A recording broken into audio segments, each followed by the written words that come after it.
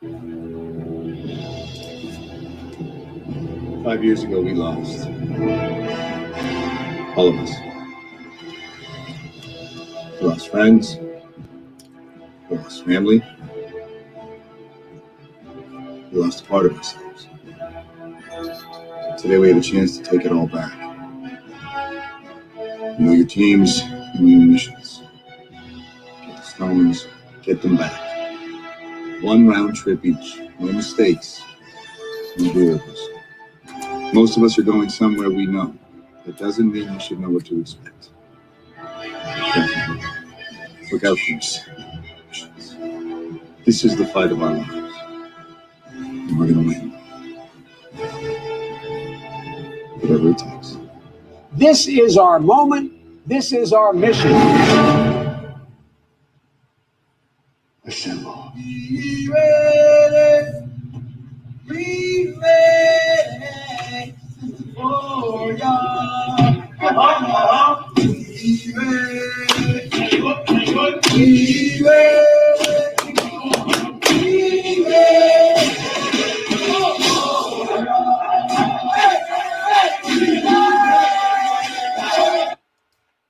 That's right. Welcome, everybody. Welcome. This is the day we've been waiting for, and we ready. We ready. What we ready for? We ready for a change. I don't know about you or y'all like that, but I'm ready for Mango Unchained to get his eviction papers. I really am. Welcome, everybody, to the election night watch party. Yes, it's the night watch, not election night. Watch night, rather. We doing like they did, like the churches do on New Year's Eve when they have the night watch party or the watch night party. So we watching the night. See, because this, depending on how this go, it's about to get cray. Welcome everybody watching on JLC 87 Productions 1 and 2. Welcome everybody watching via Periscope and Twitter, and welcome to all my people watching from the Champagne and Conversations page. Well, people, it's here. This is the night everybody's been talking about. This is what we've been working hard. This is what folks fell out with friends, neighbors, and family. This is the night that's going to tell us which way this country is going in. This is the night that we find out. Basically, this country's integrity is on trial tonight. That's all I say. Okay, the last time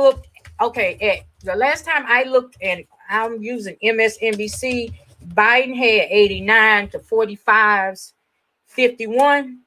So, since I'm going to be using a lot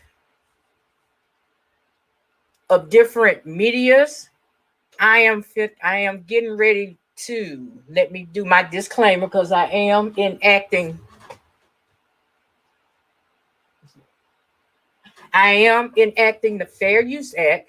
So let me put my fair use banner up.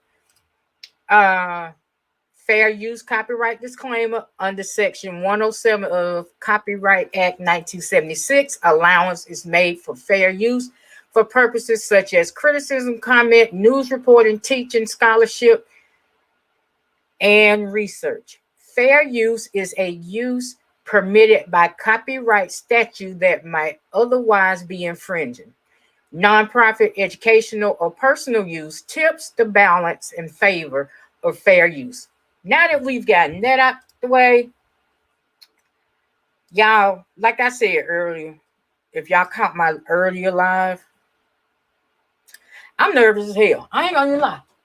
I'm nervous. And it ain't that nervous feeling that you get the night before Christmas. It's that nervous feeling you get before you have to go to court for murder and you don't know which way this shit gonna go. Alleged. I'm assuming this how these folks feel. I'm just gonna put it out there. So to lighten the mood, I'm gonna bring y'all something just gonna lighten the mood a little bit, because when I say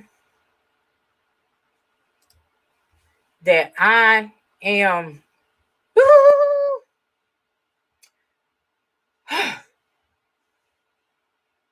run this a little bit right here. I'm gonna share this. Oh shit, wait a minute. Oh, I said shit on air. I'm gonna be saying a lot of stuff. Depending on how this go, I'm gonna be saying a lot of stuff. But again, I'm in acting fair use.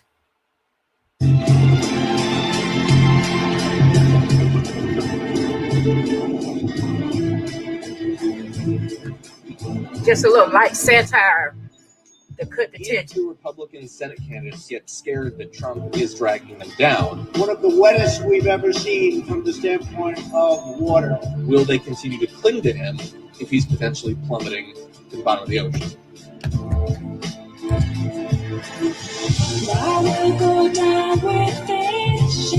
Surrounded by water. He's such an big idiot. Water, ocean water. What is your understanding of why Republicans are doing this?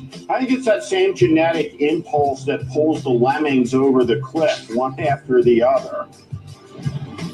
I know I left too much mess and destruction to come back again. Welcome everybody coming in. Of your support for President Trump. But if I didn't say Senator, the question was, are you proud of your support for President I'm Trump? proud to be fighting for Arizona every single day. Is that a yes or a no? I promise I'm not trying to make your life harder. 11 hours to vote. Let's use plain English and call it what it is.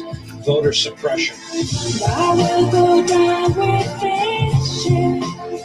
And when we get conspiracy theories and we get lies, where is the line? When are you guys going to say enough? You have to take the children away. Very fine people. This Stormy Daniels deal. That girl was perfect. Bunch of suckers. You still stand there silent. I'll let it pass and hold my tongue. Senator McConnell, was what the president said last night. Welcome everybody coming in. Comment on what happened at the White House last night? Was it an abuse of power? I will go down with this shit. Yes, I did vote to repeal the ACA. If you're a young African American, you can go anywhere in this state. You just need to be conservative, not liberal. It's certainly going to be very difficult. I'm very concerned. You need to help me. You need to help us all.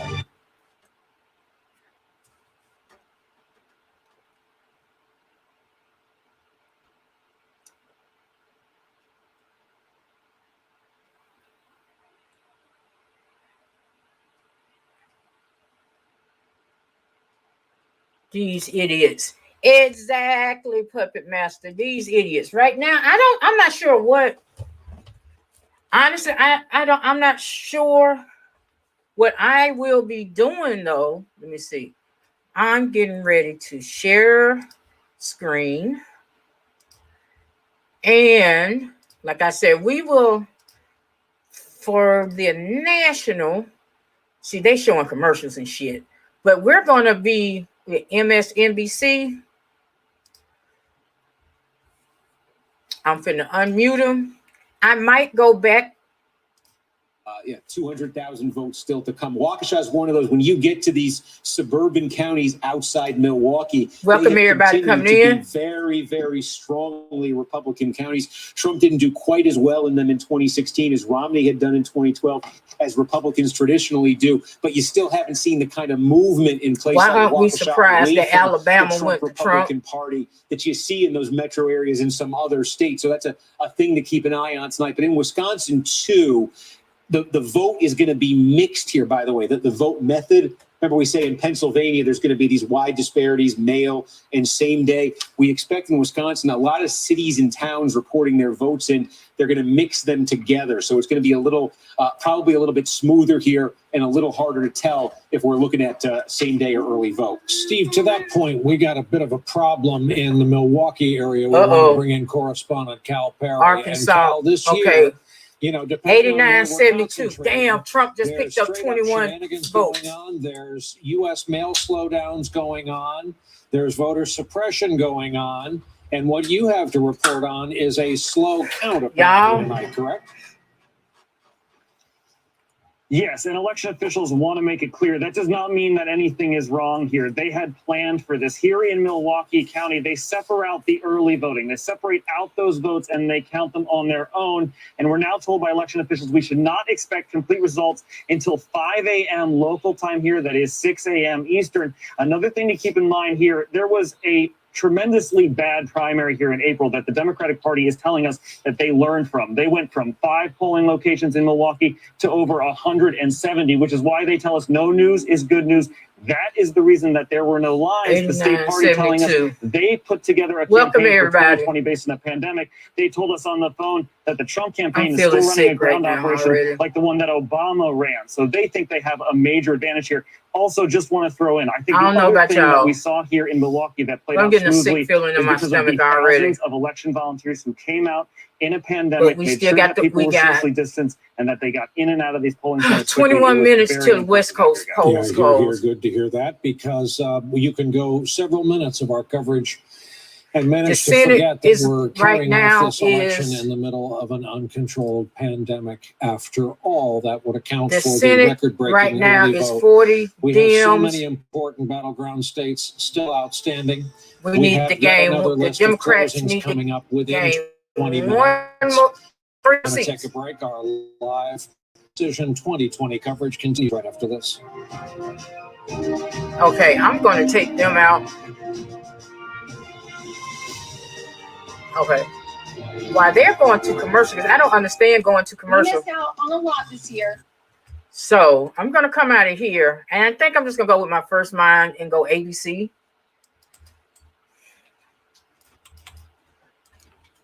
I think I'm just going to go ABC and be done. Because I don't know why you would run commercials on election night. But how everybody doing? Welcome, welcome, welcome, welcome, welcome, welcome everybody coming in.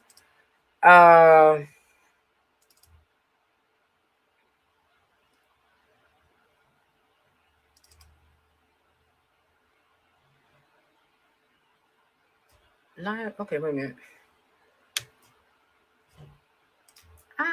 Welcome, welcome. What are you talking about? I am.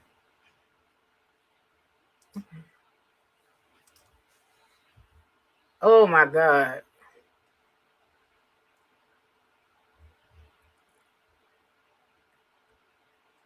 Wait a minute. Okay, there we go. I'm going ABC. Hopefully they won't be running commercials like that. That's crazy to me. But welcome everybody coming in. Thank you for coming in. Let me come back out. Wait a minute. Let me unmute. To wait and see. Some of those places like Cuyahoga, for instance, okay, people here were still we go. in line up until this about is half ABC. an hour ago Those are in the Cuyahoga watchwords County. for tonight. Wait and see. And we're going to be doing that with every state all night long. Sarah Fagan. I can't wait and see. My nerves won't let me wait and see. I don't know about y'all, but my nerves won't let me. By talking about ending fossil fuels and the issue of fracking, they thought that could give them headway in Western Pennsylvania and coal country in these final 2 weeks. I think it probably will give him some headway. Whether he wins it or not, we'll see. I think Pennsylvania, to me, is the best case of the mirage, the red and blue mirage. We don't know whether these are early votes, whether these are absentee votes, whether they're day of votes yet. And so, I would go back to something Nate Silver said, has been repeating over and over tonight. Wait till an entire jurisdiction is in before you get too excited. I think we have to do that. There's no question about that. Eva Pilgrim, you spent a lot of time with suburban women in the state of Pennsylvania. Okay, Joe Right, see, we at 89-72. What are y'all doing? Don't start this. Okay, y'all. I don't know what's going on.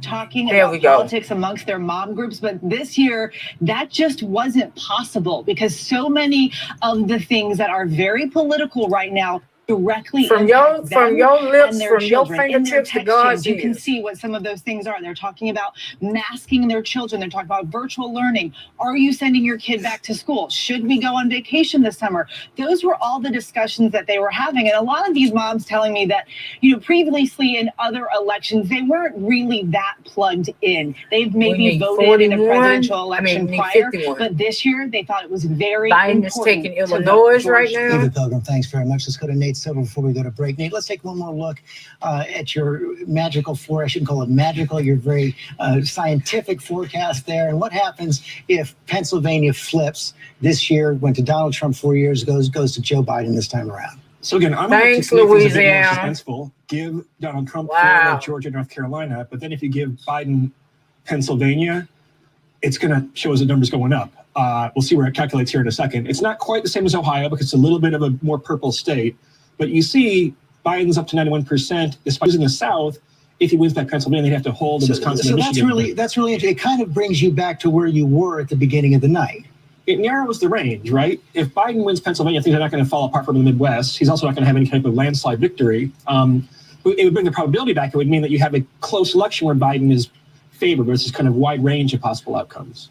Chris? Just heard from Republican leadership in Ohio that Trump has now pulled ahead in Ohio and that they believe Trump will win between 1.5 and 2 points. Right now, what we're seeing on our board right now is 64% of the expected vote in. Joe Biden just ahead by a little bit, but you're saying you're getting that from your sources right now inside Yes. Ohio. They're looking at the vote they're still waiting on, and they believe, at least we're not ready to say that, they believe that Donald Trump will win the state of Ohio. Have to take another quick break. We'll be right back. God.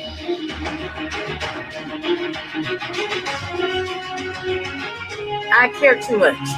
What are people running commercials doing? These are real people, not actors. Okay. No, I was trying. Hey, y'all, I was trying to get away from commercials, but as you can see, okay, Rhode Island. Oh God, this is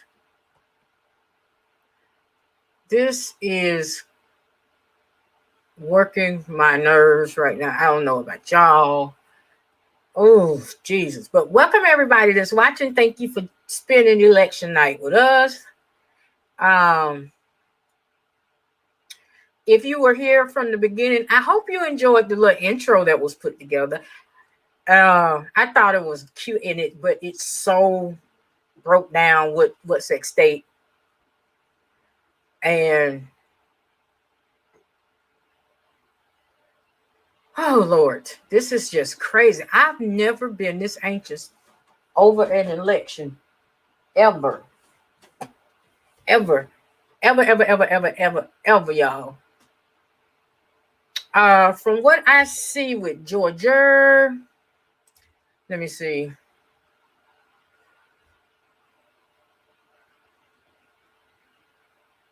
Okay, Biden took Connecticut. He took DC.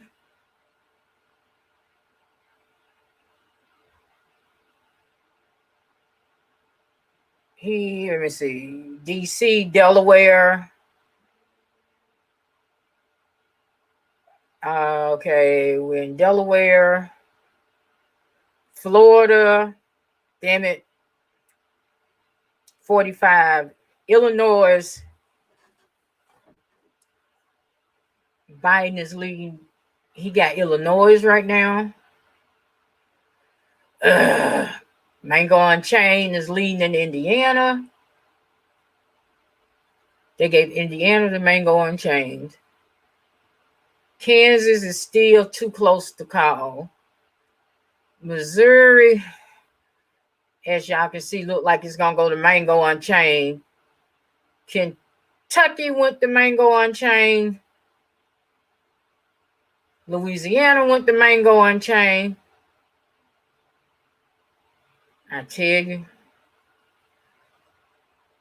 Biden got Massachusetts. I can't believe people. Biden got Maryland. I can't believe people are actually voting for this. Oh, yeah, that's Maryland. Okay, they back.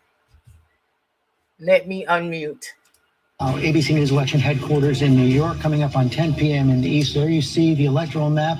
Joe Biden has won 9 states, 89 electoral votes. Donald Trump has won 10 states and 72 electoral votes. All the big swing states still in play right now. Let's take a look now at the state of Georgia, one of the key battlegrounds at the end of this campaign. 16 electoral votes, 46% of the vote in right now, and Donald Trump has a fairly sizable lead right now. Tom Yamas, what more can we say about where Georgia is right now? Look, we can't stop talking about Georgia yet because it's still very, very early. And the reason why I say that is because look at Atlanta right now. We're still waiting for a lot of the vote to come out of some of these huge counties where Democrats are going to run up the vote.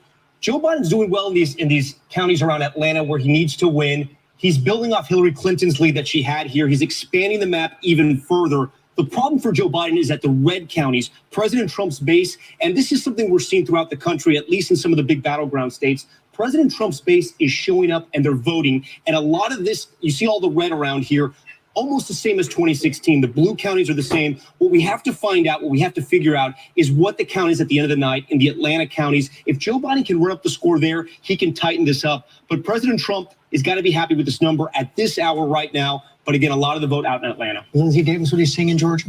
You know, Georgia is 6th overall when it comes to the total number of coronavirus cases in our country. I think that one good image is Governor Kemp today dropped off his ballot in a ballot drop box because he's quarantining because he came into contact with somebody who tested positive on Friday, though it's worth noting that he also did take a rapid test and has subsequently tested negative. But look, we're seeing the same thing that we saw in North Carolina where the 3 counties that are hardest hit by coronavirus all are counties that voted for Hillary Clinton in 2016. Well, remember that Governor Kemp was criticized for trying to open up. Let me tell y'all something about my. And he then had that lawsuit against Keisha Bottoms, the mayor of Atlanta, when she implemented. Let me tell you about one of my moderators, DJ Cat. What's interesting is that y'all heard me up here saying of the eligible voting population in Georgia. And a lot has been said tonight about the black. I'm nervous as a convict going on trial for murder. It's relevant to what does she do?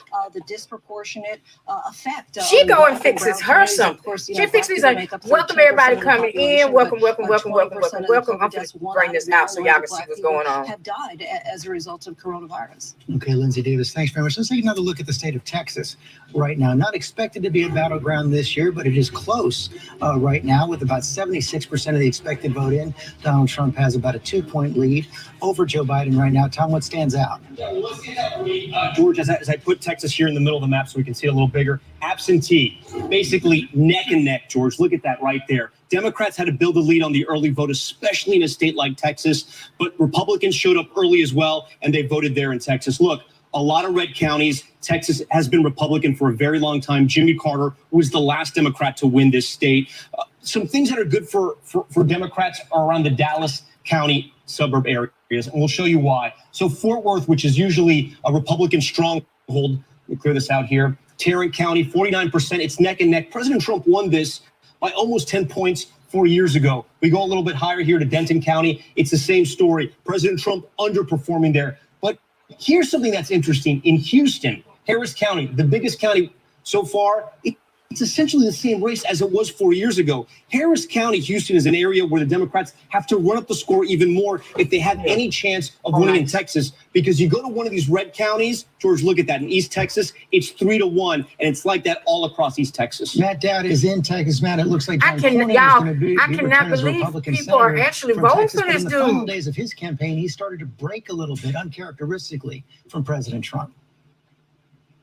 Well, I think he saw the numbers in Texas and the changing nature. He's catching up to the changing nature of the state of Texas, which, as we've talked about earlier, has gone from a solid red state to now, I think, a slightly red state. I think in the end, Biden's going to get really close in this state. As I look at the numbers, very close, closer than any presidential candidate in 40 some odd years. But I don't think he's going to have enough. It's those last 2 or 3 points that are really hard, but he'll get really close. The other thing I'm going to say is what's played out in Florida is not playing out in Texas. So I think I'd counsel everybody. Welcome everybody coming in. Welcome. Thank all of y'all for coming in and watching. Another place. The Hispanic my vote goodness here gracious. went really well for Joe Biden, much better than Donald Trump did here last time among the Hispanic vote. So I just counsel everybody that one state, Florida, may be about Florida, but it may not necessarily be about others. What are we seeing? Thank you, Matt, in the exit polls in Texas, David? You know, similar to what Matt Dowd was saying, you know,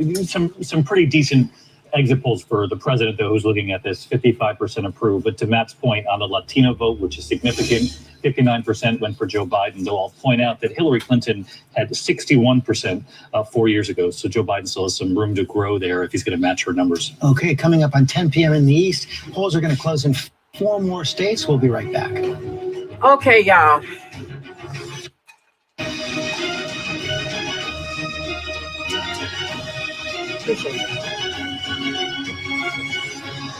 Okay, everybody. I'm gonna do this. I'm gonna put me up here while I find something or somebody that's not going to commercial. This makes no sense. But this is election night. I mean, come on, man. We don't want. Let me see something. Let me see. Think I won't go PBS? Let me see. Let me see. Let me see. Thank y'all. Welcome, welcome, welcome. Oh, we've been wanting this night. We've been waiting for this day to get here. And now that it's here, I don't know about y'all, but I am. Whew. Okay. I'm going to put.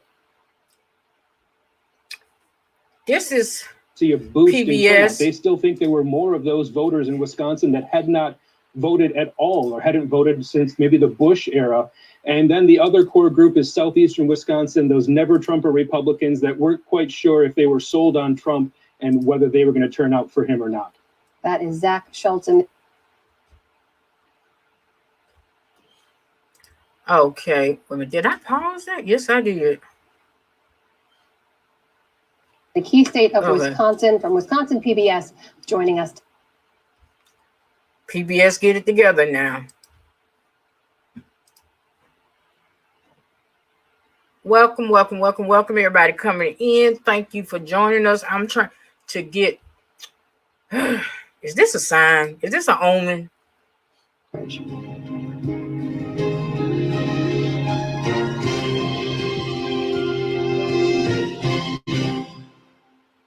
Are they doing commercials too? I'm joined again by journalist Jeff Greenfield. We're examining seminal moments in the presidential campaign. Oh, okay. I don't know about y'all, but Jeff, I don't care about that. In the I weeks need. leading up to this day was, of course, Trump's nomination of Amy Coney Barrett to fill the Supreme Court vacancy. left I'm by trying the to death get to it. Like, of so Ruth here's Bader what's going to be Ginsburg. happening. It look like we're going to be jumping around. That's what we're going to be doing. Because I really don't need commercials. Yeah. Let me see. Because I really like ABC's coverage, though. Let's see what CNN is talking about. I appreciate y'all coming and spending this with me. This is my first time doing this. Because last election, I hadn't got over here yet. But they need to, oh God, I'm gonna take my own advice from 4 years ago. Wait for the West Coast. West Coast polls close in 2 minutes. We will start having results come in from there. I am on CNN right now. Up to 92%. The question is, again, what's missing? Is it they're counting early votes? Then you think Joe Biden will get more than his fair share of those. If it's all election day votes, that's where the president's campaign team thinks he'll do his advantage. So this is what our people are doing, and it's what all the campaigns are doing, calling into the places where we're still missing votes.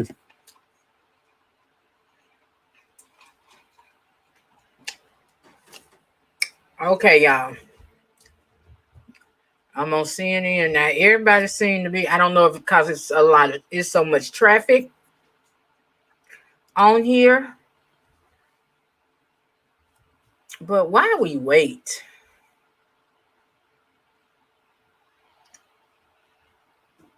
What is Miss CNN doing? Oh my God.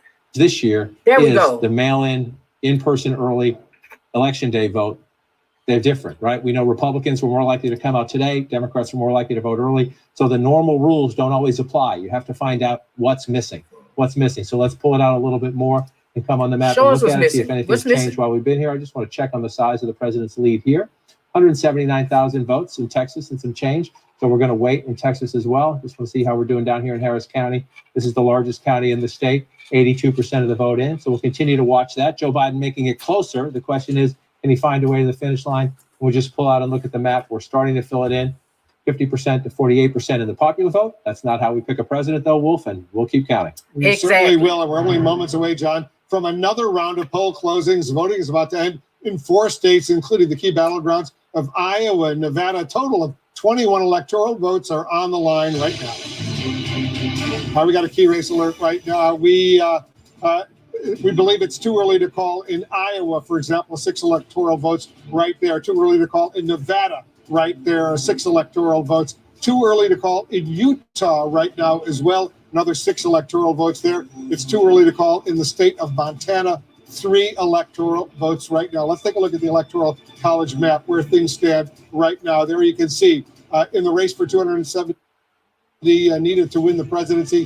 Biden is still ahead. He has 89 Electoral College votes. Trump has 72 Electoral College votes. Let's get a key race alert right now.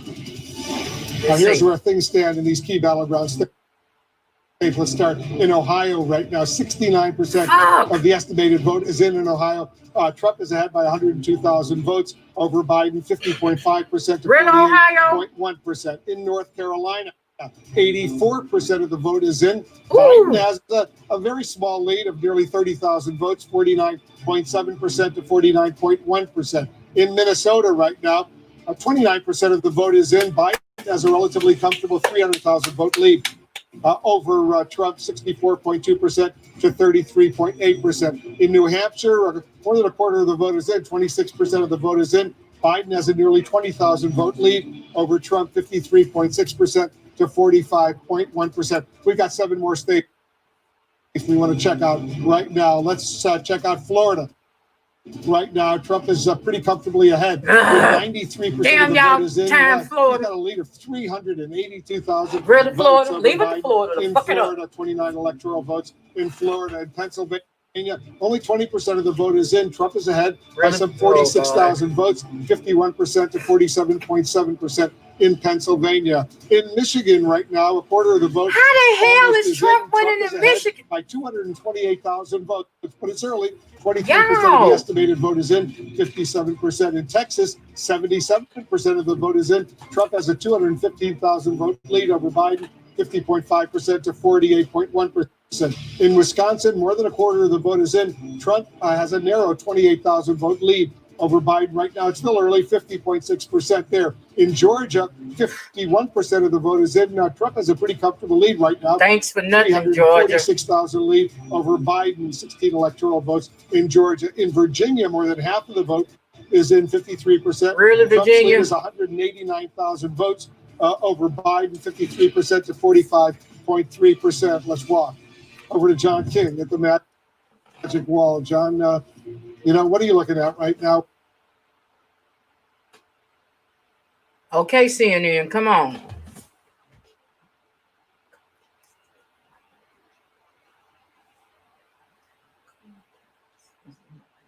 More votes come in the state of Ohio, 50.8 to 47.9. This is why we've been telling you throughout the night, it requires a little bit of patience on our part and on your part as well. They're counting votes in different ways, and so we're going to see some swings. And sometimes they're going to happen quickly when new votes come in. I got a feeling this is going to be a long night, y'all. Must win. And I'm going to try to Ohio, hang in here as long as my body, my nerves will allow me David Shelley to. noted earlier, we're waiting for some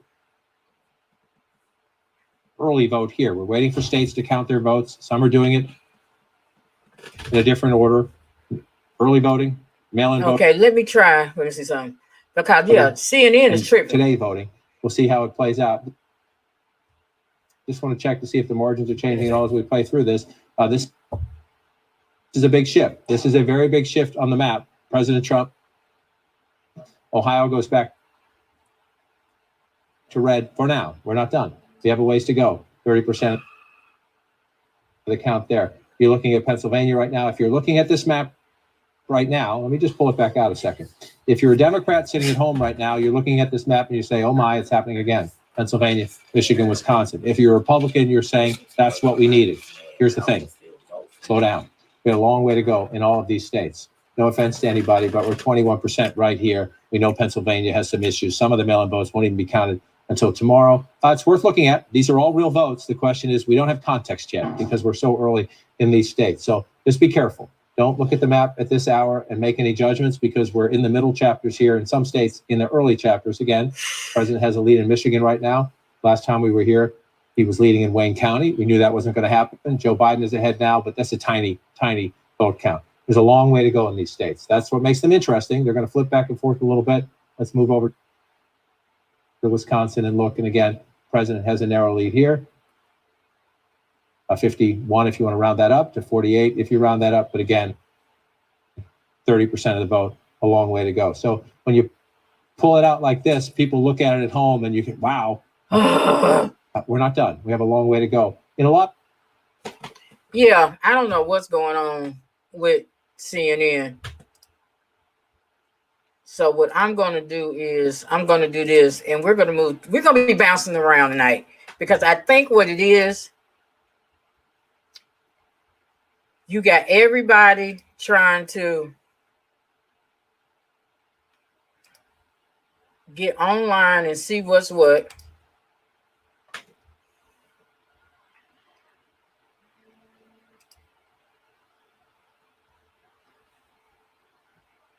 Trying to see what's what, and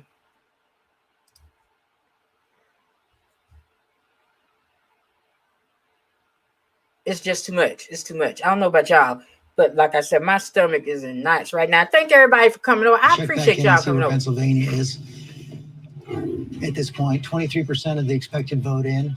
All right, we got a lot more vote in here, George. So let's take a look. We'll start with Scranton, Joe Biden's hometown, Lackawanna County. And he losing. President Trump on top right there. He's going to like those numbers. Joe Biden is not. Just south of that, Lucerne. This is Wilkes-Barre, PA.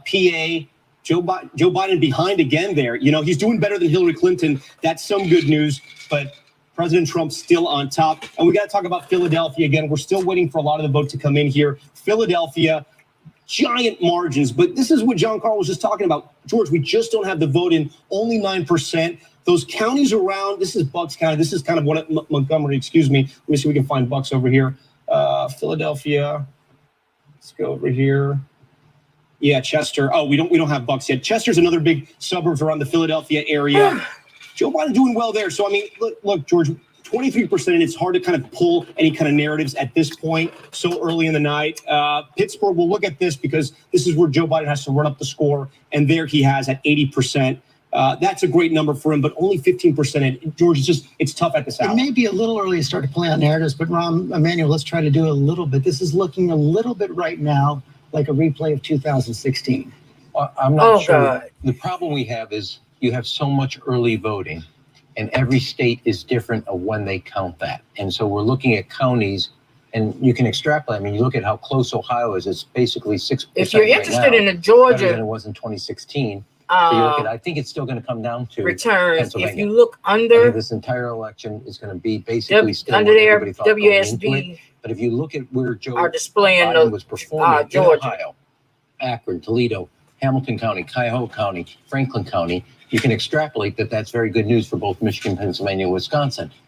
But again, each state counts their early votes. Some of them count before the day of the polls close.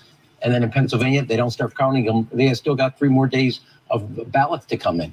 So it's going to be very hard, but you do have trend lines that show a performance about working class, older voters, suburban voters, college educated Come on, voters West that Coast. are So good. far, we haven't seen, Chris Christie, any big surprises yet. We haven't called any of the battlegrounds at all, and this is going to take It's some going to time. take some time. But George, I think what we know now tonight, after 10 o'clock, is that the predictions that this was going to be a big Biden win are done. And really what this is going to come down to now is a few states, Pennsylvania, Ohio, Arizona. You know, everything I'm seeing, you know, we haven't called anything yet, but Republicans are very optimistic in Florida, Georgia, North Carolina, and Iowa. And so it's really now And Ohio. and Ohio. So you're really coming down to Pennsylvania, Arizona, and get Ohio to a place where everybody is comfortable. So no one was predicting that 24 hours ago.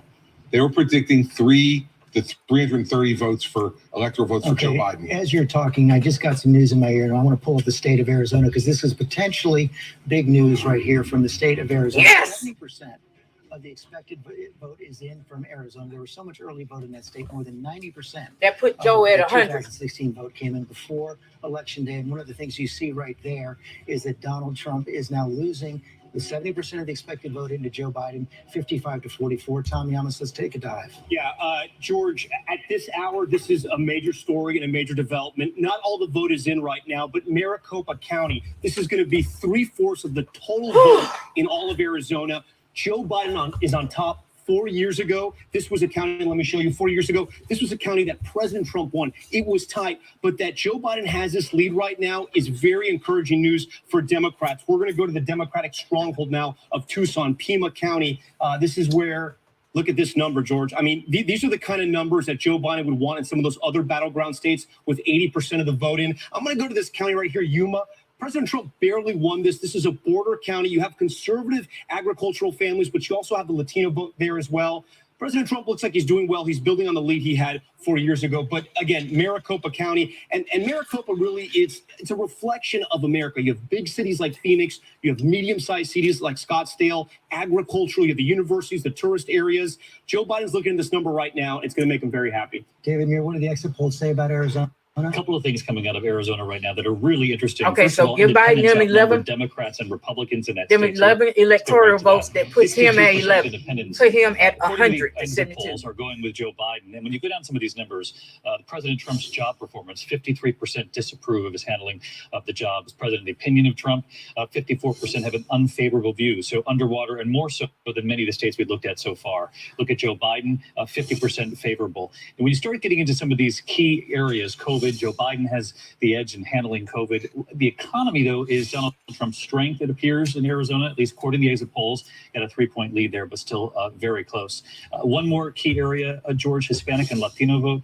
Joe Biden with 63% of the Latino vote tonight in Arizona. According to the exit polls. John Carl, we know there are national trends at play here, but Arizona has been a deep red state. Yep. But as what Tip O'Neill used to say, all politics is local as well. John McCain, the late Senator John McCain, a target of Donald Trump for years. Cindy McCain endorsed Joe Biden. Jeff Flake, former senator from Arizona, Republican conservative, endorsed Joe Biden. They both endorsed Damn him your because time, they spoke Ohio. at the Democratic convention, and Okay, those why they attacks on gave John Biden his McCain were relentless. 11 He points? resisted taking the flag down to half staff when McCain died. None of that played well in Arizona. But I do want to have a note of caution on Arizona. Right. Arizona is the reverse of what I was saying about Pennsylvania and Michigan. Arizona is where they're counting. They've been counting the early vote for weeks. So as the day-in vote comes in, I expect Arizona to get a lot closer. And I think Governor Christie made an important point here. This is going to be a long night, and we're going to be a long week. It could be a long week. We're going to need patience. I I ain't got patience. I've been patient. I've been patient for 4 years. I ain't got no more patience. In Arizona, but we're going to be waiting on Pennsylvania. We may be waiting on Michigan and Wisconsin. Go ahead. One interesting thing from Michigan Republican leadership that just came in the Senate race, in the vote by mail that's been counted so far, it's about 25% overall counted. Senator Peters is winning by about 20 points in the vote by mail. But on the election day voting, John James is winning by 22 points. So what they're looking at least in the first 25% of the vote, is that it's going to be a very close Senate race in Michigan. We don't know yet what will happen, but there's not a blowout there. And it's doing exactly what John was talking about in Arizona. You know, it's splitting very heavy Democrat on the vote by mail, but very heavy Republican, 22 points on voting today. The Arizona, I just got a report from the Biden campaign. The Arizona vote by mail is outperforming their model by 70,000 votes. They expected 150,000 margin. They got a 220,000 margin. Okay, let's go to Nate Silver then and take a look at, Nate, let's look at your forecast and show what happens if the state of Arizona, red in 2016, goes to blue in 2020. And again, we're going to give Trump Florida, Georgia, North Carolina, where he's probably the favorite at this point. But again, if Biden wins Arizona, then he's going to shoot up to, I think, around 70% here. It's not as important for him as Pennsylvania. It's not a Midwestern state, actually more than that, 75%. But, you know, Trump has to hit, like I said, all his marks, and Arizona is one where he would much prefer to have won. Okay, Nate Silver, thanks very much. Coming up on 10:15 here in these, we have to take another quick break. We'll be right back.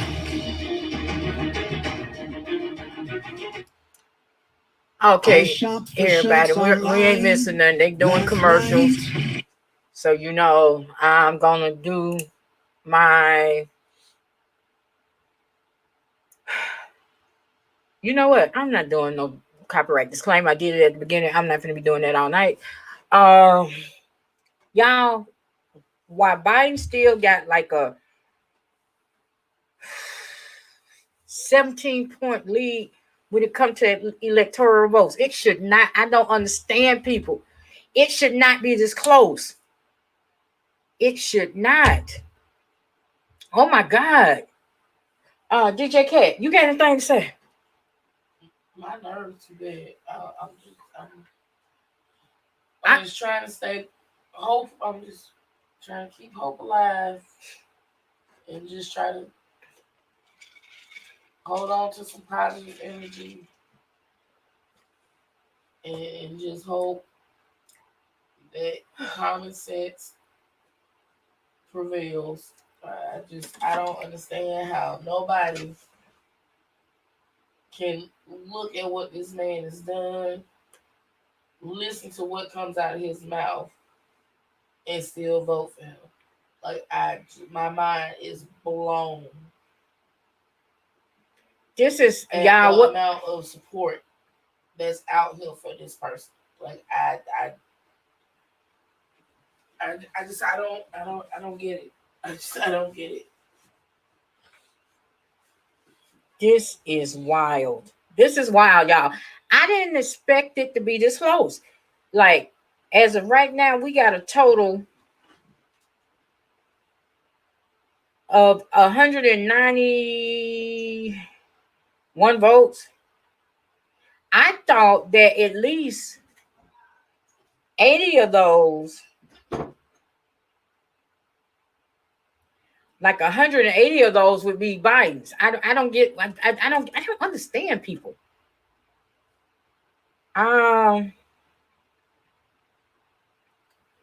Let me see, because I had got to know, because I'm working on like 12 different devices, because I'm paying attention to the general, then I'm paying attention to the local here in my state. Okay, it looks like Lucy Macbeth is gonna hold her seat here in Georgia. Y'all.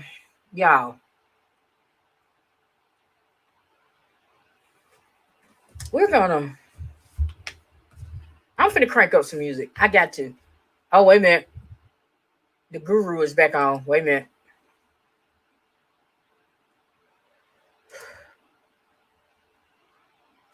Of Joe Biden in the state of Ohio. Yeah, George, we're going to need a neck brace for Ohio. I told you earlier in the night it was looking like 2012, the map. Now it's looking like back to 2016. Donald Trump has gained control of Ohio. He's swung back a lot of those counties that were looking blue, places like Wood, Ohio, this county just south of Toledo there. You can see Donald Trump on top. He's actually doing a little bit better. But the big question is the three C's, Cincinnati, Columbus, and Cleveland. This is where Democrats are going to have to run up the vote. All the votes not in Cuyahoga County yet, and Joe Biden is doing really well there. He's overperforming. It's a similar story in Columbus. 66% of the vote is in, but he's up 10 points from where Hillary Clinton was. And Cincinnati, Hamilton County, this used to be Republican stomping grounds. It switched over with Obama, and tonight Joe Biden has a very significant lead there.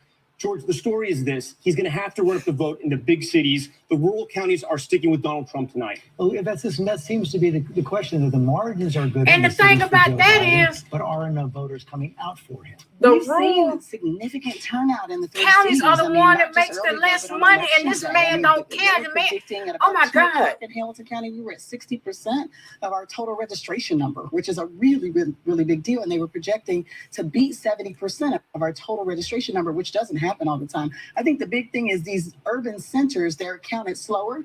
That's where most of the votes are, and they'll come in later. And I think they will make the difference, particularly because he's overperforming Hillary Clinton by so much. Thank y'all for the Which means that thumbs the up. work is I didn't even working, think to and ask this is just about getting no out to thumbs those up, folks. but The thank other big you. question, Matt Dowd, might be are Donald Trump's voters coming out in record numbers as well? I think that's clear. I think even if you look at the total numbers that we think are going to be cast, it's definitely true. It was true in Florida. It looks like Donald Trump is going to get more votes in Florida this year, not only percentage-wise, but more total votes by hundreds of thousands that he did last time. So it's absolutely clear. I disagree on part of this. It's not as if the African-American vote's not turning out and there's a problem. They're turning out. But the counter to that is Donald Trump's supporters are turning out even in greater numbers than they did in 2016. Okay, let's take a look at John Carl. I mean, you just have to say, look at those rallies that he did. He did 17 rallies over the past few days. He did something like 27 over the past week. They've always, the Republicans talked about their turnout operation. They talked about how they had invested in it for the past 3.5+ years. So, I mean, clearly we are seeing increased turnout in some of those areas, rural areas. There's no question about that. Okay, let's take another look at the state of Georgia. 52% of the expected vote is in right now, and Donald Trump has quite a wide lead with that 52% of the expected vote, Tom Yamas. Yeah, I know, George, but this race is far from over, and I'll explain why right here. We've been talking about the state of Georgia and, of course, the state of Atlanta. The city and the ring counties around it, so important. About 50% of the vote is going to come from there. Right now, the spread, if you look at it on top here between Trump and Biden, you're looking at about less than 400,000 votes, right? The problem with that is in DeKalb County in Atlanta, there's about 250,000 votes that Hillary Clinton got 4 years ago. Here in Gwinnett County, we only have 17% of the vote in, but Hillary Clinton ran up the score there too with 150,000 plus. So there's a lot of the vote out in the Atlanta metro area that could help Joe Biden.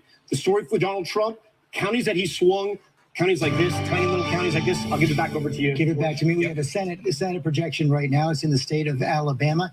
Tommy Tuberville is going to be the next senator from the state of Alabama, Republican. Auburn football coach defeated Senator Doug Jones, a Democrat who was his first full term. Of course, he won a special election in 2017.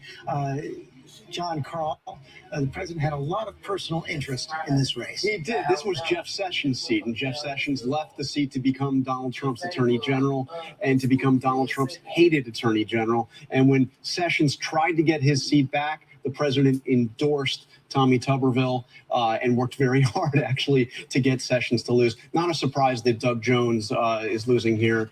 This was really a once-in-a-lifetime situation that brought Doug Jones, a Democrat, representing Alabama in the Senate. So, Mary Bruce, one pickup for the Democrats, one pickup for the Republicans. We're back to where we started.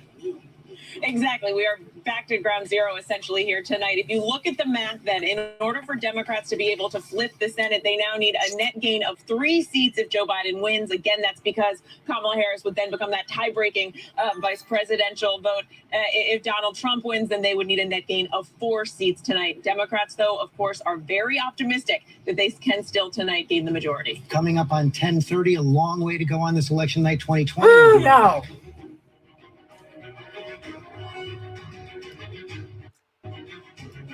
He ain't never lied. I did not expect this to be this close. Y'all, I mean, what the hell, people? But like I said, the polls out west just closed 23 minutes ago, so they got to get all those in. As it's saying right now, it looks as though Arizona is going to go to Biden. If that happens, that it will be put Biden at 100 electoral votes to 45-72. This would be because they're at a commercial break. So if you need to go and fix yourself a cocktail, this would be a good time to do so. Let me see if I can find some tunes. While we're waiting, have a little music. You know, ain't nothing wrong with a little music. There's nothing wrong with a little music to lighten the mood. All y'all, only thing I got to say, all y'all, I'm using my right not to vote. I'm exercising my right not to vote. Exercise your right not to breathe. How about that? Especially in Alabama. Because there's a lot of dummies that was down in Alabama. I'm exercising my right not to vote. Exercising my right to kick you in the face the very next time I see you. How about that? Okay. Thank y'all for coming in. Welcome everybody that's just not coming in from all platforms. I really appreciate it. This is my first time doing this. But now here's the thing.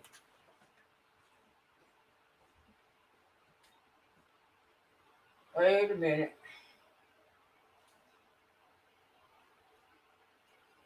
Here's the thing. If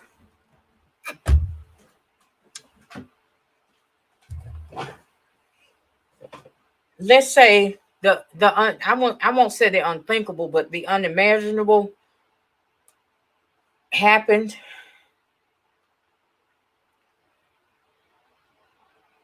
And we get this asshole again.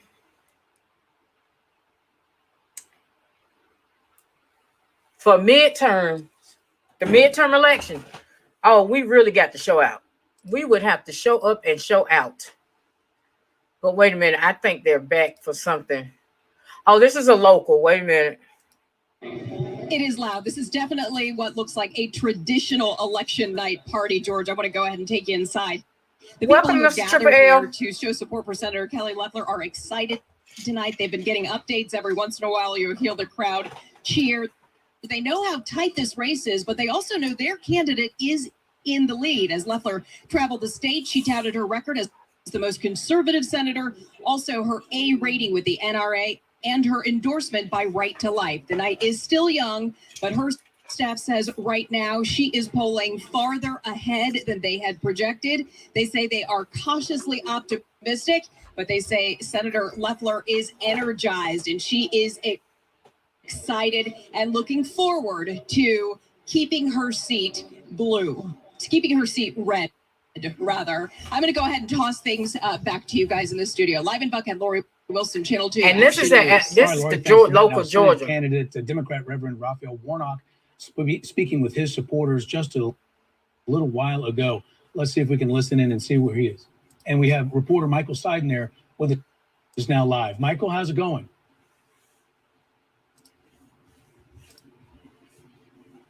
Oh, they're having technical difficulties. Get a chance to get Michael Seiden.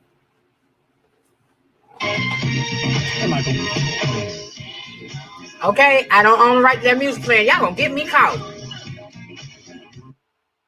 Ain't nobody got their stuff together. I'm not the only one having glitches. Welcome to technology, people. So while they get their stuff together, I'm gonna put me back on the screen. This is a long night, y'all.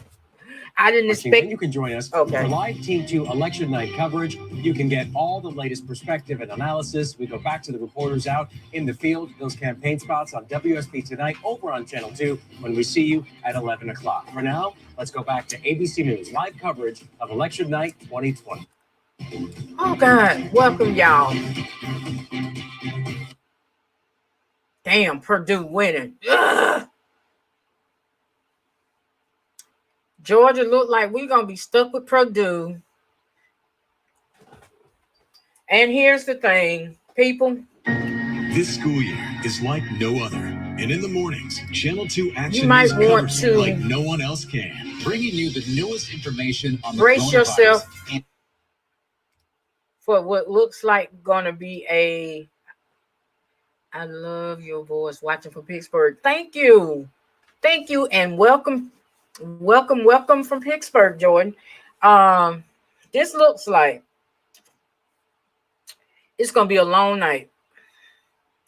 It's not the blue tsunami that we were hoping for. I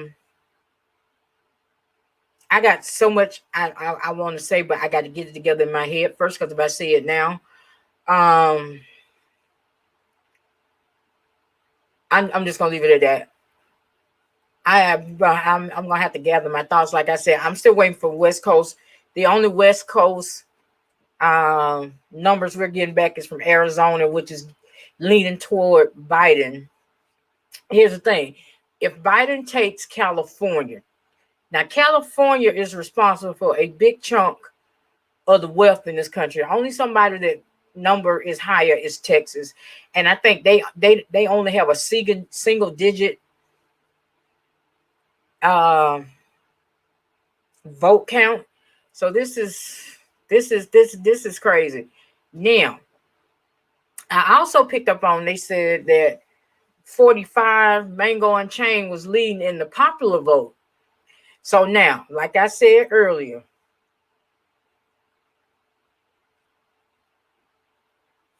let's say Biden gets to 285, but Mango Unchained got the popular vote. You know he gonna run on that, right? You know he gonna tie this thing up. Wait a minute, something just happened. Wait a minute.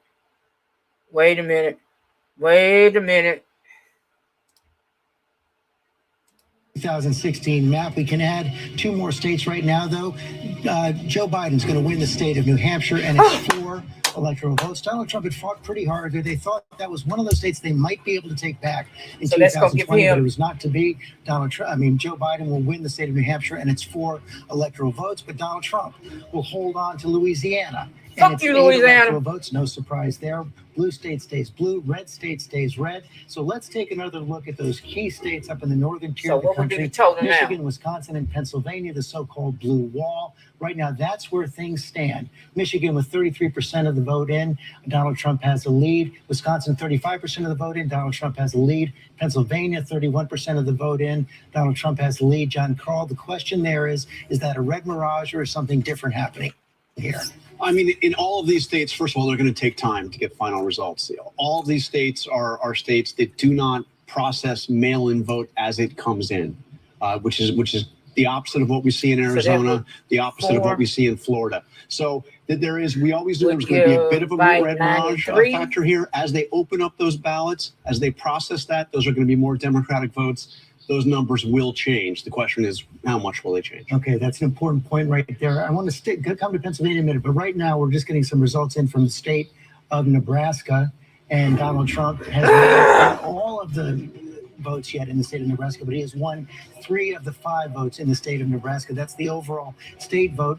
Nebraska, one of those states that splits their electoral votes also among congressional districts. Tom Yamas, why don't you explain that? Yeah, okay, so let's take a look at Nebraska right now and follow along with us because it gets a little complicated. As George mentioned, Nebraska splits its electoral votes. Here is the beautiful state of Nebraska right here. We're going to show you 2 counties right here. This is Sarpy, a conservative county that makes up the 2nd congressional district.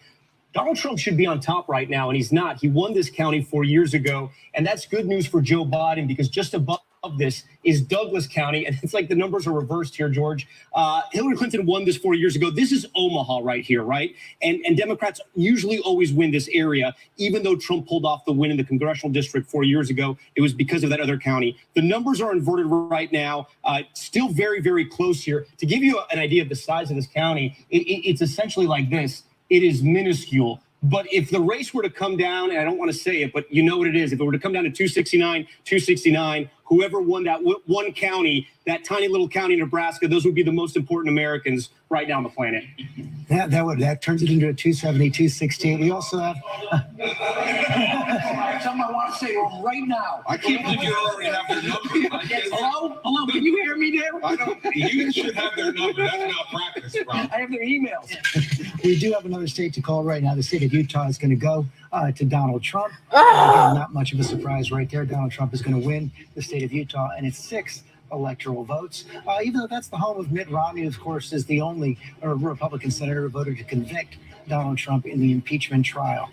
Let's go back now to the state of Pennsylvania. David Muir, you Oh had some my exit God. polls from Pennsylvania. Yeah, it's really interesting. This is just to pick up what John Carl was saying, is that these blue wall states are going to take days possibly for us to find out who actually won of these states. The Secretary of State in Pennsylvania warned us in the last couple of days that it could take till the end of the week until we know Pennsylvania. But there's some numbers here that I would think the Biden campaign would be very happy with. When you take a look at suburban voters in Pennsylvania, Donald Trump with as small as they're, according to the exit polls, 2 points ahead of Biden. But when you remember that he was 8 points ahead in the final tally over Hillary Clinton, 2 points is an improvement for Joe Biden. And you can see where he got the improvement from. When you break it down, Donald Trump still has overwhelmingly done well with men in the suburbs, but look at this among women. This is where the gender gap presents itself. In Pennsylvania, at least, we've seen this in other states too, coming in 53% of suburban women going with Joe Biden. One other thing here that was really interesting is the independent vote coming in from Pennsylvania. According to the exit polls, obviously, these are all still preliminary,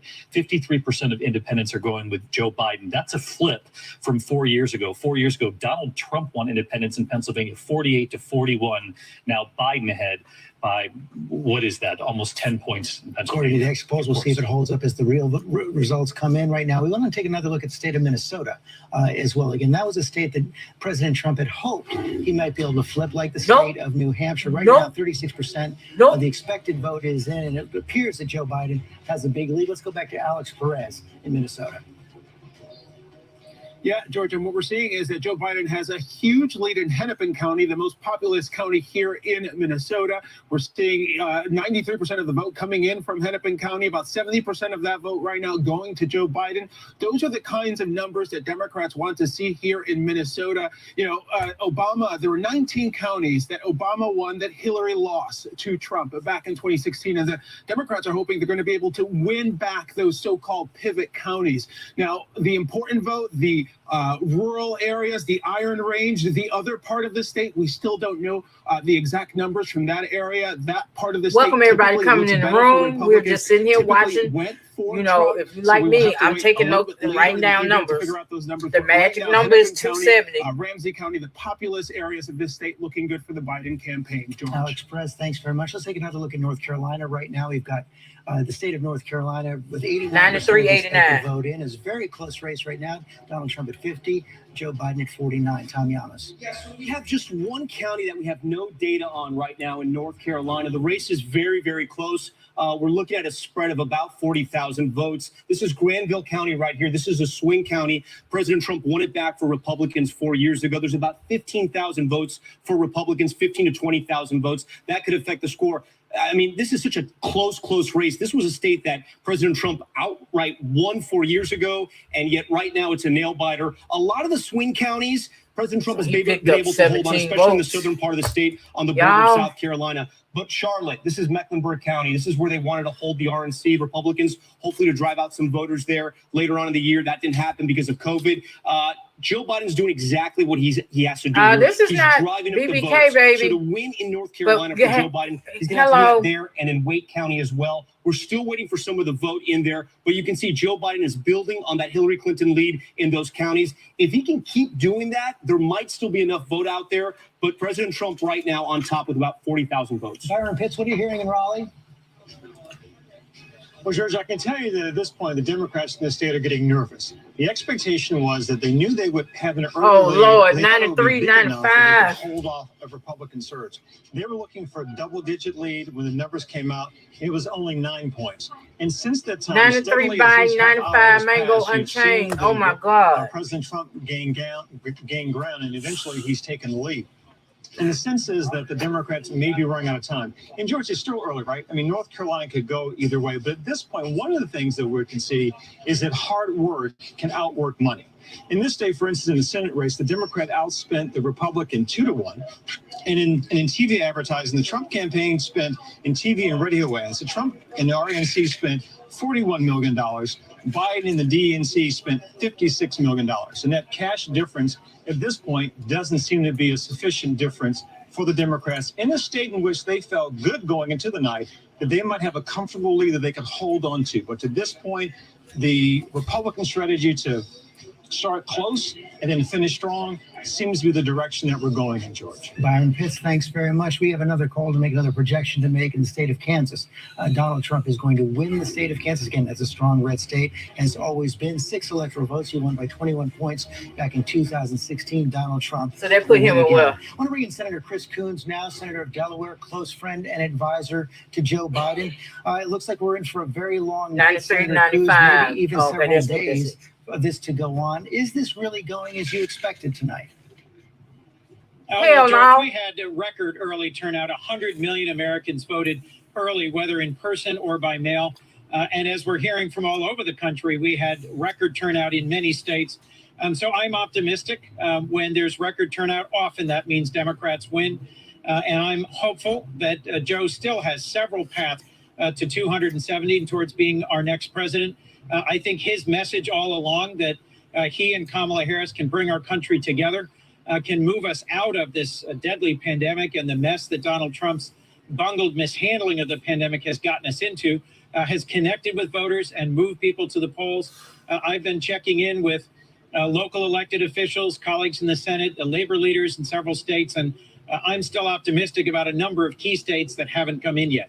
But anyway, so I mean, let's talk about that a little bit more. You say he still has several paths. It looks like Donald Trump, we have not projected yet, but is on track in Florida towards a win. That was a must win for him. Are we really heading back to the point where Joe Biden has to win all those 3 key blue wall states, Michigan, Wisconsin, and Pennsylvania, still holding out hope also in Arizona?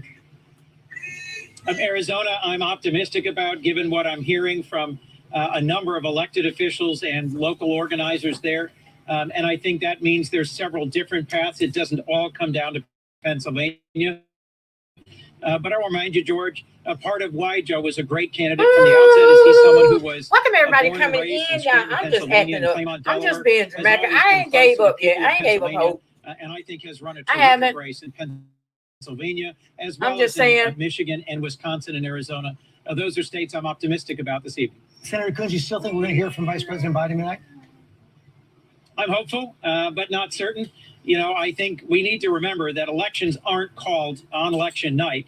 They may get projections from the news, but in the end, elections in the United States are decided by states and counties. And it's Okay, often days out after of election Georgia. night when all the votes are counted. And given that we had 100 million cast. Okay, I'm going to come in at this. Okay, out of Georgia, Doug Collins has conceded. So that's going to set up a Senate runoff between Kelly Loeffler and Republican and Democrat Raphael Warnock. So there will be a runoff here in Georgia in December.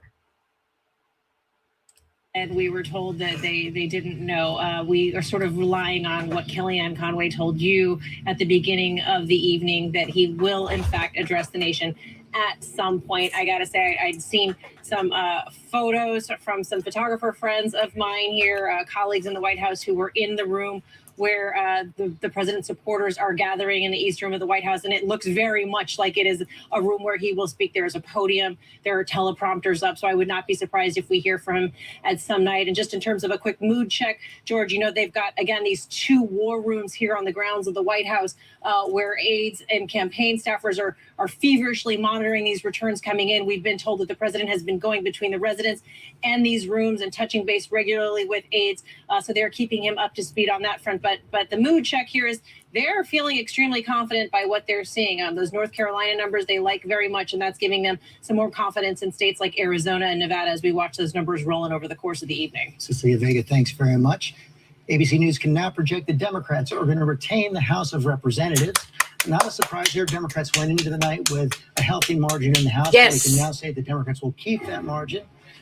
What? Mary What? Bruce, that What? means likely that Nancy Pelosi, who I think had not spoken to President Trump in over a year, will return as Speaker. That certainly does seem to be the case, George. We know keep that they have this incredibly fraught relationship. There is still that fraught relationship continuing. I think specifically about the fight over COVID relief, which continues to be ongoing, even given the state of this pandemic. The two of them still The two sides have not been able to come together and pass a COVID relief bill in these last recent weeks. It seems that certainly is not going to happen. All right. Anytime soon. We keep the House. And yet Nancy Pelosi will continue. If Donald Trump continues to be president, Nancy Pelosi will continue to be his foe on Capitol Hill. Okay, Mary Bruce, We- thanks very we much. just- Let's one we more held look at on the to the board here. House. 95 electoral votes for Donald Trump right now, 93 for Joe Biden. That is because we have just added the state of Kansas for President Trump as well. So then, as we look at that 95 to 93 at 1044 on the East Coast, 270 winners. As I said, it looks like we're doing a little bit of a replay right now of 2016 with all those big battleground states still out there. America about as divided as ever.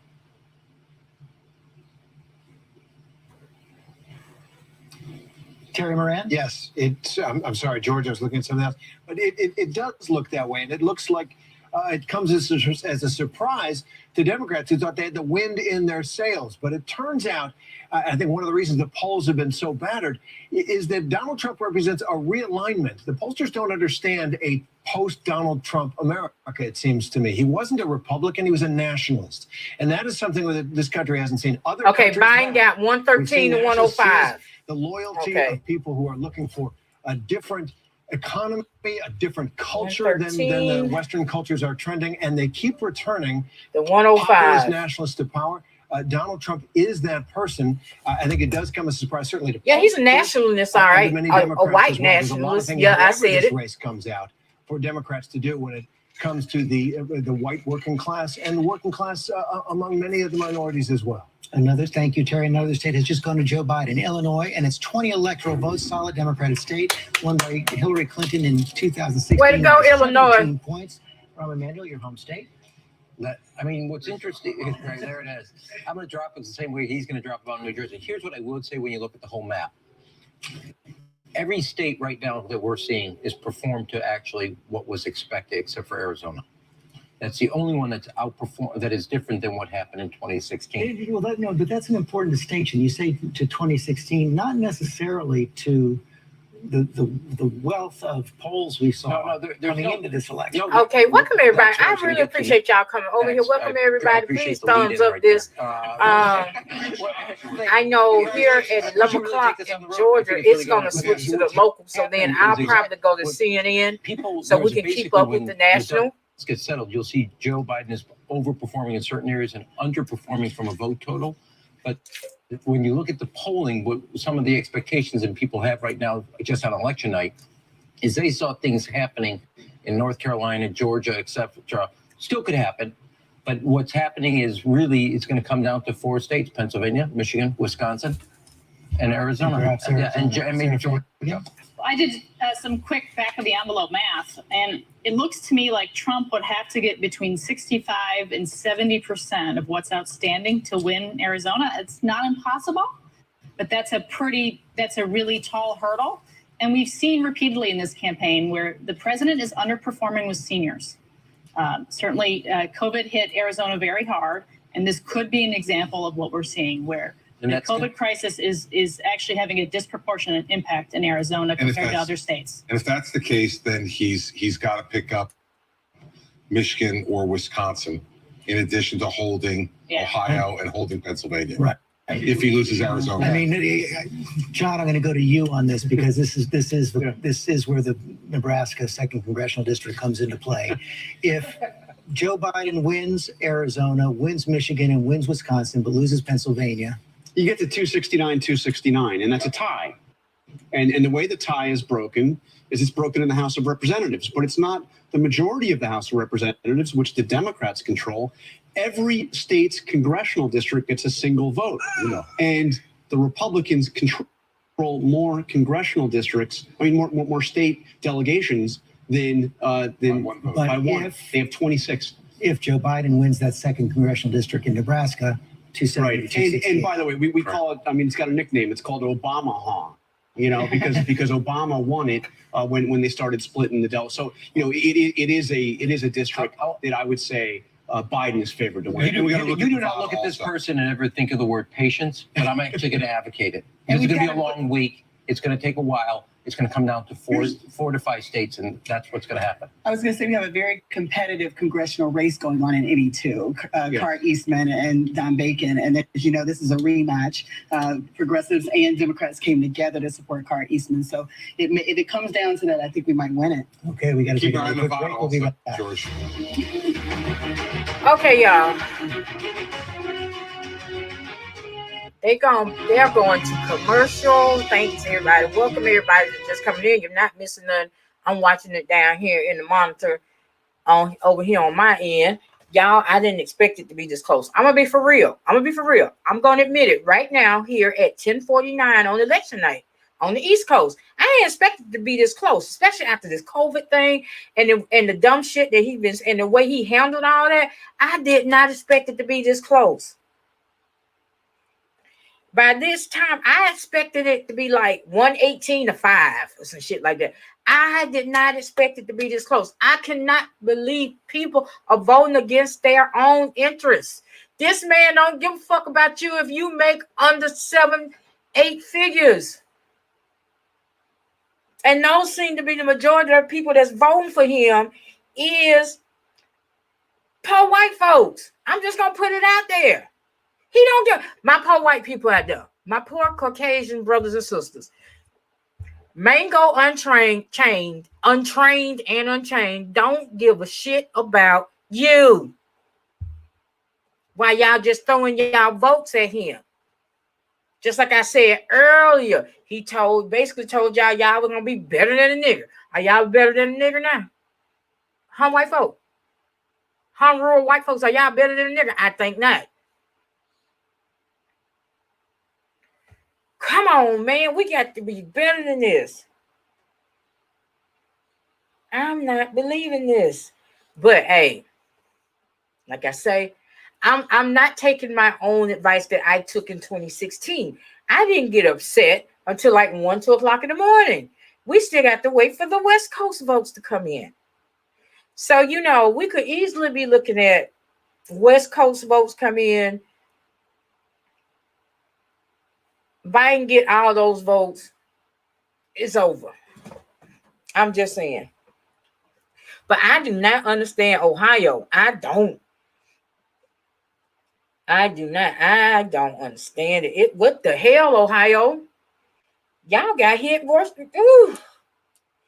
Do y'all not realize that there's over 200,000 people dead right now because of this man? Y'all don't realize that. The way he handled this shit caused the death for over 200,000 people. Over 8 million, almost 8 million people is infected and tested positive for this shit. And for y'all, all y'all that's hollering this China's fault and this, that, and other, y'all should have shut this shit down earlier than what you did. But like I said, if this country mess around and give Mango Unchained 4 more years, this country deserves whatever it get. And that's all I'm going to say about that. To anybody that come and complain to me, if this man gets reelected and I ask you, did you vote? And you say no. I'm just saying. I am just saying. You can't, and Ohio always been Republican. Really? Majestic Royal Camp of Blackness channel. Ohio has always been a Republican. Oh, welcome, baby. I'm gonna have to get over there and check you out. Welcome. Thanks for coming checking me out. This is crazy.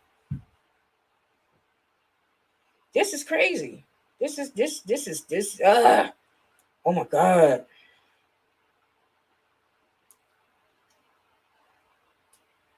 Okay, they back. Let's see what's going on. I'm finna take, and we're finna do this. They back.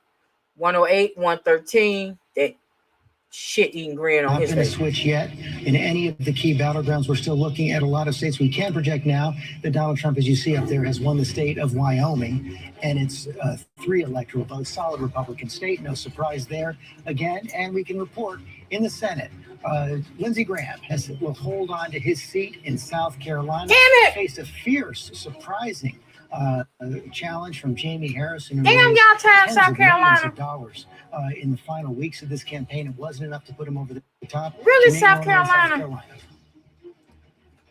Yeah, George, Jamie Harrison spoke not long ago conceding the race to Lindsey Graham, a hard-fought race that Lindsey Graham hadn't originally anticipated. As you just mentioned, Harrison raised record-setting amounts of money, and he pushed this idea about the New South, hoping a surge of Black voters and growing diversity in this historically red state could help propel him to victory. But Republicans remained optimistic that conservatives would choose Lindsey Graham. That's one thing the state's GOP chair talked with me about earlier today. He said demographics are not ideology, demographics are not philosophy. He told me it is conservative ideals that have given Republicans a majority here in South Carolina. This is crazy. That has helped Lindsey Graham. And I keep forgetting that I'm over. He has changed his stance on Supreme Court nominations in an election year by supporting the nomination of Amy Coney Barrett to the Supreme Court. He has been able to tout those conservative values, and that has helped him a lot. He struggled. We need to get this man out of office. Women and independent voters, with women seeming evenly split between Harrison and Graham, and independent voters seeming to lean toward Harrison.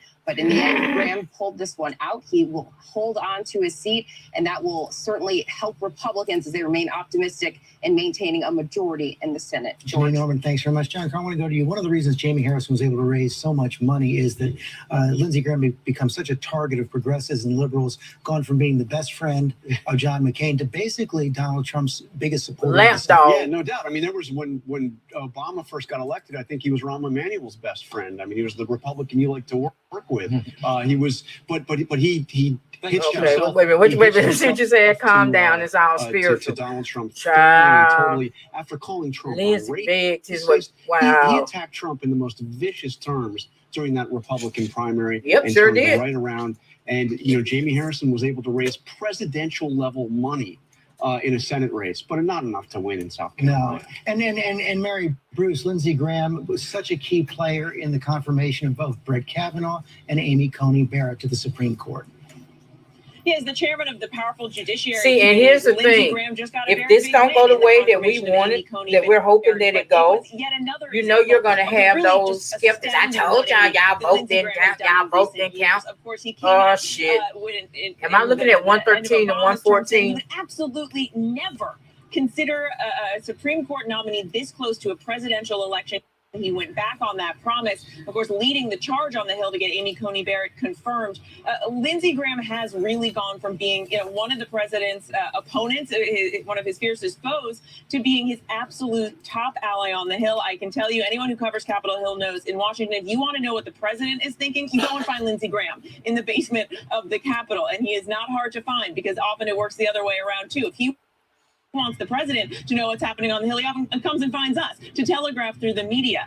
It has been just a remarkable run for Lindsey Graham, and I think it was one of the reasons, of course, why you saw Jamie Harrison raising so much money. Lindsey Graham was pummeled in this race by ads for his flip-flopping on his positions. And when it comes to the president, Jamie Harrison raising that astounding $57 million. That is presidential level money, but ultimately not enough.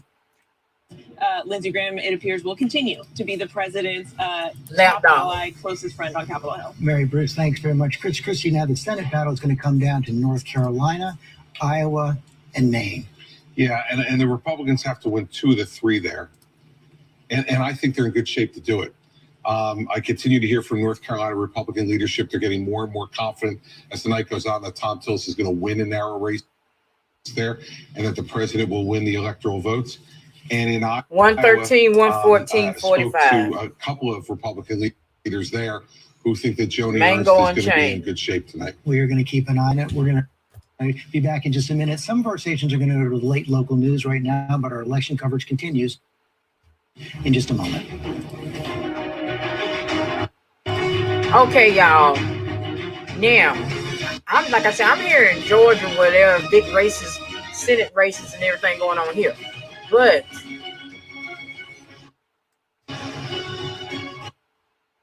what I am going to do, I'm going to go to CNN so we can keep an eye on the national race. And I think everybody is having problems because everybody is trying to get on to find out what the hell is going on. Because I don't think even Mango Unchained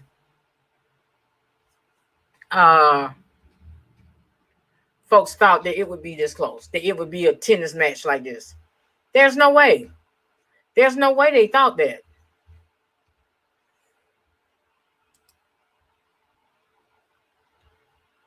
Okay, so I am going to go. I said I was going to CNN. We're finna head over to CNN for like 30 minutes, then we'll take it back to ABC when the local goes off.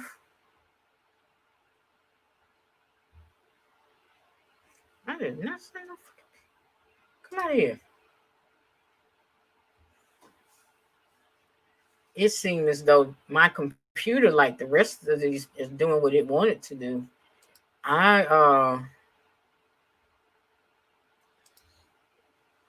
Yeah, I will hang. I'm gonna try to hang without as long as CNN can hang. Thank y'all for coming in again. I really appreciate y'all coming and hanging out with me. I appreciate the thumbs up if this is your first time on either platforms. First of all, welcome and thank you. Looking at the map, there's a lot of red, including in places that the Biden campaign was hopeful it could turn blue. You see Iowa's blue right now. We're not sure if that will last. It's competitive, though. It's a fun one to watch as we go through the night. Still a lot of math to do, Wolf. A lot of anxiety in both campaigns right now. Yeah, they're nervous on both sides. Our next polls close at 11 o'clock Pacific. And everybody is jamming on these sites trying to get on and find out what the hell is going on. And it is jamming the interwebs, I see. Voting is about to end in 4 states.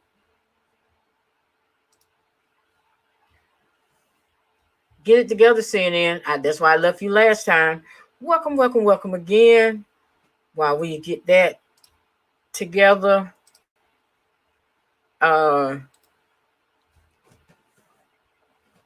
still watching it. Votes there. Okay, Biden wins in Oregon right now. One projection for Donald Trump right now. CNN projects that Donald Trump will win the state of Wyoming. That's 3 electoral votes. In Idaho, too early to call. 4 electoral votes in Idaho. We cannot make a projection there. Let's take a look at the Electoral College map. CNN, what are you doing?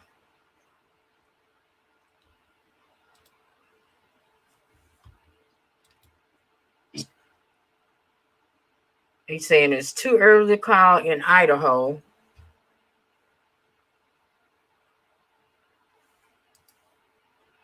It's too early to call in Idaho. Okay.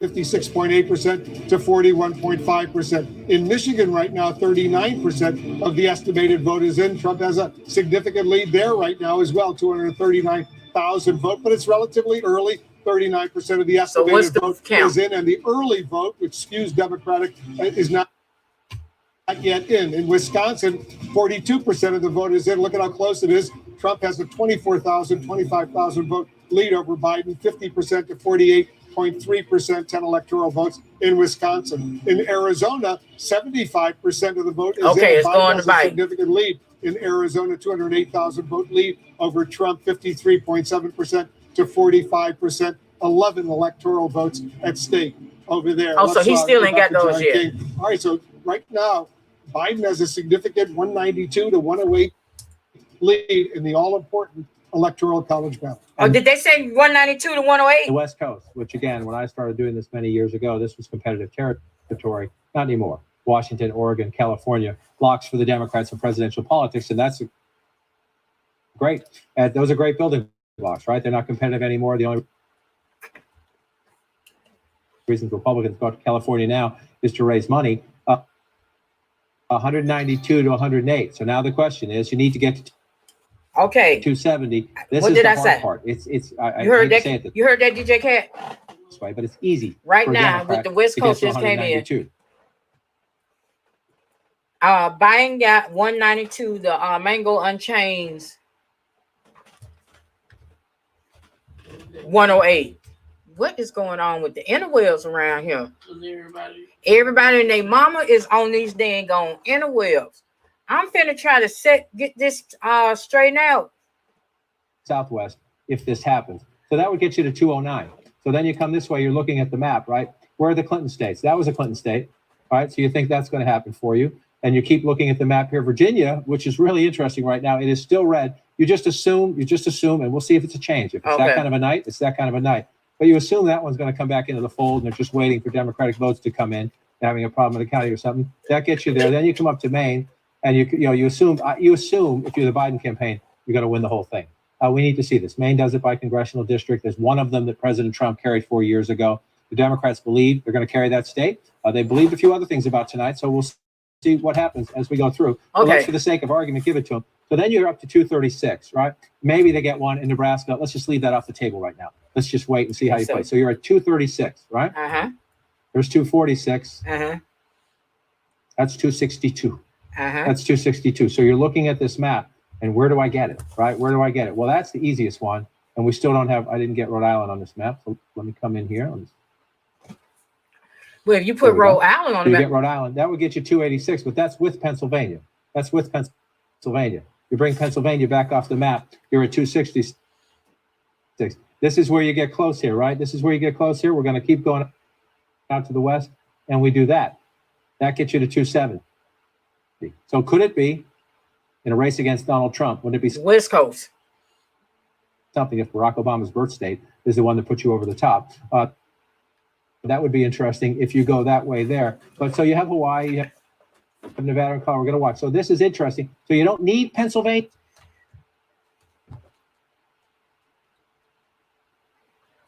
The hell?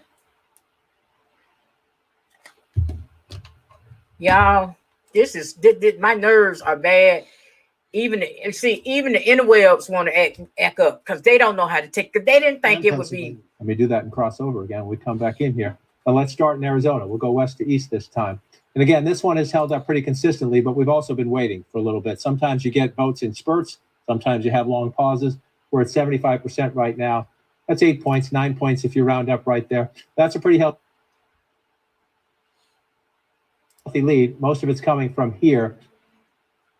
Come on, CNN. In terms of the vote count, you see.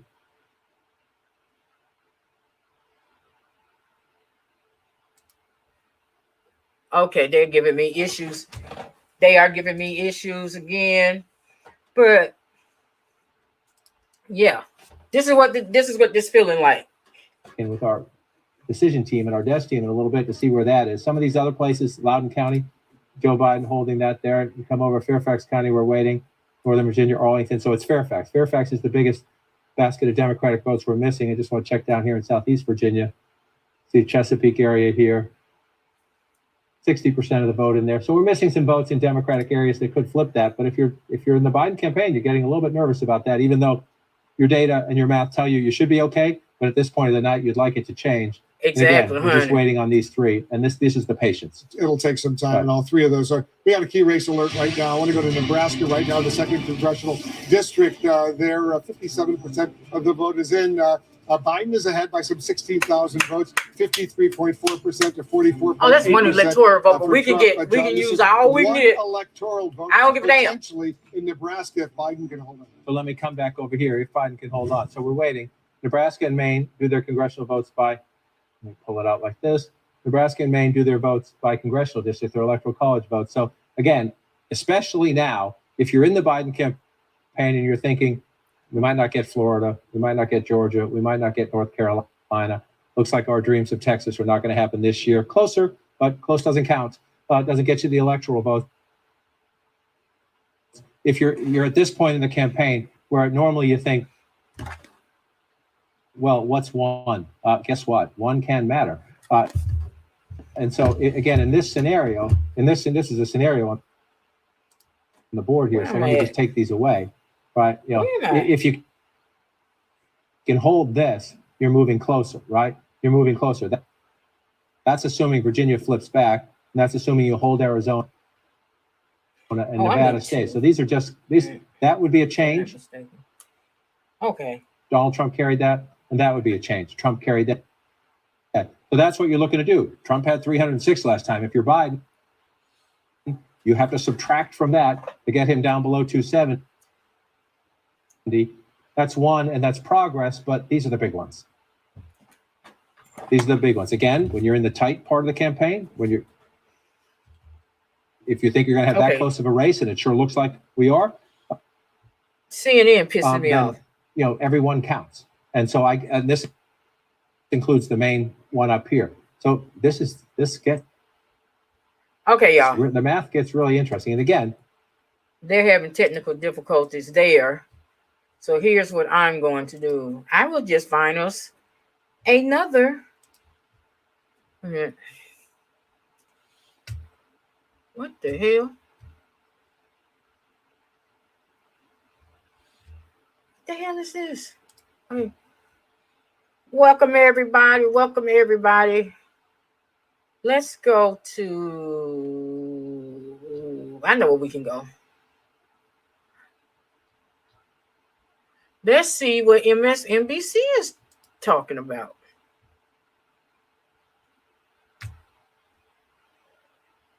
Because it seems like everybody's gonna be gone and gonna sign off at 2:00. So I'm not sure. I don't know what the heck is going on here. I'm not sure what is going on. Voting, because Michigan was the place where Donald Trump had his smallest margin of victory. And so they say, and this is according to the Secretary of State who briefed us, that the places where we're seeing the surges are number one, Detroit. We're not seeing a surge 192 to 114. 192, 114.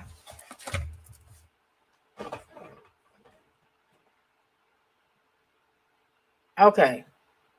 Here's what's going on. I'm gonna have to do something. 2016. Oh, wait a minute. We know Detroit. Yeah. Because everybody got high traffic. And I'm just trying to find.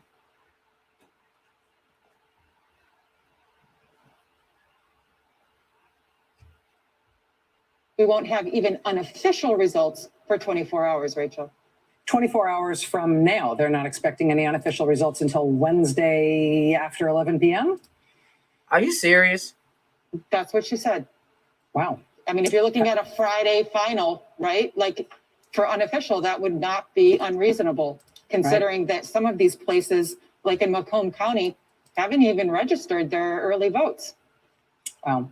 Heidi Prisbilla for us in Michigan tonight, in Detroit. Thank you so much. And that is a really good reset and reminder. Again, we've been talking about it. It's one thing to talk about it. It's another thing to grok it. It's another thing to actually grasp it and prepare yourself. All right. So is this safe to say we ain't going to have a definitive president until the weekend? About Wisconsin moments ago. We're going to hop this over is Wisconsin, crazy. go for Michigan, over Wisconsin to talk about Iowa and Minnesota, a couple of states that we haven't had. Oh, you talking about Purdue? To focus on yet, but crucial at this point. They sent Purdue back. Yeah. Both of which we're watching results. Okay, y'all.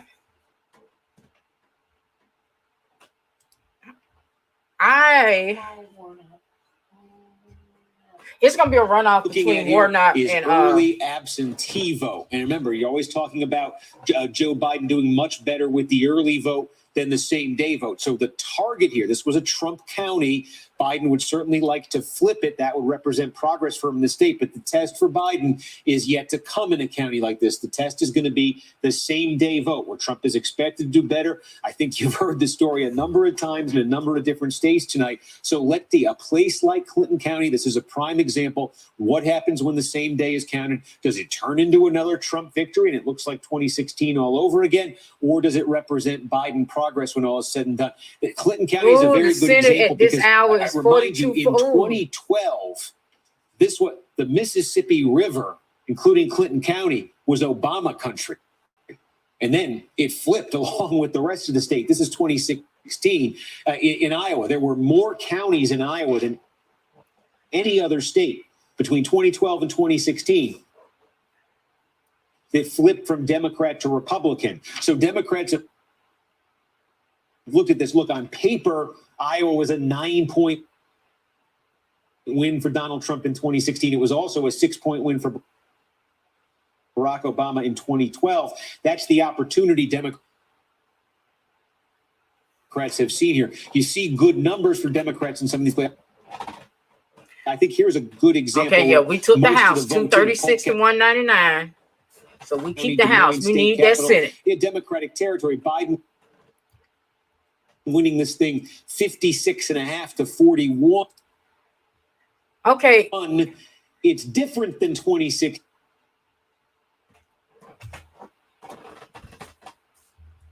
I'm taking the sound. I don't know what's going on. Like I said, I guess.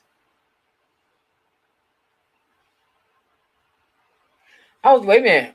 They just said Georgia's presidential race still too close to call. So if they're saying that, people, if it's like this, if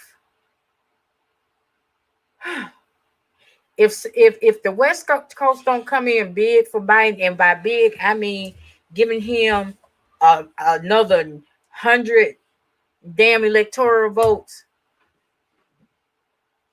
to put him at 292 and leave Mango Unchained at 114, it's gonna be the weekend. Whew. This is crazy. This is crazy that it's this close, that it's running this neck and neck. Oh my goodness.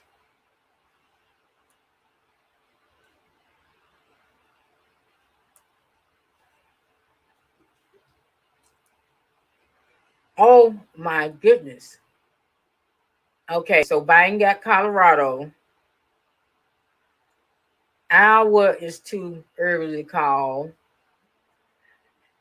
Mango Unchained got 49.9. Oh, that statewide is Biden. Okay. Let me see something. She really looks good.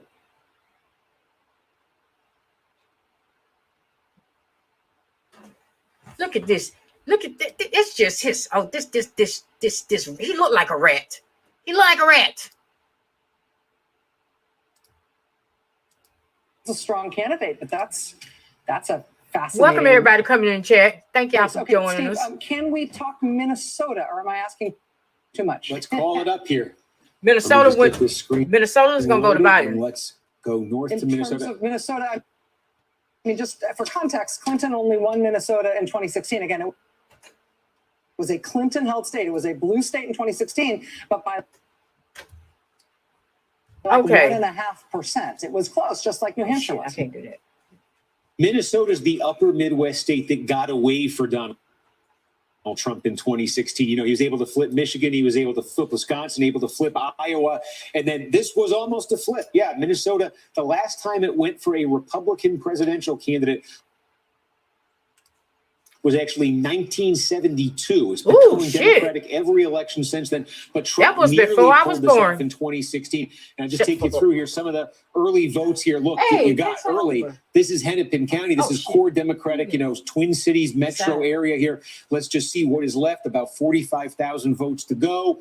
And Biden here overperforming what Clinton got in 2016. Minnesota is a state. It really has become politically a tale of two states. In places like the Twin Cities area, in places like Hennepin County, it's just been dramatically moving toward the Democrats. Democrats flipped 2 congressional seats in this Twin Cities area in 2018. But Minnesota was also the only state in 2018 where Republicans. What Georgia got? Hell no, we ain't were turned blue. flipping Democratic House seats Purdue, because the rural Purdue Southern keeping his Minnesota, seat the is a Iron runoff Range, between Kelly Loeffler sort of this and rural kind of ring that oh goes shit, that's around. early. Between Kelly Loeffler and Warnock, and they call it, depending on who you talk to, it's saying Georgia is too close to call. So y'all, okay, this is what it looks like I'm finna have to do this year, in part because a bunch of roundups that are and I really don't want to do it. Said, oh yeah, they're going to be fine, but we're not. We don't exactly know how it's going to come in. Is Minnesota one of those states? I might have to reboot everything on my end. More likely Trump vote day of voters versus or less of those voters in terms of the initial vote count. Yeah, and you're getting a mix here too. Wisconsin. So we need to control out and delete and reboot this election because this shit it should be 292 to 14. 2016 here. You're going to get a mix here, I think, in Minnesota. You're going to get a mix like in Wisconsin. We're talking about in Michigan seeing a lot of these. The same day vote is really taking sort of preeminence right now. Same thing in Pennsylvania. Pennsylvania and Michigan, we're looking at a lot of same day vote coming out first. You're seeing a lot of early vote in Iowa. That's getting Biden that lead right now. Now, Minnesota, Wisconsin, I think you're seeing a bit of a mix. So we've got, sort of different buckets that are accounting. Okay, y'all. I know what I'm finna have to do. In the meantime,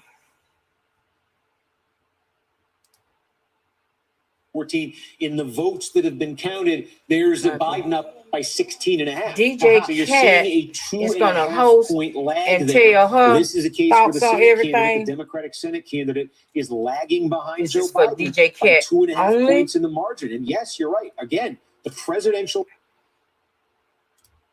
Okay, DJ Cat, I'm finna drop it for you. race margin in Let Minnesota me know when in you're ready to come up.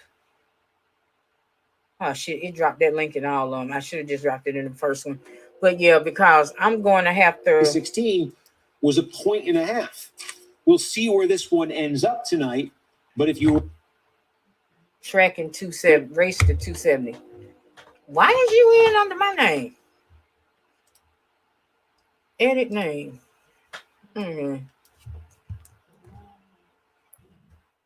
Huh? Okay, so into the conversation, our friend Chris Hayes. Chris, oh shit! As we have seen these 5.5 hours unfold since we've seen poll closings tonight, we've seen a lot stay the same from 2016. Some tweaks around the edges, but I feel like we are seeing a lot of continuity, both in terms of what's blue and what's red on the map, but also the numbers. It's striking. I mean, I think it's been striking, obviously, from 2016 when the president won the electoral.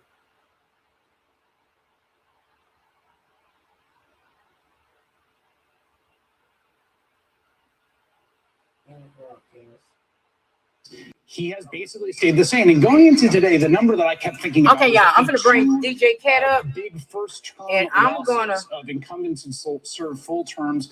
Okay, I'm gonna go out for a minute and reboot. Bush. Donald Trump was a.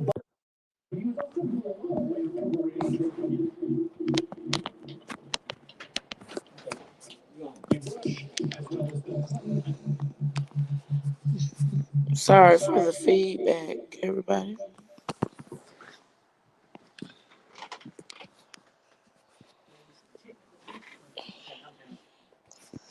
All right, guys.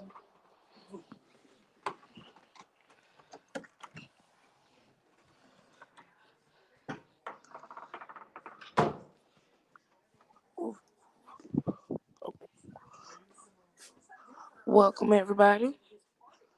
Thanks for hanging in there with us. You know, it's a big night, it's big deals, a lot of. This is a huge moment, and we're just, thank y'all for sticking it out. This is definitely a big moment. I don't know about everybody else, but I'm a lot of emotions. Very nervous. Uh, just anxious, and on top of that, they say, hey, it might be Friday before we really know who won. So it's just a lot like, thanks. It's just making me feel so much better. I'm already about to pull the little bit of hair I got out. Oh, Jesus. Be a shield. But while JLC working everything out, I want to take a minute to say thank you again for joining us tonight and for all your support. And we just gonna try to stay positive and hope for a good end result.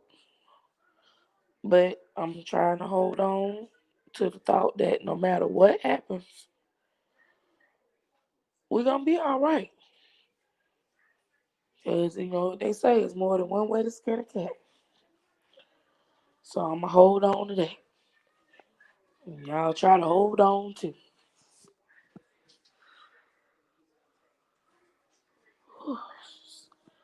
Very stressful. Very stressful.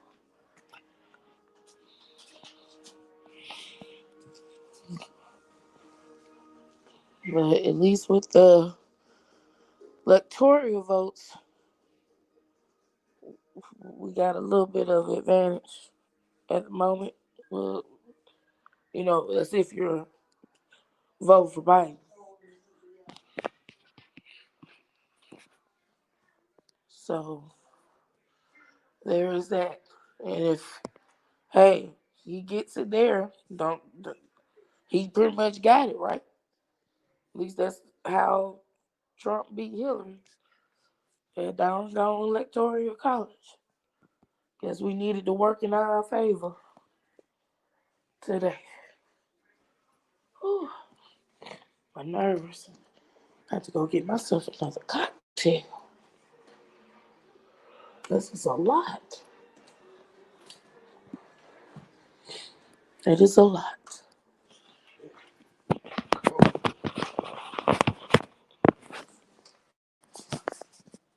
But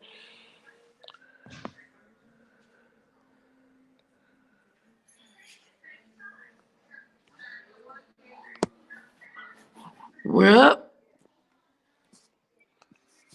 We're up. All right. Hey, bitch. Hey, y'all. Okay, now we're gonna get this thing started over again.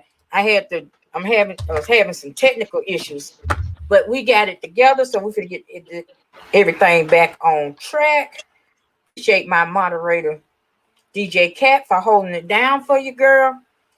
DJ Cat is stunned, as if a lot of us are,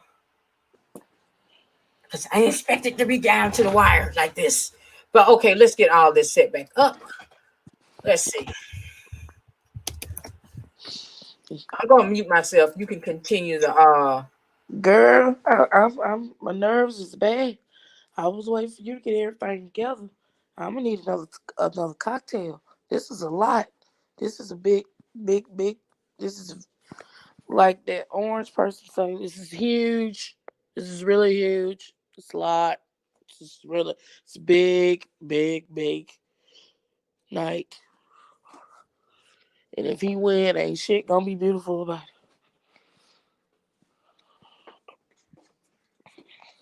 So, whew. All right.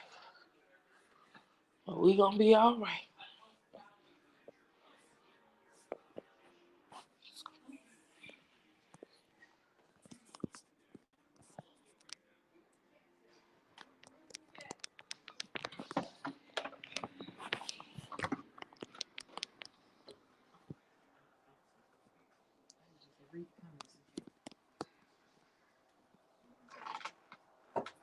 Okay.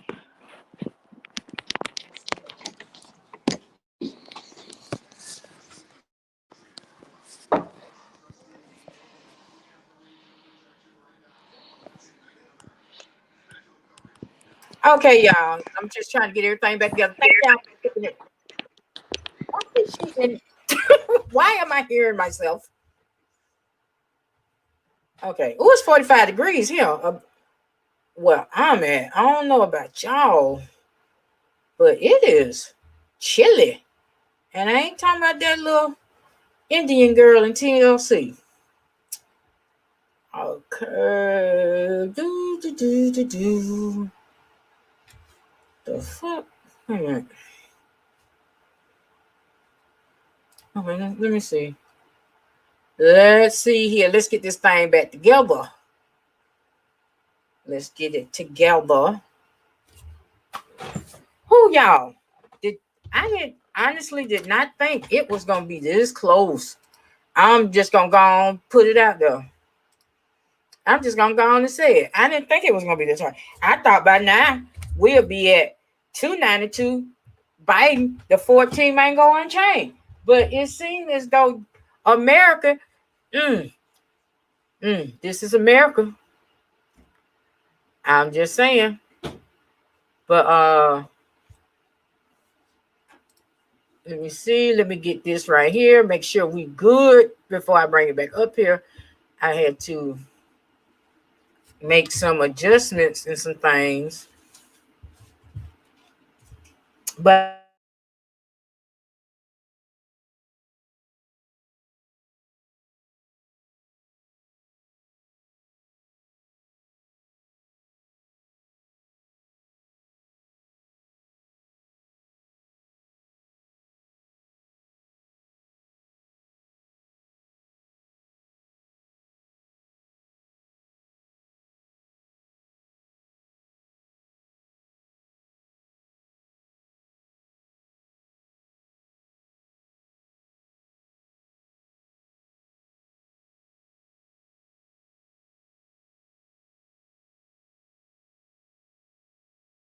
like everybody is turn a little bit east to Harrisburg, Pennsylvania, where we find Sarah Murray. Sarah, there are millions of votes that try to stick with CNN. Has, Donald Trump, 1.8 million.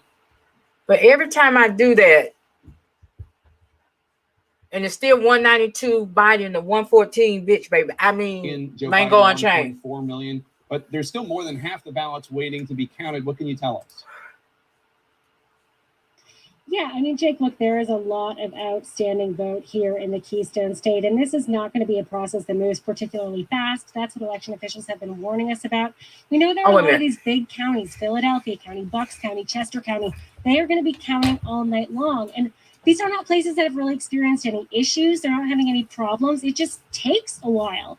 And the Secretary of State just wrapped up a press conference here. She said, essentially, we need to stay patient. You also need to be prepared for these vote totals to kind of come through overnight in fits and starts, right? They've been reporting day of totals, then they've been going through, opening more ballots, removing those from the inner envelope, putting them through the scanner, and then uploading bunches at a time. So just as you pointed out, this is going to come in fits and starts throughout the night. We may know by tomorrow morning a little bit something more. It may take a while. You know, the Secretary of State was saying these counties are working as fast as they can and as hard as they can. We know, like I said, a lot of these places are working overnight. It is just going to take a while, and it is the first time that Pennsylvania has had mail-in ballots to this capacity. And remember, they couldn't start opening them until 7 a.m. this morning. All right, Sarah Murray in Harrisburg, Pennsylvania. Let's go to Bill Weir, one of Wisconsin's favorite sons, who is in Madison. Bill, tell us about not hippie long hair Jesus, but We're sweet waiting baby to Jesus hear, laying in the manger. The Badger State picked to be their president. Can you please? Well, it give looks Joe like it's gonna be Biden a record turnout like most of the rest another of the country. 108 votes, Early. electoral votes, please. Some of the election officials in Milwaukee say they won't have their final numbers in until 5. I don't think my nerves. And that, of course, will be expected to be if this thing ain't settled to Saturday, I'm gonna be a full-blown alcoholic by then. Vice President Biden. Hell, I might start shooting heroin. This shit is too much. I'm lying about that heroin thing. This is jokes. Ha ha, because I know how y'all Negroes do. For the Democrats, Trump is still I know how y'all Negroes do. Y'all be it'll be shit. Oh, I'm shooting up. Nope. Texting with the head of the Milwaukee Democrats, who said he thinks feels like stronger than expected in the Milwaukee suburbs for them. even though Trump is winning those right now. Possibly softer turnout in Milwaukee, they think. Blowout in Madison, likely a red mirage, blue shift kind of night. They think they're shaving those margins around Milwaukee, that they aren't as wide as they were for Hillary Clinton. But as right behind me, we're waiting as all of the wards here in Madison expect to deliver all their ballots here to the election supervisor here. So it's going to be a long night in America's Dairyland, Jake. All right, Bill Weir, thank you so much. We'll check in with you in a little bit, and let's talk about this. I do feel like we've been saying for a long time that anything could happen. This is a very competitive race, and B, but that it's really going to come down to these 3 states: Pennsylvania, Wisconsin, and Michigan, and C, that we're not going to probably know who won those states because of all the early vote the night of election night, and all of that is happening, and yet it still feels like people out there didn't hear us when we were telling them that in the previous week. And I think people hear what they want to hear or need to hear at any given moment, understandably, given how tense the country is. I'll add one state to what you just said, which is Arizona, which also could be a tipping state. Oh, let me do this. Depending on how I don't it need goes. nobody trying to given click what on we're this seeing link. so far. The thing to keep in mind is, and some of our reporters mentioned this, is that what we're seeing now is not including the early vote. And the early vote is the one that Democrats feel the most confident about because they encourage their voters to go and vote early.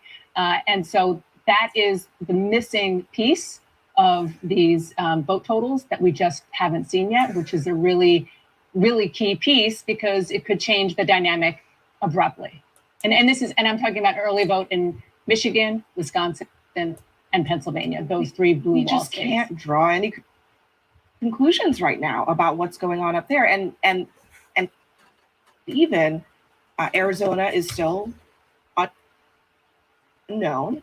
But even if we did know Arizona, we would still need to wait on those states to count all of their votes to really get a clear sense of what is going on. So, yeah, we're asking for patience, but I also think that it's important for people to recognize that this is kind of the opposite of what we were seeing earlier in the night when we were getting a lot of mail Everybody, votes this from right here.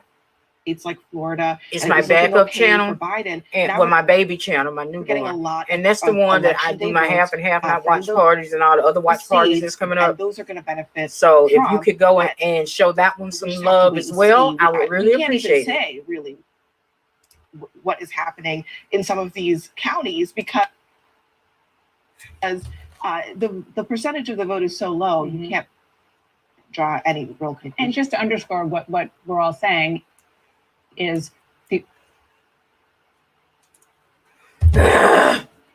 Okay. Boop. While I'm doing this, let me pulled this huge upset and surprised everybody. Or it feels like 2018, where Democrats actually had a really good night. It just took longer than a But night. Jake, I want to go back to something that you said at the beginning of the night and you keep saying, which is it feels like 2020 because, meaning it's not unlike any other year, because going into tonight in most of these battleground states, the candidates were within the margin of error. Right. Yeah. That by definition means it is a close race in all of these states. And that is what we're seeing play out right now. And it's a divided country.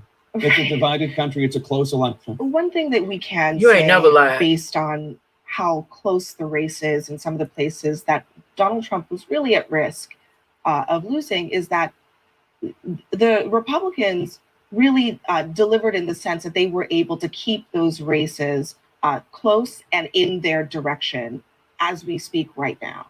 We're looking at a map in which a lot of states are red because they're trending red and they need to stay that way.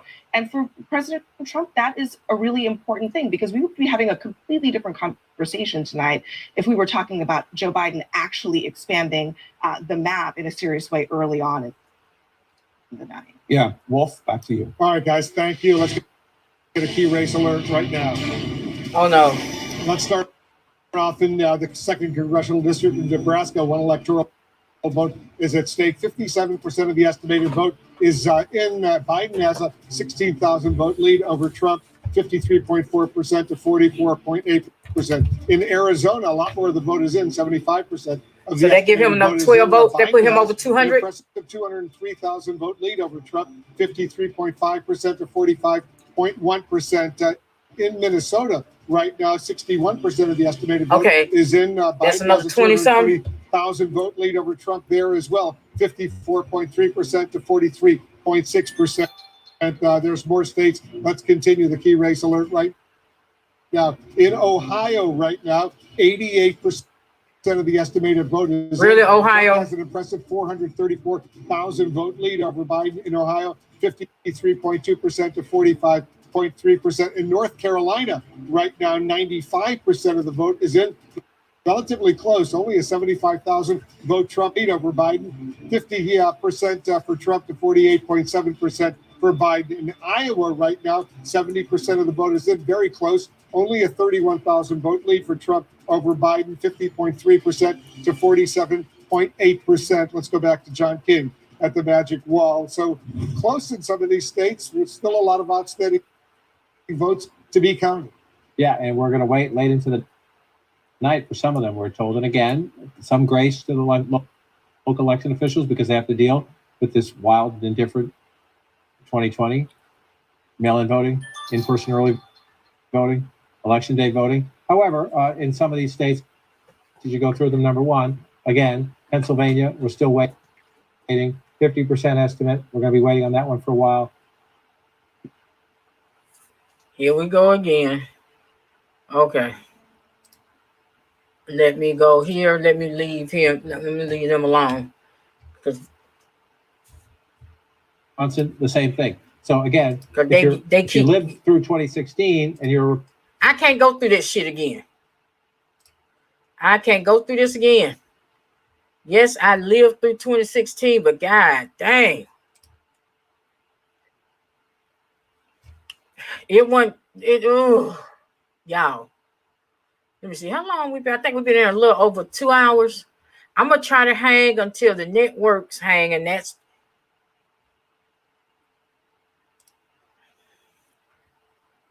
ABC is saying they're going to hang till 2:35. So I am going to try to hang. I don't think DJ Cat going to be able to hang that long because she got homeschooling and work tomorrow. Okay, Biden just won New Mexico. So they are showing how we're getting to these. Wait a minute. What you call it? I'm worried about healthcare, and this is in a state that is dealing with the COVID virus. But then he said, I think I'm going to support the president, or I just supported the president. So Wisconsinites are very mixed here, and I think it's going to be a long night, a long morning. And, the polls show that Biden is up, but it's going to be very, very tight. What are y'all doing to me? Okay. I don't know what is happening here. What is happening here? And in spite of the fact that they don't like him. Deb Roberts, thanks. Let me go to Eva Pilgrim in Pennsylvania for the same question. What are you hearing about how the count is going, how long it's likely to take? Well, sort of like what Deb just said, some good news and some bad news. They say that the counting is going smoothly. Originally, they thought that we would have the majority of those mail-in ballots counted by Friday, but we just heard a little bit earlier tonight from the Philadelphia City Commissioners, and they were saying that they originally thought that they were going to be able to do about 32,000 ballots an hour. That's just not happening. They're saying right now they're doing about 10,000 per hour. They've done about 75,000 votes. Mail-in ballots so far tonight.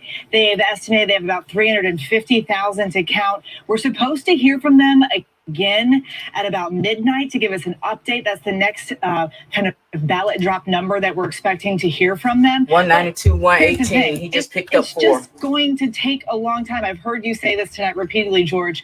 People are just going to have to be patient. This is a slow process. Here in Pennsylvania, I mean, there's like 2.5 million mail-in ballots that came in. This is a state that's never done early voting for all voters that wanted to take advantage of it. This is a first time time process, and it's going to take some time. The governor spoke earlier tonight asking everyone to just have their patience.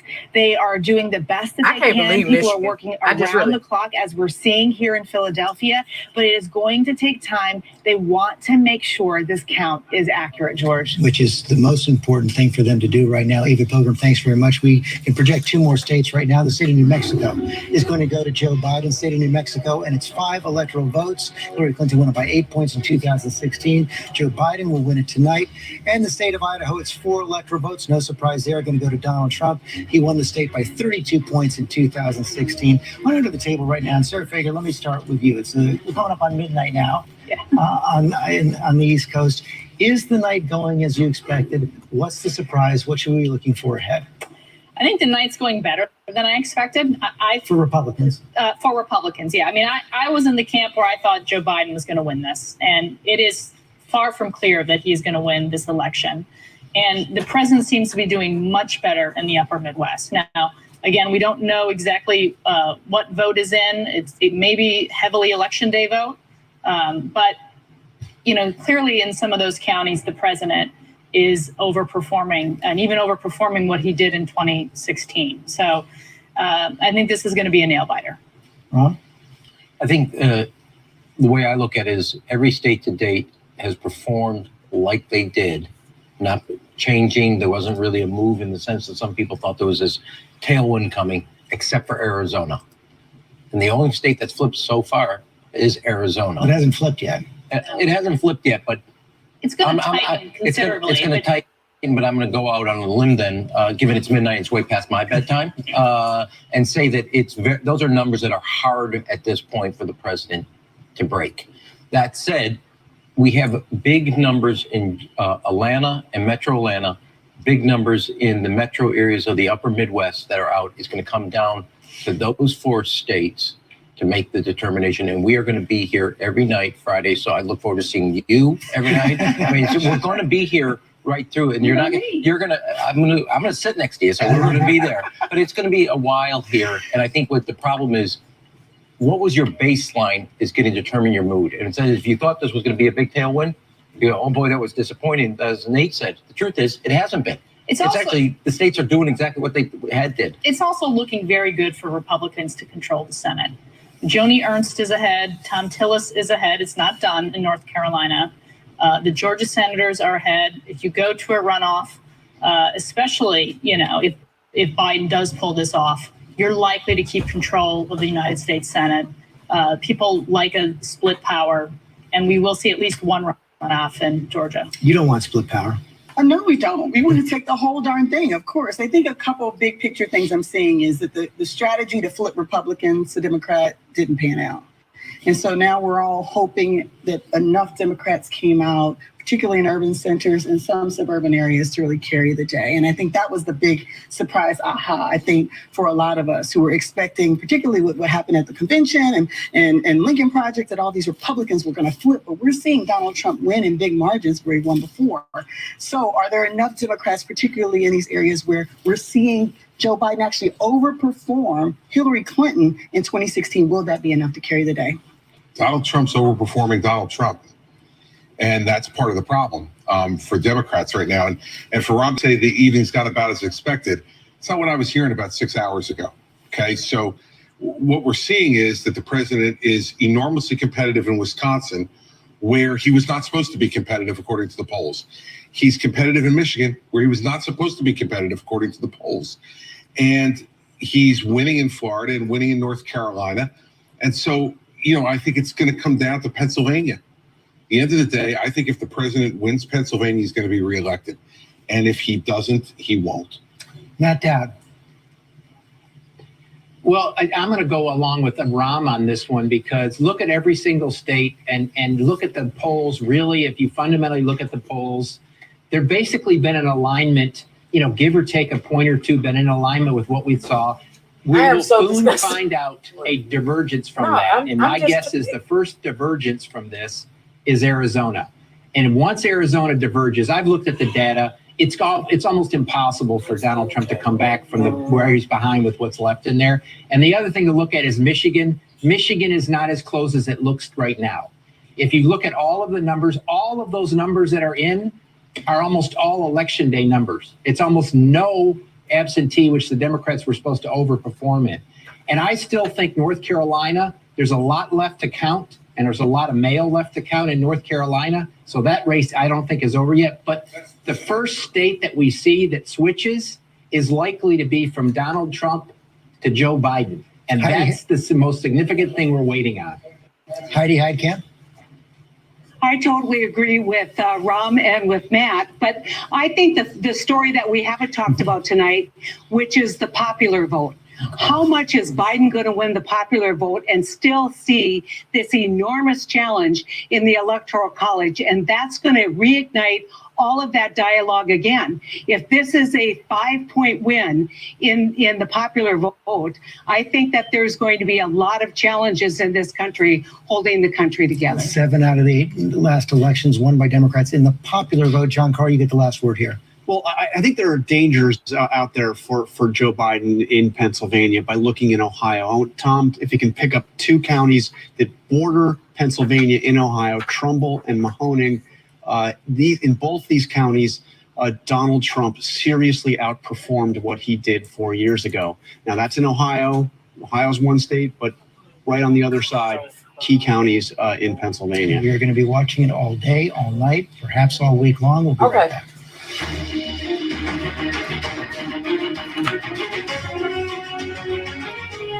Y'all, this thing.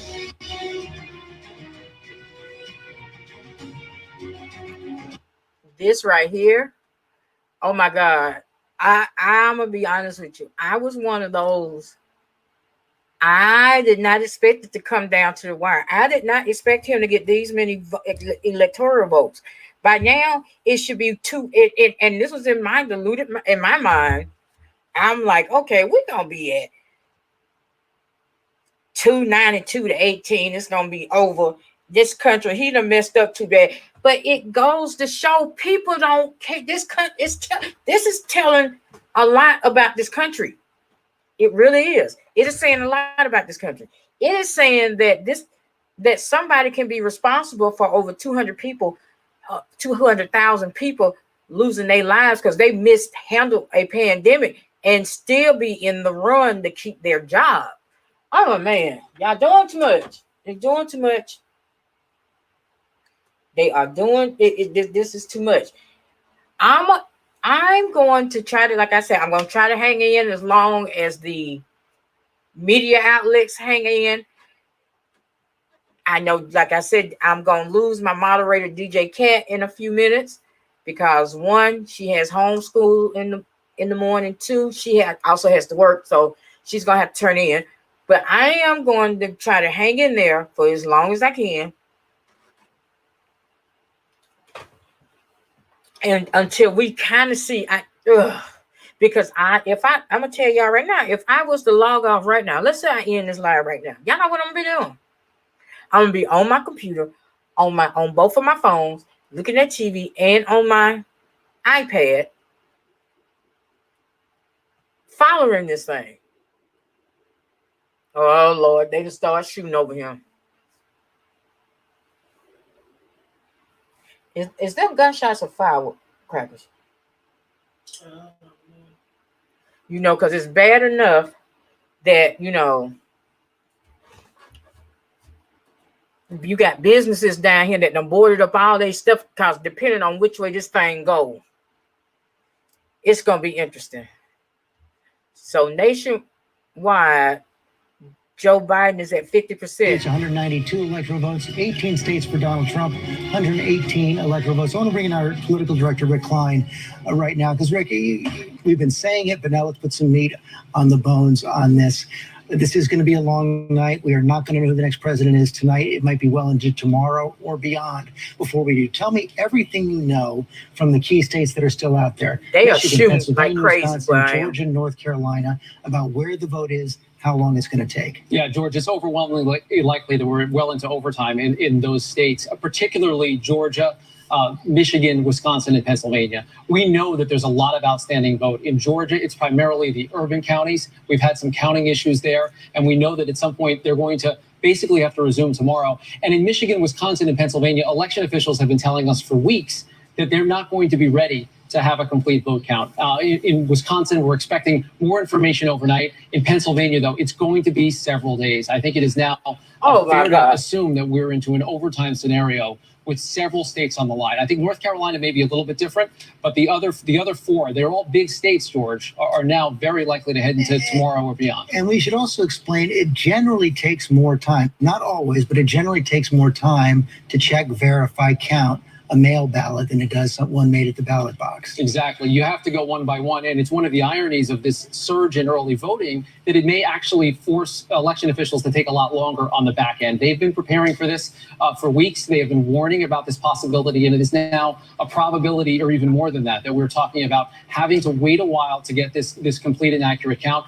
We know that, at least on the Democratic side, they're starting to talk about lawyers. They're setting up an infrastructure to fight in the courts if necessary. But for now, we're going to wait for quite a while on the vote count. And keep in mind that in those three states, those upper Midwestern states, we're still looking at primarily day of vote, election day vote, which we know from all the polling and all the indications that heavily favors Donald Trump. So the Biden campaign is hoping to close that. And again, you can't say this enough. I mean, we're also looking deep into where the vote is coming from, but both campaigns always expected the day of vote in those three states to favor Donald Trump. Precisely. We knew that Joe Biden built up a lead in just about every state with any kind of early vote going into Election Day. The question was, can Donald Trump overcome that? And he has overperformed his margins in a bunch of states, and he has just about hit the expectations. There's a range of states, George, where it's almost uncanny, where talking to Democrats and Republicans both, they knew there were numbers that Donald Trump had to hit to be competitive, and he's there almost to a 1/10 of a percentage point.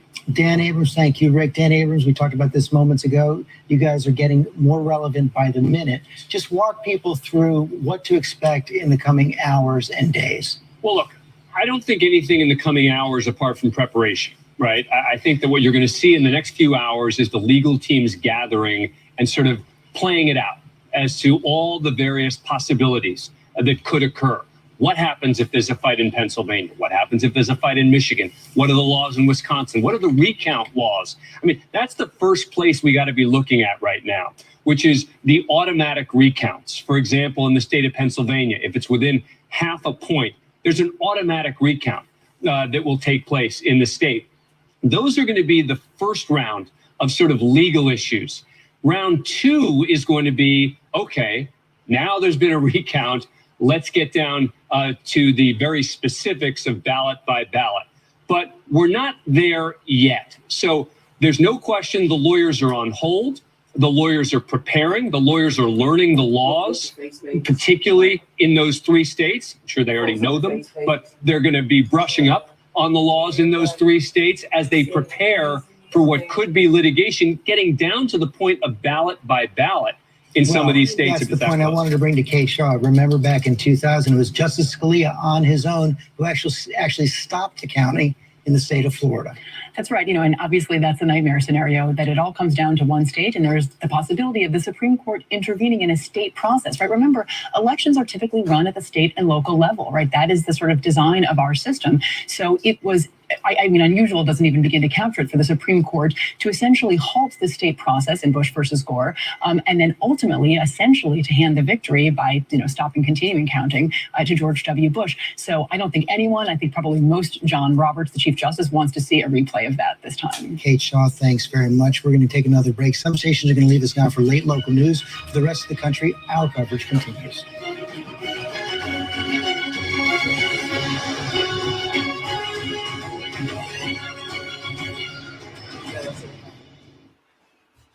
Y'all, Cody Hoyt speaking. This is the Montana Highway.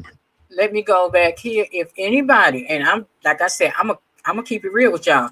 If anybody had told me that here midnight on the East Coast that we would be no closer to knowing who's next president gonna be after this big debacle that this administration, I can't even. It's wild. It's just wild. I mean, couldn't nobody have told me it took this long to vote this man out. God. Y'all, ooh. And the sad thing about it is, I'd be willing to put money on that. The majority of the people that voted for this man, yeah, you had that top 1%. We can say all of them. I don't give a damn what they came on here and said. That top 1%, which includes all them entertainers and shit. I don't give a damn what they said. They voted because they don't want their taxes to go up. But it's the ones that's making $18,000 a year working at McDonald's that I don't get. That's voting for this man. You dumb asses, don't you realize you get him out of office, you pay less than taxes, and you keep health care. Because that's the main thing. Hey, Storm Reviews, welcome, baby. Things are looking tighter than I would like them. Right now, Biden got 192 electoral votes, and Mango Unchained is sitting at 118. They saying it might be the weekend before we know.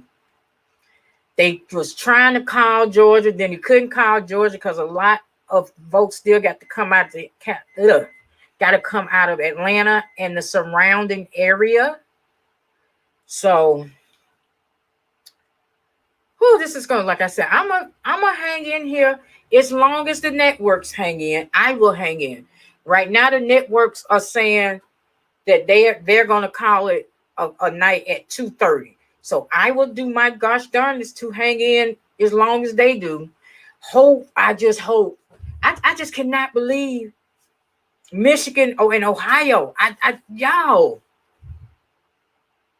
What's wrong? Come on, Cleveland, Akron. Mine too. Oh my God, mine too. I did a live earlier expressing my anxiety is nuts right now. It is nuts. My stomach has been in a knot for the past 2-3. It's just crazy. And I guess I got a false sense of hope because I was like, oh, wow, all these people are turning out to vote. So it's going to be enough to get his ass up out of here. And he's still hanging on. But they're back, so we're finna go back and see what they have to say. Donald Trump has won 18 states, 118 electoral votes so far tonight. Every state that Joe Biden won was won by Hillary Clinton back in 2016. Every state that Donald Trump is winning tonight, he won in 2016 as well. Let's take a look at the state of Virginia right now. Let's pull that up. Hillary Clinton won it 4 years ago. Right now, with 75% of the vote, of the expected vote in, Joe Biden is leading, is behind Donald Trump there. And actually, you skipped ahead to Texas. Let's stay in Virginia for a second. 75% of the expected vote is in, 52-46, Joe Biden over Donald Trump. Tom Yalis. Yeah, okay, so, George, right now, Virginia, we take a look at the map, and it looks a lot like 2016 looked like, right? Joe Biden, the Democrat, on top. What finally happened here? Because at the beginning of the night, remember, I was telling you about the suburbs around D.C. where a quarter of the vote's going to come in. Well, the vote is now in, and you can see Joe Biden is up with big numbers, 76.7, overperforming in counties like Fairfax. Let's take a look at Alexander. So now we have William County, 63%. So he's winning where he needs to be. That voters come in, and also other areas that were kind of tight, places like Virginia Beach. Donald Trump on top there right now, which is a good sign for the president because it was razor thin just before that. We look at Chesapeake. This was a swing county before. Now it's swung back to Democrats.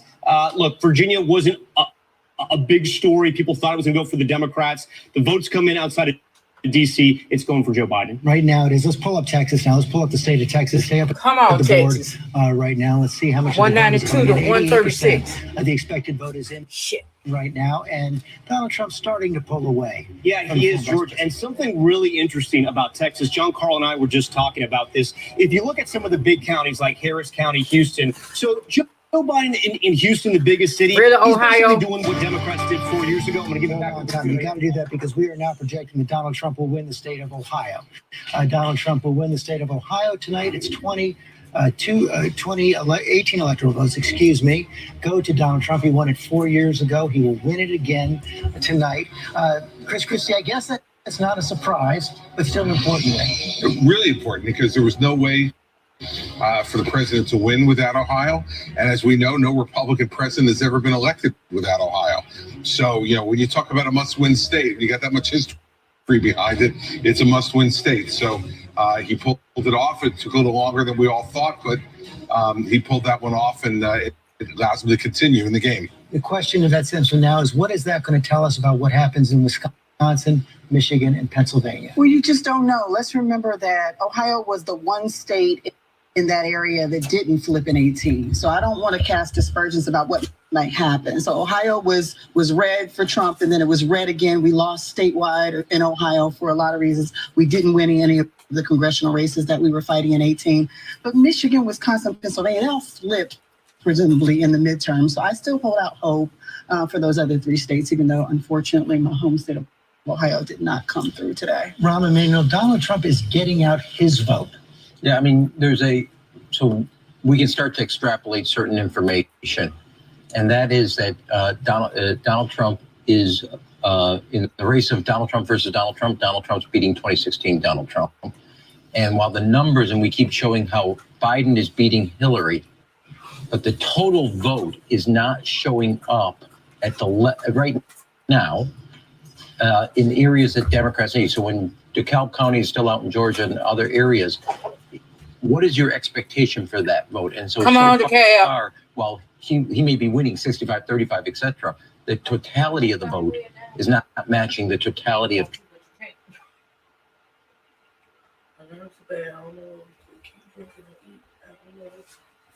I'll tell y'all, we're still having issues here.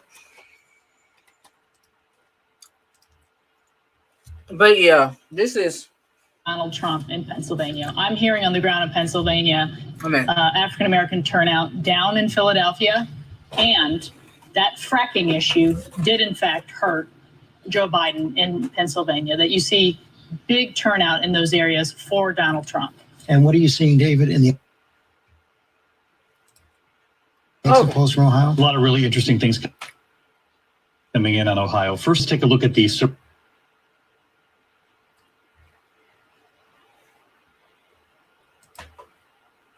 come on.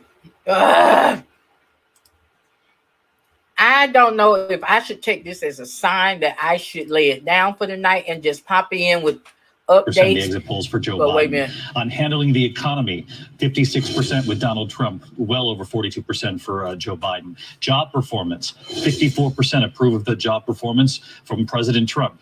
Contain COVID, rebuild the economy, almost evenly split. But look at this. The opinion of Donald Trump, 51% unfavorable, but even higher for Joe Biden, 52%. I don't get these folks. This was really interesting, George. First-time voters, Donald Trump wins They said they can want first them, 54% to Joe Biden. It's what you said earlier.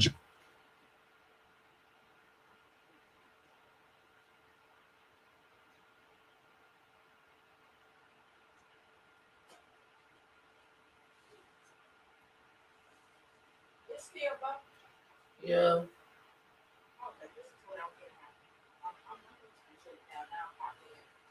And they should be. We still only have 64% of the vote in. But, George, there were 23 counties that swung for President Trump 4 years ago. I did some quick math. I was counting them. He's up in almost 20 of those pivot counties. So let's look at Milwaukee, because this is where most of the votes are going to come from right now. Only 36% in.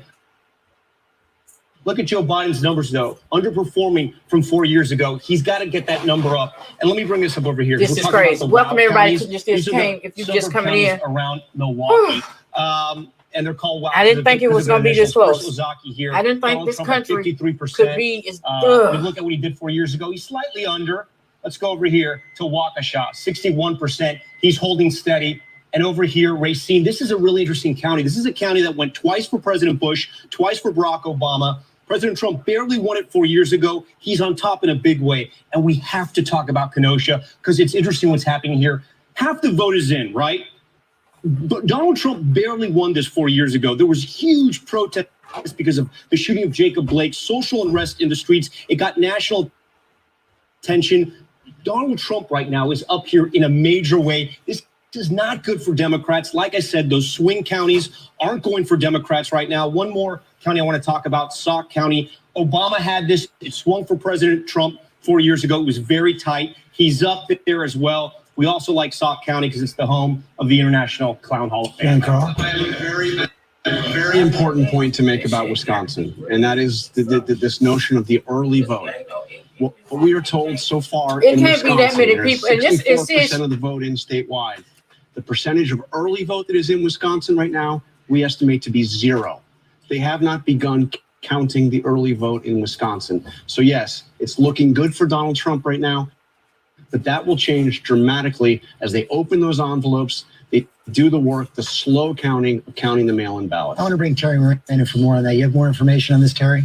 That's right. So Wisconsin has one of the most decentralized systems for counting mail-in ballots in the country, but we are told, ABC News has been told repeatedly by officials throughout the state that they expect those big counties to be counted in full by early tomorrow morning, 4, 5 in the morning Central Time. And so we should have a better picture of those votes that John Carl is talking about by early tomorrow morning. Forgive me, I might have missed you say the percentage. How many of those by 4:35 tomorrow morning? 100%, according to what officials are in Wisconsin are telling ABC News. That they should have Milwaukee County, they're telling us, by 5 a.m. Central Time.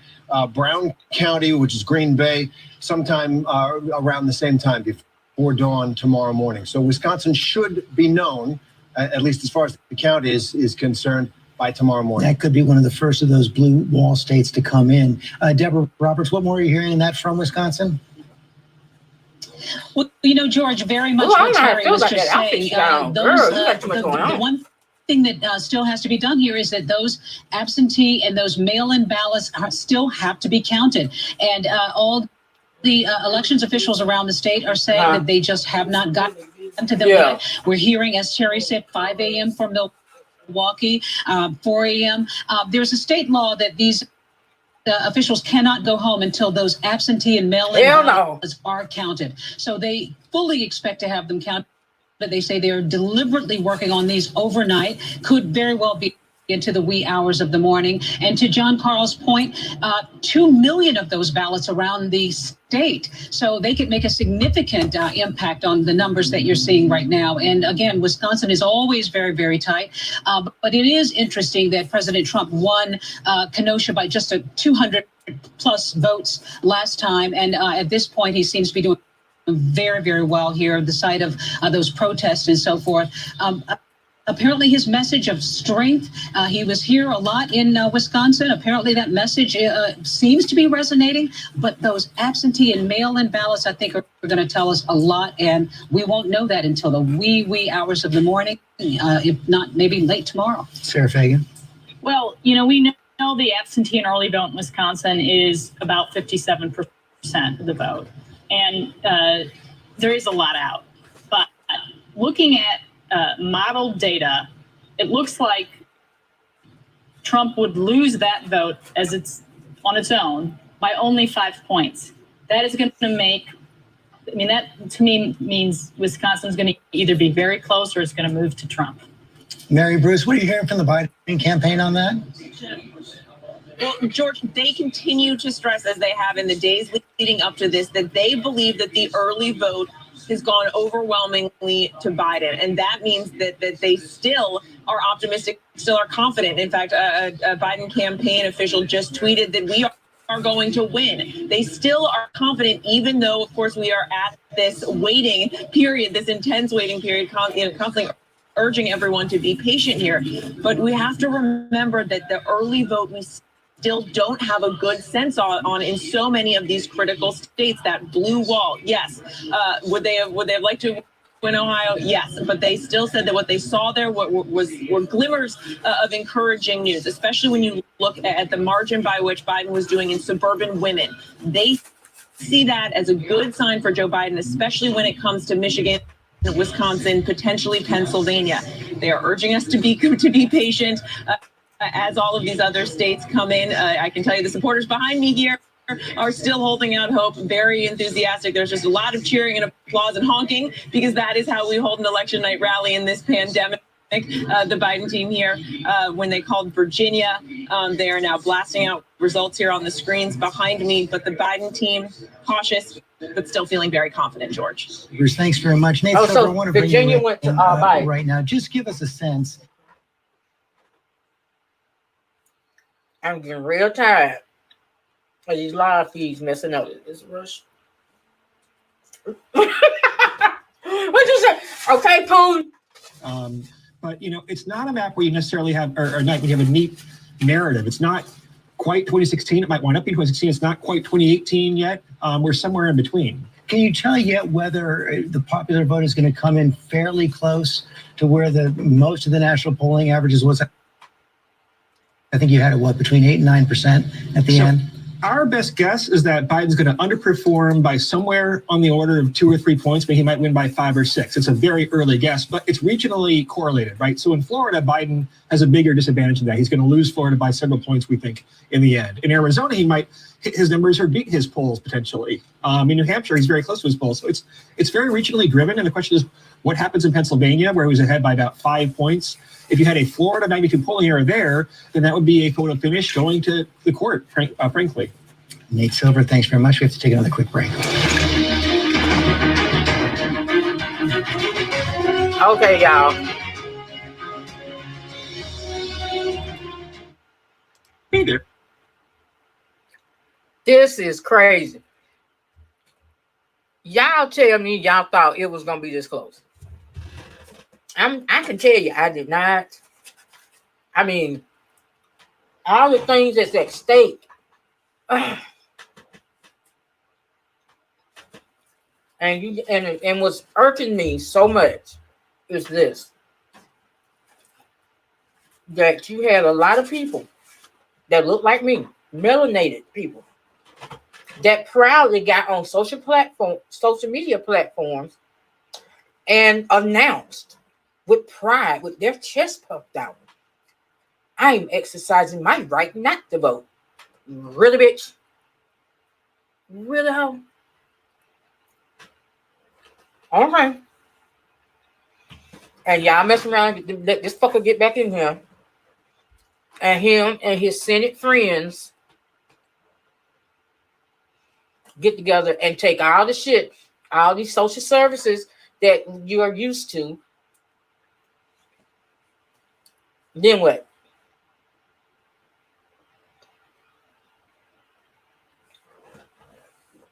I'm trying to keep from chewing in y'all ear.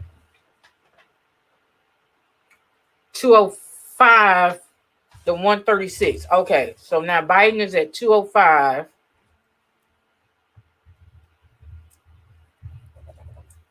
Mango Unchained is still at 136. Oh my God. Come on, y'all.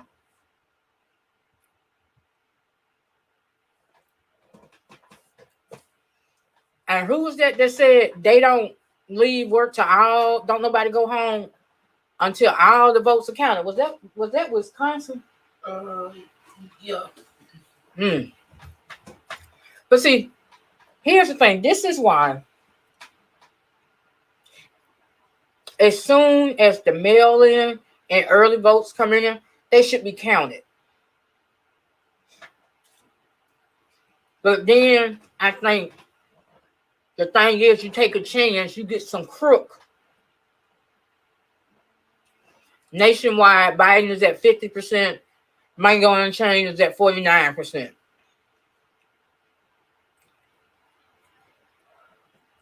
Thursday, November 12th, like it's going to be a watch party over here, everyone. Okay. 205, 136. I'm finna bring the sound back in. 205 electoral votes. Donald Trump has won 19 states, 136 electoral votes. You see that familiar red and blue. Every red state was won by Donald Trump in 2016. Every blue state was won by Hillary Clinton in 2016. So far, a repeat. The big battleground still out there right now. We're going to talk to the former governor from perhaps the most critical state in the country right now, the state of Pennsylvania. Ed Rendell, thank you for joining us right now. And Governor Rendell, can you just give us a sense of where you think things stand in your home state right now? Well, I still think Joe Biden's going to carry Pennsylvania, George. The vote in the 5-county area, which is about 40% of the vote in the state, is astounding. In Philadelphia, this is just the same day voting. It's 254 to 36. In Delaware County, 46,000 to 7,000. In Montgomery County, 110 to 36.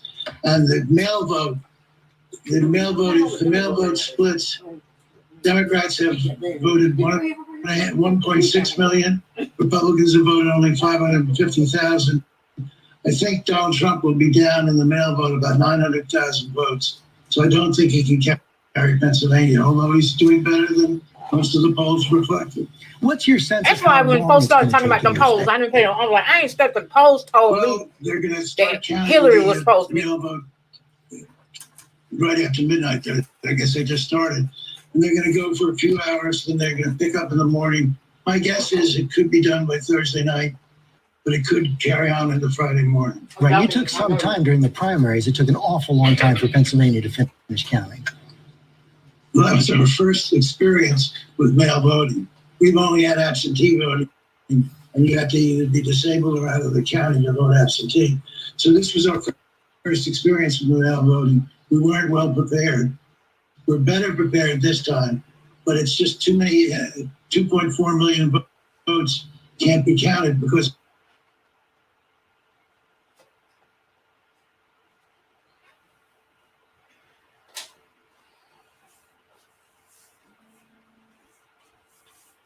Okay, Putin. Okay, Putin. I know you want your little boyfriend to win and everything, but leave my internet alone. At 7 in the morning.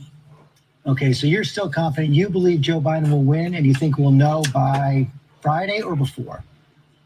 Probably either late Thursday night or early Friday morning. And I think he'll win by about 3.5 points. Ed Rendell, thanks very much. Cameron, you have some more information on this as well? I do. So the count in Pennsylvania, as Governor Rendell just said, goes county by county, and they do anticipate not wrapping up tonight, but it could take a couple of days. On the issue of fracking, George, I spent some time in Western Pennsylvania, both the last election and this one, around Beaver County, just outside of Pittsburgh, where Shell is building a gigantic plant because fracking has just transformed that whole part of the state. As you know, as anybody who's been there, those towns which were really beaten down after the disappearance of the steel industry, have lifted up. It was hard for us to broadcast from there because the trucks were rumbling by so much. You can feel the economic activity that fracking has brought to that part of Pennsylvania, and in talking to people, how much it means to them. And they were genuinely concerned about what a Joe Biden administration So they didn't buy his denial that he would ban fracking. They did not. I don't think they like the sense that he dipped his toe in the water at all, because it has lifted up communities that have been ground down almost into despair, and now it's a boom land right now. Okay, John Carl, what else are you picking up right now? Well, I'm looking at Georgia. I mean, Georgia, I think is we're still showing a lead for Donald Trump, but looking at where the vote is still yet to come in, all those areas around Atlanta, DeKalb County, not much of the vote in at all. So I think that Georgia could get a lot more interesting. So Georgia could take some more time. North Carolina, she could take some more time as well. Matthew Dowd? Why that can't be 236 to 105? I think we're headed to a map. I agreed with Nate that looks a lot like a marriage between 2016 and 2018. And the early part of the evening went to the Republicans in 2018, and the latter part of the evening went to the Democrats. And one of the things, I know we keep coming back to this, is Arizona. Remember, late in 2018, it took days till we found out there was a United States senator from a Democratic senator from Arizona. So I think we're in that. I think I'd also caution people to examine counties that are only half reported as if it matters to what it was before. That's a great point, but I just want to put one more question. Do you say basically emerging, and Nate said the same thing, of 2016 and 2018. Since 2018, we've had an impeachment, a pandemic, 20 million Americans unemployed, the president getting COVID, a second surge, and nothing changes? And that's what, I mean, George, that's exactly what it looks like. And you take a look at Donald Trump's job approval number over that entire expanse of his presidency, it's been at the same almost exact number for 4 years. Matt Dowd, thanks very much. We have to take another quick break. As you've just heard, it's going to be a long night, a long week. Stay with us.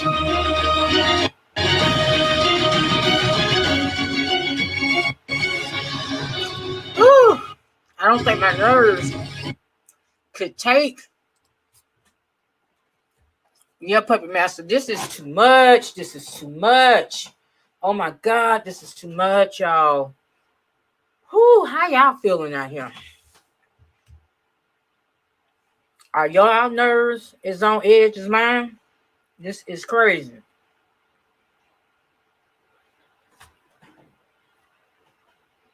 Any thoughts, DJ Cat? DJ Cat is like, she can go to sleep.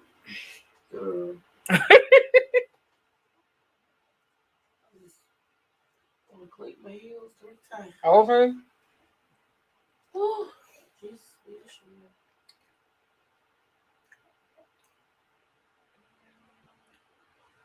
But see, when Obama ran, we didn't have all this.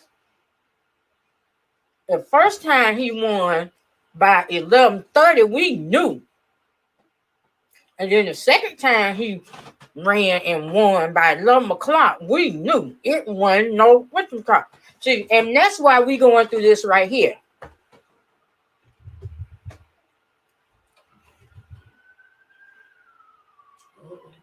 Uh-oh. Then it started acting a fool.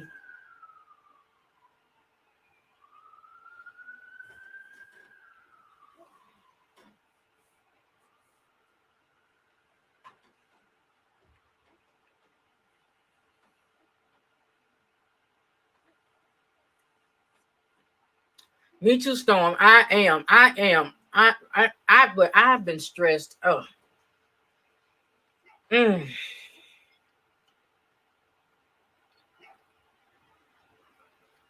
This is just too much. I mean, it shouldn't be this close.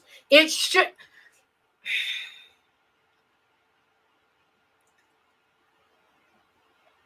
I can't believe these many people are voting against their best interest. Okay, let me see what local is saying. It's in Georgia. I'm Jovita Moore. We're going to get right back to ABC's Your Voice, Your Vote coverage in just a moment. In the race for president here in Georgia, here are the results right now. 81% of precincts reporting Donald Trump maintains a lead with 53% of the vote. Challenger Joe Biden with 46% of the vote. Votes still being counted tonight. Fulton County called it a night and went home, so their count will continue tomorrow. Damn, your time, County has had a major glitch reported in that county. Also looking at one of the Senate races, David Perdue, a Republican, has a lead over his Democratic challenger, Jon Ossoff. 77% of those precincts reporting 54% of the vote for David Perdue, 44% for Jon Ossoff. Georgia's other U.S. Senate seat will be decided in a runoff. We did find that out tonight. Incumbent Kelly Loeffler but he leaving to replace Senator Johnny Isakson by the governor. Isakson retiring because of his health, but Kelly Loeffler will face Raphael Warnock in the runoff, which comes up in January in that race. But you see, 75% of the precincts reporting Warnock holds the lead. No candidate got more than 50%. Doug Collins conceded tonight. Georgia has been known for having major problems on Election Day. That was pretty much not the case today. Channel 2's Justin Gray spent the day embedded with the Secretary of State's office. There were some few issues reported, Justin, but nothing major today. Yeah, Jovita, we've moved out of that war room as they've sort of shut it down. Yeah, they say smooth sailing for the most part for voting. We're in the counting phase now, and as you say, some hiccups there. We just had Secretary of State official brief me and told me they expect Cobb County numbers to come in by 2 a.m. They're getting large numbers of DeKalb County numbers. And that Fulton issue, you know, we had Matt Johnson there on scene. Fulton officials told him they were shutting down for the night. Secretary of State says the Fulton officials are now denying that. They say they are still counting votes.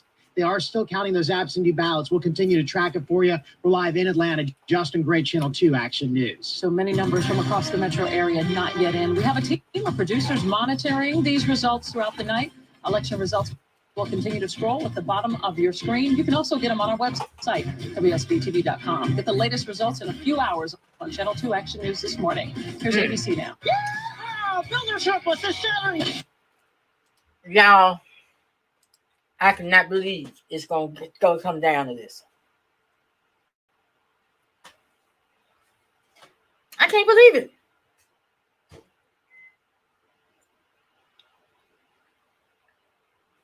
So while we at break, while they on commercial, I want to thank everybody again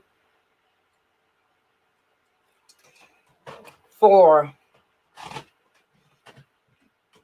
coming over and spending time, giving me your click and your view. You didn't have to, and I don't ever take it for granted. This is my first time doing this because in the last election, I wasn't on YouTube like this.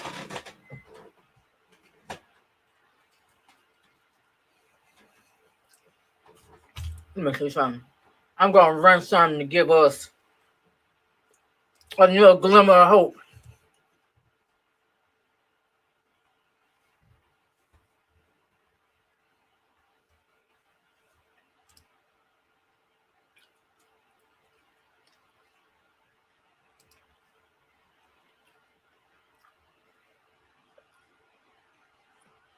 And for those that fell for that damn commercial that Trump ran with all them black men when Joe Biden was making the argument for that crime bill, and y'all cherry picked, and you know who he's talking about. He's talking about us. No, he was talking about criminals.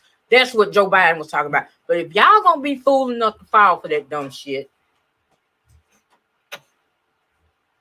the fuck?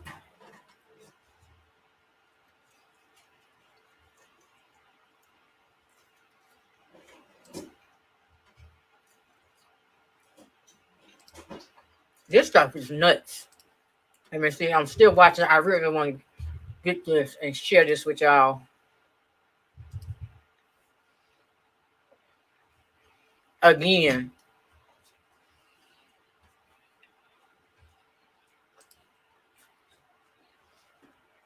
I'm going to cue it up so that in the next commercial break, I can run it.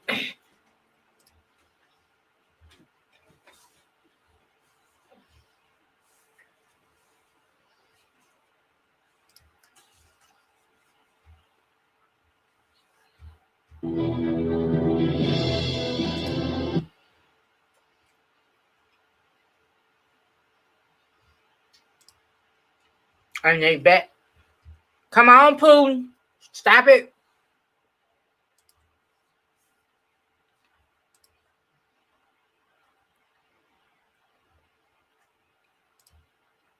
Now, I am surprised that I am still up because I have been up and up. Oh, wait a minute. Something's going on. George Stephanopoulos in this is saying something. Biden just won Arizona, I think. Creeping up slowly. Right now, Joe Biden is leading 54 to 45. So, Tom Yamas, not a lot of new information coming in just yet, but a bit.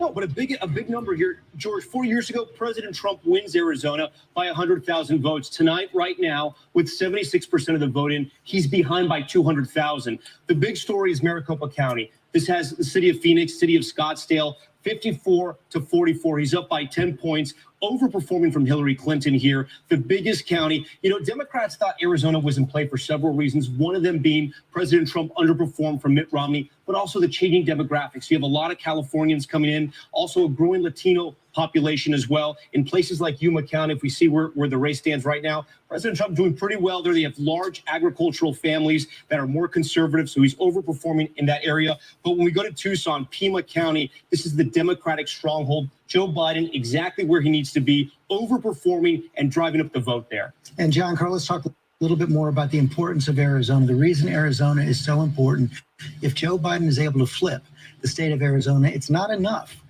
for Donald Trump to win the state of Pennsylvania or win the state of Michigan, he's got to find something else. He needs Pennsylvania or Michigan plus. He could win Pennsylvania and Wisconsin. He could win Michigan and Wisconsin, but it's not going Nevada's to be still enough. hanging out there in some way. Nevada, they count so slowly. We just have no idea what's happening in Nevada. Possibly, but really what they were going to need is Nevada plus New Hampshire. They were targeting, and New Hampshire we've called for Joe Biden. So really what it would mean is that he's going to have to win, that Donald Trump would have to win 2 of those 3 blue wall states. Rahm Emanuel, the Joe Biden campaign, did they think it would be coming down? And it's not down to it yet because we still have had so much vote out there in the blue wall to the state of Arizona. No, I mean, they went there and they thought they had a shot there because of the trend lines you could see. And you have a lot of people not from California, from Illinois, other states that have moved in there. I will say one other thing. If this flips, you've cautioned me to be more careful about it. This is the final revenge of John McCain. This is the guy that he wanted to flip on the ACA. He said he was not going to do it. And you have Cindy McCain, also Jeff Flake, the former senator. So you have and he was up 100,000. He's down 200,000 right now. I know we're not allowed to call it, but those trend lines do not look good for him. And Arizona, to be honest, was kind of trending polling wise where North Carolina and Georgia were. And this has gone better than expected, given the spread is now 10 points when they were talking about a 2-point race. Chris Christie, when you talk to your sources in the White House, your allies in the White House, what are they saying first about Arizona, and what's their plan B if they lose it? Well, they're still fighting on Arizona, and they still believe they have a chance in Arizona when all the votes are counted. But they're very optimistic about Wisconsin. And I've also spoken to Wisconsin Republican leadership. I still believe I got a chance to marry Dwayne Johnson. Does that mean it's going to happen? And the results as they stand now, they feel very confident about Wisconsin. So the approach is going to be Pennsylvania plus Wisconsin. Broke my mouth going to get. I just want y'all to know. They're not giving up on Michigan yet. And I think one of the things we're missing tonight, I know a few people have said this around the table a bit tonight, but I want to really emphasize it. The Biden people thought they were going to have to beat 2016 Donald Trump. And what they're now realizing tonight is he has grown his base. He has found voters that didn't vote in 2016 that are now voting for him in 2020. And I will tell you, the last rally that he had in North Carolina, the campaign told me that 20% of the people at that rally did not vote in 2016 at all. And if you go to a rally and stand 5 or 6 hours and wait to see the president, you're voting for him. So I think that's the thing, the Biden campaign, if it goes against Biden, they have grown their numbers above where Hillary was, but they haven't, maybe if they lose. Okay, Putin. See, anytime they get to talk, y'all notice, anytime you get talking about Putin's boyfriend losing, stuff go to buffering.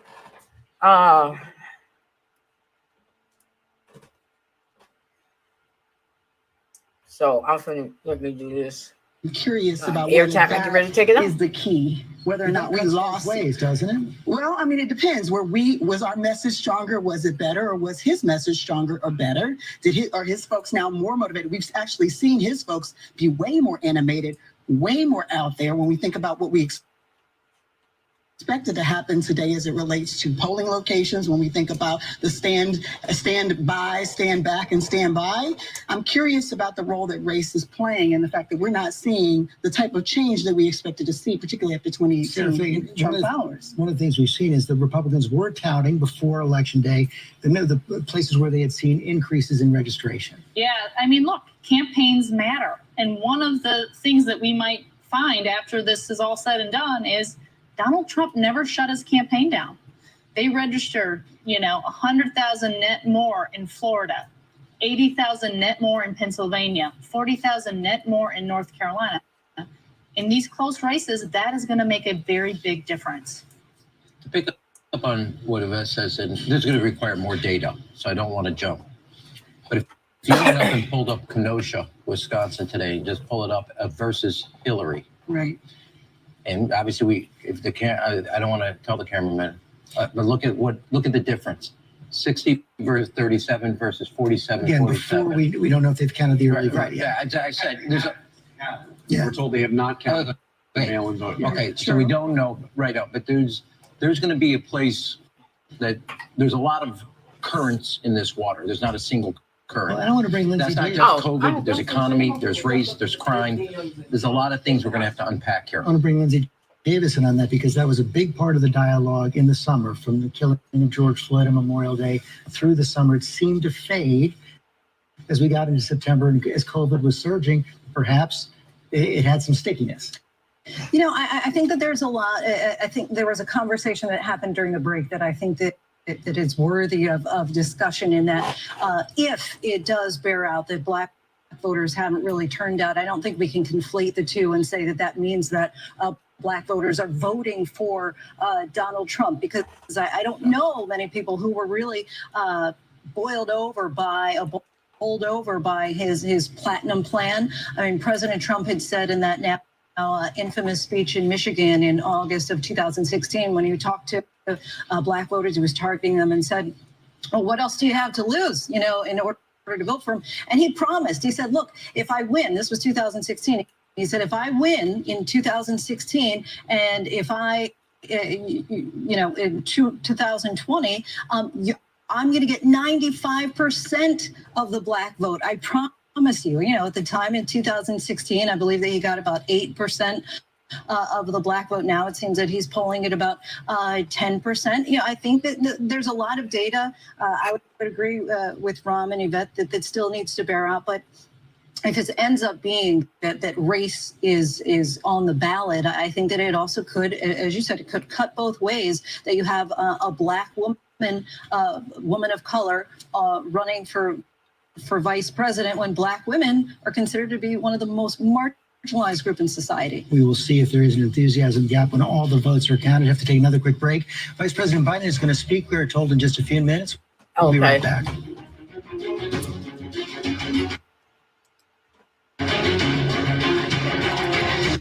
Okay, while they're away at break. Okay. While they're away at break, I want to share a little something that kind of amp us back up. Let me see. Okay, am I back? Am I back? I'm still here. Okay. Trump got Florida.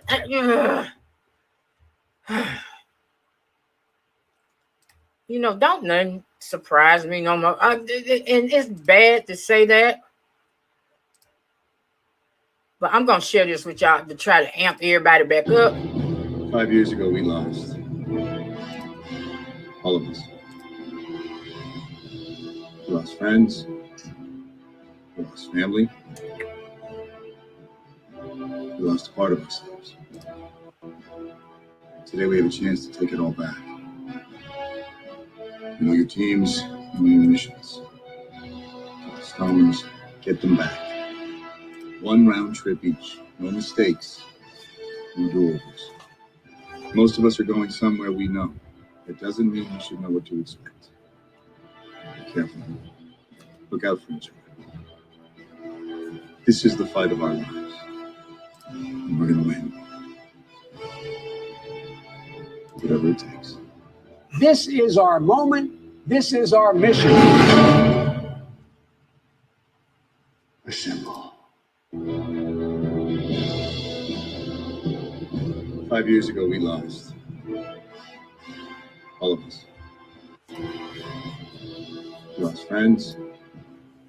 We lost family. We lost a part of ourselves. I can't believe he took Florida. Today, we have a chance to take it all back. You know your teams, you know your missions. Get the stones, get them back. One round trip each. No mistakes. No do-overs. Most of us are going somewhere we know. It doesn't mean you should know what to expect. Be careful. Look out for each other. This is the fight of our lives. And we're going to win. Whatever it takes. This is our moment. This is our mission. Assemble. Just a little something to just give us a little hope, you know, try to, you know, the little pep talk, you know. if you've been following me anytime, y'all know how I love my Marvel and my Avengers. So I'm just trying to get a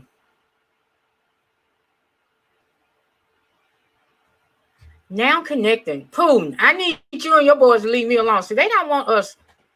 There's something going on. But or what the hell? Okay, come on.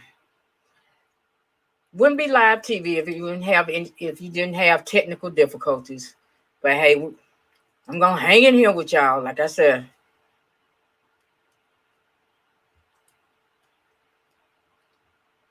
If I have to shut it down and start it over again, but I'm gonna hang in there. So, I don't know what the hell.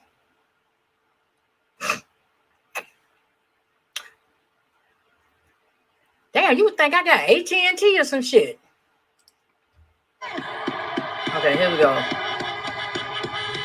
I'm talking to folks in Philly, Allegheny County, Scranton, and they're really encouraged by the turnout and what they see. Look, you know, we could know the results as early as tomorrow morning, but it may take a little longer. As I've said all along, it's not my place or Donald Trump's place to declare who's won this election. That's the decision of the American people. But I'm optimistic about this outcome. I want to thank every one of you who came out and voted in this election. And by the way, Chris Coons and the Democrats, congratulations here in Delaware. Hey, John, the Gov, yeah, the whole team, man. You've done a great job. I'm grateful to the poll workers, to our volunteers, our canvassers, everyone who participated in this democratic process. And I'm grateful to all my supporters here in Delaware and all across the nation. Thank you, thank you, thank you. And folks, you heard me say it before. Every time I walk out of my grandpa's house up in Scranton, he'd yell, "Joey, keep the faith." And my grandma, when she was alive, yelled, "No, Joey, spread it." Keep the faith, guys. We're going to win this. Thank you, thank you, thank you. Your patience is great.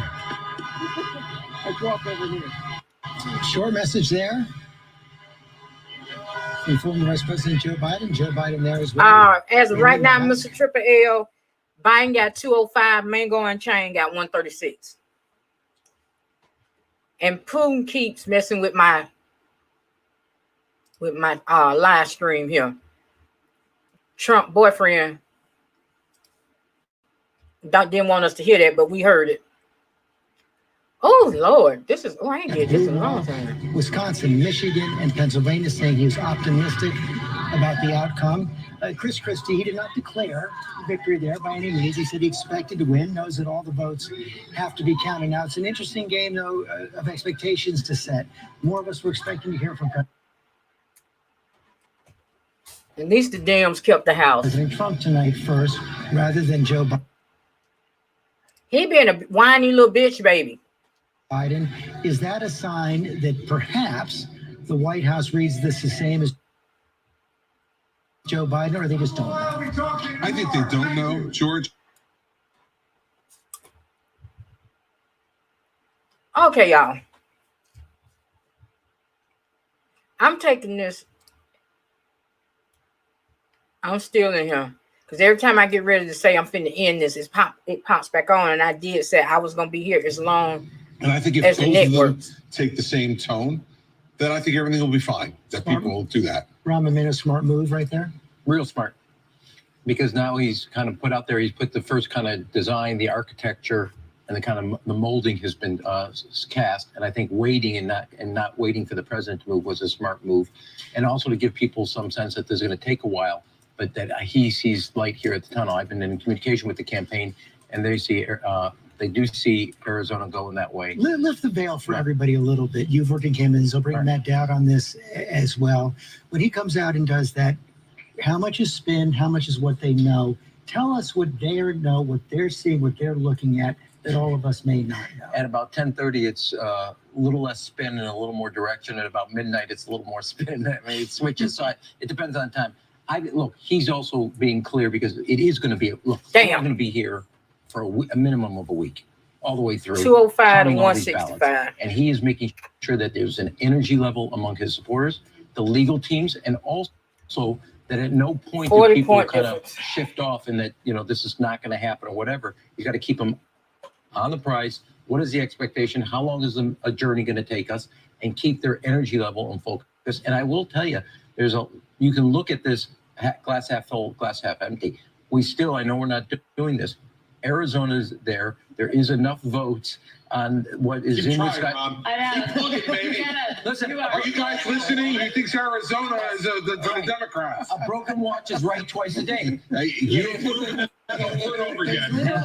Damn. So here's the thing, and I do think when you see the early votes come in, or rather the absentee ballots in the upper parts of the states of the Midwest, you have trend lines that you can extrapolate out of Ohio and out of Illinois that can be projected into both Wisconsin, Michigan, and Pennsylvania. Sarah Fagan, that did have a different tone. I remember 4 years ago right now, Hillary Clinton did not come out.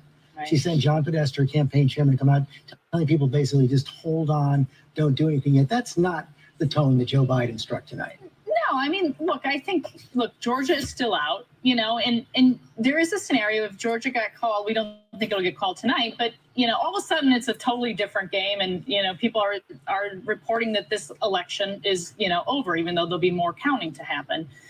So I want to point out what Ram said again, which I think this is really, really important, which is he has to signal to all those people that he needs to show up in Pennsylvania, perhaps Michigan, Wisconsin, Georgia for sure, maybe North Carolina, and go now fight for every ballot.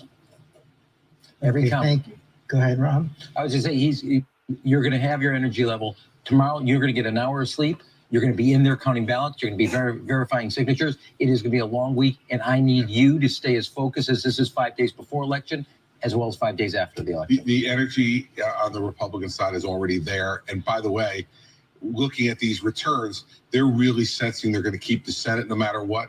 That's going to get them jazzed up even more. Heidi Heitkamp. Well, I think, Biden may be out there rallying the troops, but I remember a couple years ago, in fact, 4 years ago, when Ed Rendell came out and really signaled this is not good. Ed Rendell appreciates his reputation as being a straight shooter. When he comes out and says we're going to win Pennsylvania, I think that means more than the vice president coming out and rallying the troops. And so this is going to take a long time. And take a look at what's happening in Minnesota. How much of that will affect what's going to happen in Madison? What's going to happen in Milwaukee? Madison, which isn't heavily African American, but a huge Democratic vote and an early vote. I mean, this is going to take a long time. And I think you have to, I really applaud ABC and all the networks for saying, cool your jets, no one's won yet, let's just count these ballots. But the longer it goes, and this is what I'll say about Pennsylvania, the longer this goes, just like COVID, the more people are going to get anxious. And so the faster they can do it and do it correctly, the better it is for this country. Thank you. Matthew Dett, I want to bring the question to you that I brought to Rahm Emanuel. You, of course, worked in George W. Bush's campaigns. Talk about, at this point, if you're in the boiler room of the campaign, the war room of the campaign at midnight, almost 1 a.m. right now, what are you looking at? What are you seeing that tells you it's okay to send Joe Biden out there? Well, it's funny. I did just that in 2000 in the campaign late at night, late on election night, when I said they called it too early for Gore. I told them, and we told the media, and the media pulled it back. And then when they called it for Bush, I told the campaign they called it too early for Bush. In that context of this, and so I think, Joe Biden's campaign manager has been a straight shooter for a year and a half.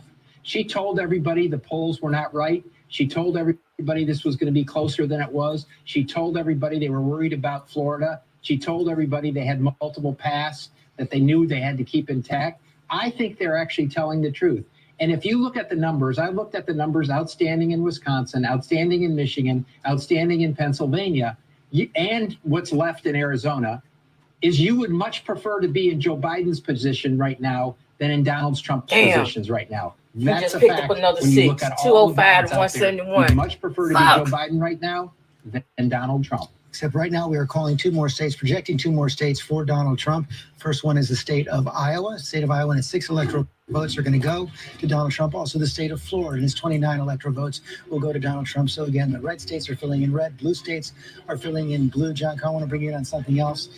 Right now, we have not seen President Trump speak last night, but we've now gotten the first tweet. We're not going to show it right now, but it was something that we were prepared for. We were expecting coming into tonight. After Joe Biden went out and spoke, Donald Trump put out a tweet where he said the Democrats are trying to steal the election. Apparently it was taken down, but now it's been put back up. California, just break that down and let's talk about what that means and what it doesn't mean. He's also saying he's going to come out and speak, and I imagine he'll say very much the same thing when he comes out and speak. But look, the votes have not been counted yet. Nobody is stealing anything. As I mentioned, in the state of Wisconsin, they haven't even begun counting the mail-in vote. In the state of Michigan, they've only counted about 16% of the early vote. In the state of Pennsylvania, they've only counted 24% of the mail-in vote. There are major urban centers in Georgia and in Michigan and in Pennsylvania where only a small fraction of the vote is in. So the vote has not been counted. Nobody is stealing anything. But this has been a theme for Donald Trump. He has been invoking the idea that the election would be stolen for months and months. And rigged election was something we heard consistently. Rigged on the election. I mean, convention. really was something he said in 2016 as well. It's Okay, usually not somebody said something Florida- you hear. He won Florida and Ohio. Okay, Putin. Putin, I'm still trying to pick up for his boyfriend. So it takes time, and this is a really close election, and it's really close in so many of those key states, and it's an election that took place during a pandemic where we have had a massive increase in mail-in voting, which takes longer to process. Chris Christie, what's the end game here?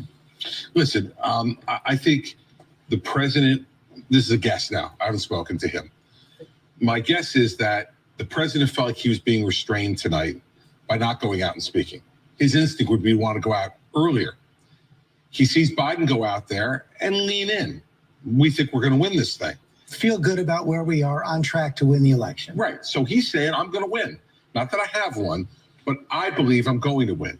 I think that probably really angered the president. You know this. There's a big difference then between sending out a tweet or going out and speaking and saying, no, I think I'm going to win. Here's what looks good in Florida and Michigan and Wisconsin, and saying the other side is trying to steal the election. George, my job here, as I see it, is not to either argue with you about that or to rationalize it.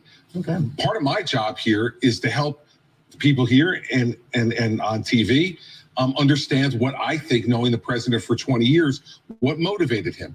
I think he heard that. I think he got angry and said, listen, I'm being restrained. This election is you're the president, asshole. as John Carl just said, and I'm not going to say anything. Then he sees Vice President Biden go out there, and Ron liked it because Ron knew that gave Biden an advantage. He comes out there and says, we think we're going to win. So the president's ticked about it. Right. And when this president gets angry, he goes turns to into Twitter. a little I'll give you bitch, I'll baby. give you one example. In 2006, Joe Donnelly in the upper South Bend area was up 100 votes, and I was chair of the Senator Kennedy, right. This is Trump for right the now. Congressional in 06. I said, go out and declare victory. He says, they haven't declared. I said, you declare. You go out and declare, then they have to prove you wrong. And so Joe going out there, keeps his base energized, keeps people focused for the long term, and made sure, and actually, I like the fact that he got Trump under Trump's skin. Well, and by the way, to be fair, if Donald Trump had gone out there and done that, there would have been people who would have been reacting differently than they reacted to Joe Biden. They would have said, look at Trump, he's trying to heist the election. And so that he knows that too. Language he used. That's Different messages. They're different messages. To understand, wait a second though, they're the same message with different language. We're gonna Same message, different language. We got to take a break. We'll be right back.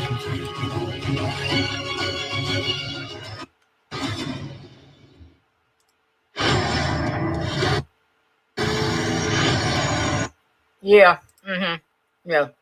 That was the big bitch baby. That's how he's looking. That's why he was watching Biden. He's watching Biden. It's not fair. I should be able to go out and to give me my phone. I will treat it. This is not fair. I am the president. If I want to go out and speak, I should be able to do it bigly. Okay? Bigly. But yeah, little bitch baby.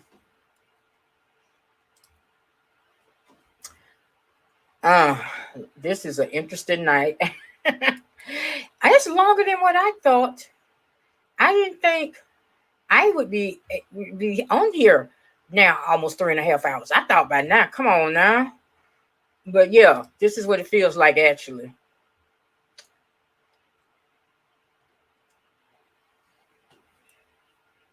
Did we get rid of the yeast infection, or are we gonna have to suffer with the yeast infection for another 4 years? Like herpes. Yeah, DJ Kent. It ain't no horseback rides and sailboat rides like in the damn commercial. That shit, once you get it, it won't go away. We need this motherfucker to go away. So we need a shot of penicillin and be done. Not every now and again, you eat wrong shit, or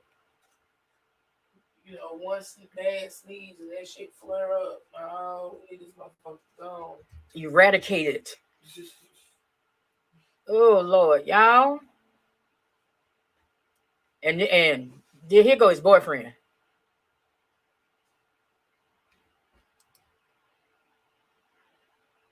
His boyfriend watching the election right now. It's very entertaining to him. And he is bitch baby.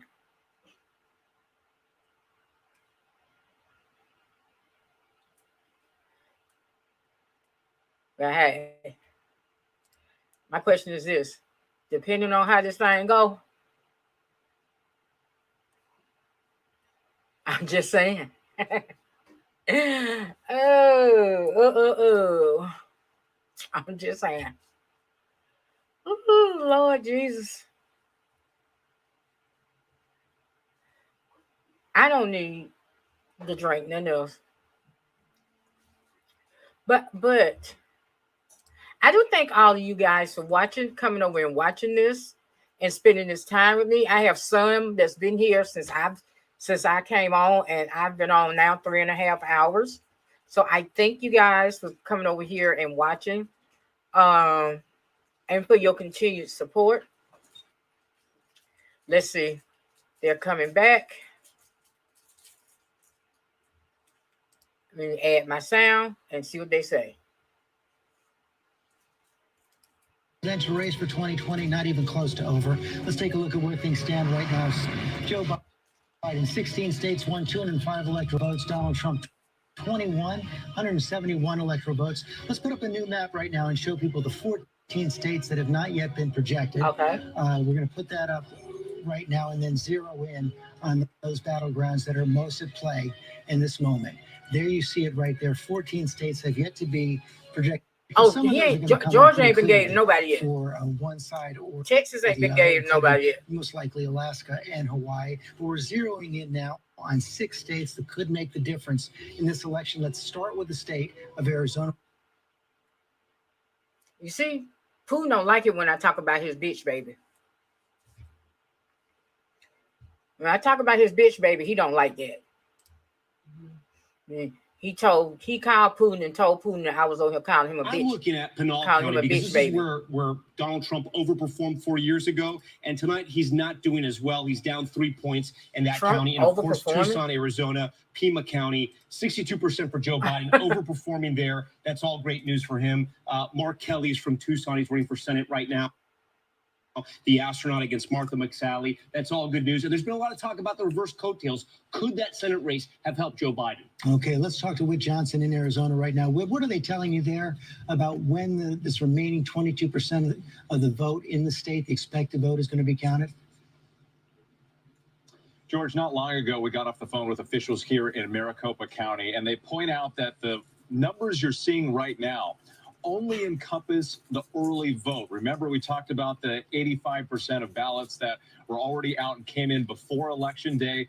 They told us that so far they have not started tabulating the votes that came in from the polls today. And we know that those are going to lean heavily Democratic, the early votes, and the Trump campaign expecting a greater turnout today on Election Day. The other thing that officials told us in Maricopa County is that they do expect to keep this going for another 2 hours or so this evening. They were hoping that by 1 a.m. local time, so 3 a.m. Eastern, that they would be able to be close to releasing their full results. The Secretary of State's office says they are deferring to the counties on this. So Maricopa County, we can't emphasize enough how huge it is because of the size of its population, also because of the changing demographics. There's been a population boom here. It's grown by more than 660,000 people in just the last 10 years. It's become more diverse, a migration of people coming from other Western states like California. Another thing, though, other officials here are also urging caution with those early numbers. We saw a tweet from Governor Doug Ducey, who said that any projection or prediction at this point would be premature. That said, Senate Democratic candidate Mark Kelly was already out a short time ago. It was not a victory speech. Very similar to Joe Biden, saying that they like the numbers where they stand right now and that he is confident that by the end of the night, he too will win here in Arizona. Thank you, John Carr. You reminded everybody how long it took to count the votes back in 2016. It also took, I don't remember the exact amount of time, but a fair amount of time to count the Senate race back in 2018. It took days to count that Senate race, and that was a Senate race, a seat that was controlled by the Republicans, that was lost by Martha McSally, and then Martha McSally was then appointed by the governor to take over the other seat after John McCain died, and now she's running again, looking at the possibility of potentially losing 2 of her party's Senate seats in the course of just a couple of years. Waiting for the final count to come in. Let's look at the state of Wisconsin now, as well as check in on where things are. 72% of the expected vote in Donald Trump, now leading 51-47. We've cautioned many, many times that the early vote has not yet been counted in the state of Wisconsin. Yeah, George, we can't stress that enough. But what we can stress is a lot of the swing counties, there were 23 of them 4 years ago. Right now, in a lot of those counties, from the ones we've counted so far, Donald Trump is on top, especially in this area right here. We know the president did well in Iowa. Those are the counties that kiss rural Iowa. That's rural Wisconsin right there. President Trump is on top. Let's look at Milwaukee, because this is going to be a very large part of the story once the vote is in. We only have 36% of the vote, and that's part of the problem with Wisconsin. That's why we can't declare a winner. We're very far from that. At the numbers as they stand right now, Joe Biden not doing great. But again, we want to stress a lot of the vote is out. That's just the day of vote. That's just the day of. We want to stress that. Yeah, that's not the early vote. In Winnebago County, though, this is a county that mirrors the state results. It's just Oshkosh, Senator Ron Johnson. President Trump overperforming with 77% of the vote. And this is a key county that we look at. President Obama won this county. It swung to Trump 4 years ago. And right now, President Trump is on top. Okay, let's go to Deb Roberts there. Deb, fill us in more. Give us a little bit more of the timeline you're expecting. Perhaps we'll have results from Wisconsin.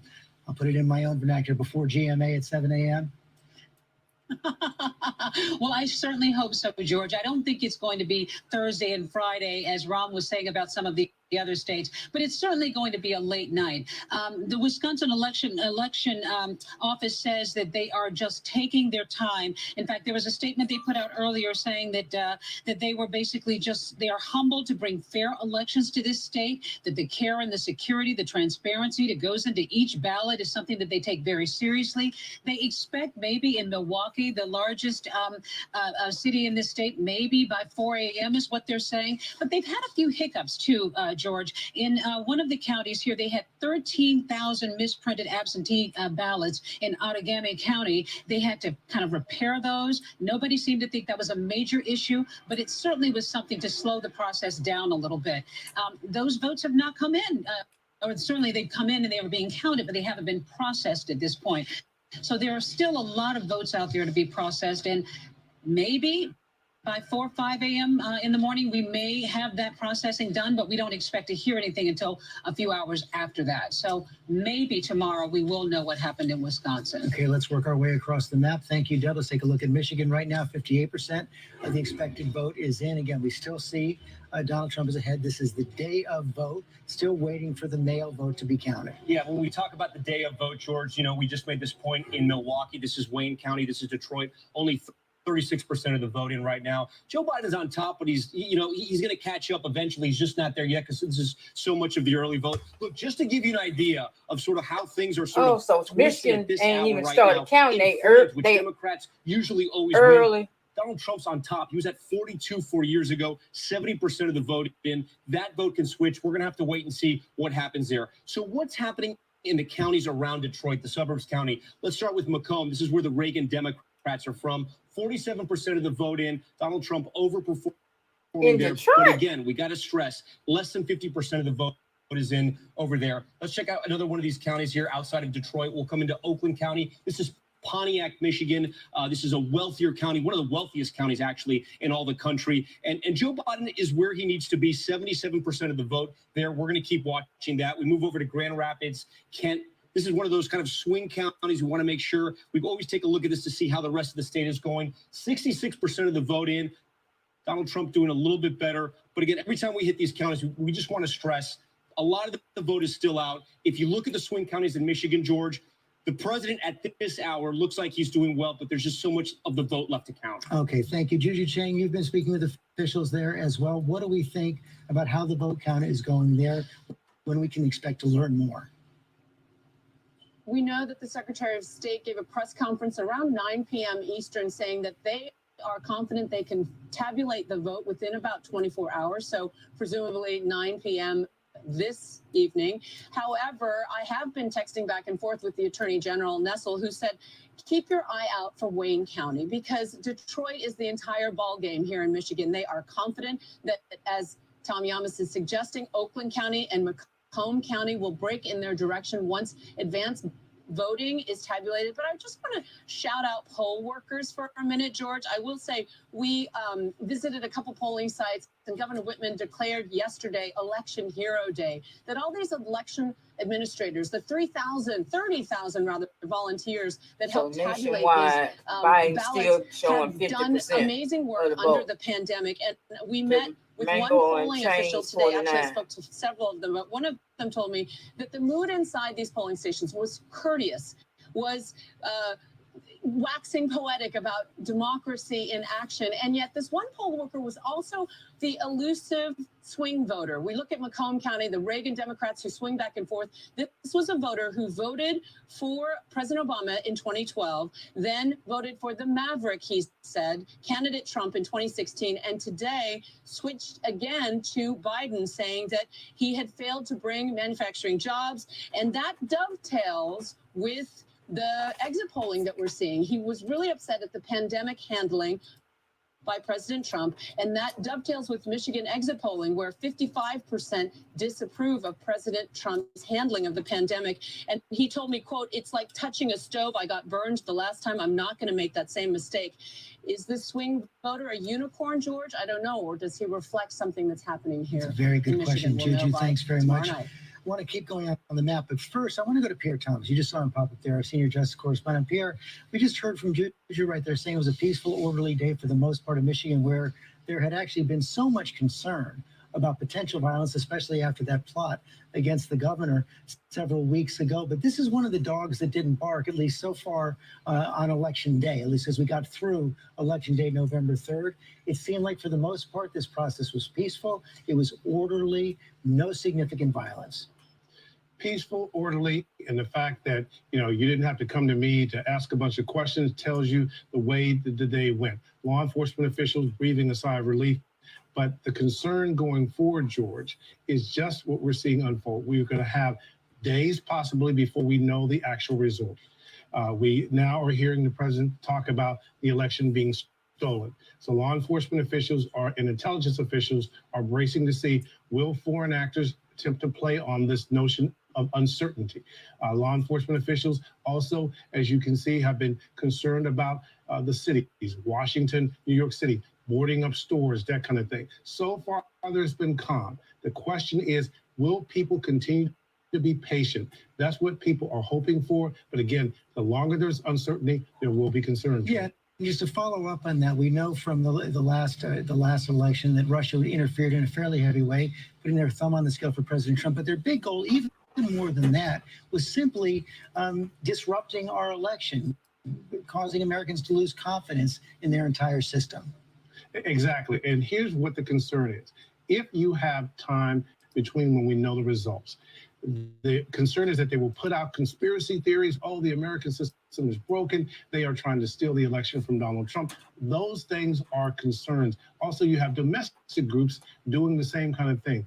The good news is that the social media companies like Google and others, Facebook, have done a better job this time, they say, of identifying fake information so they can block it.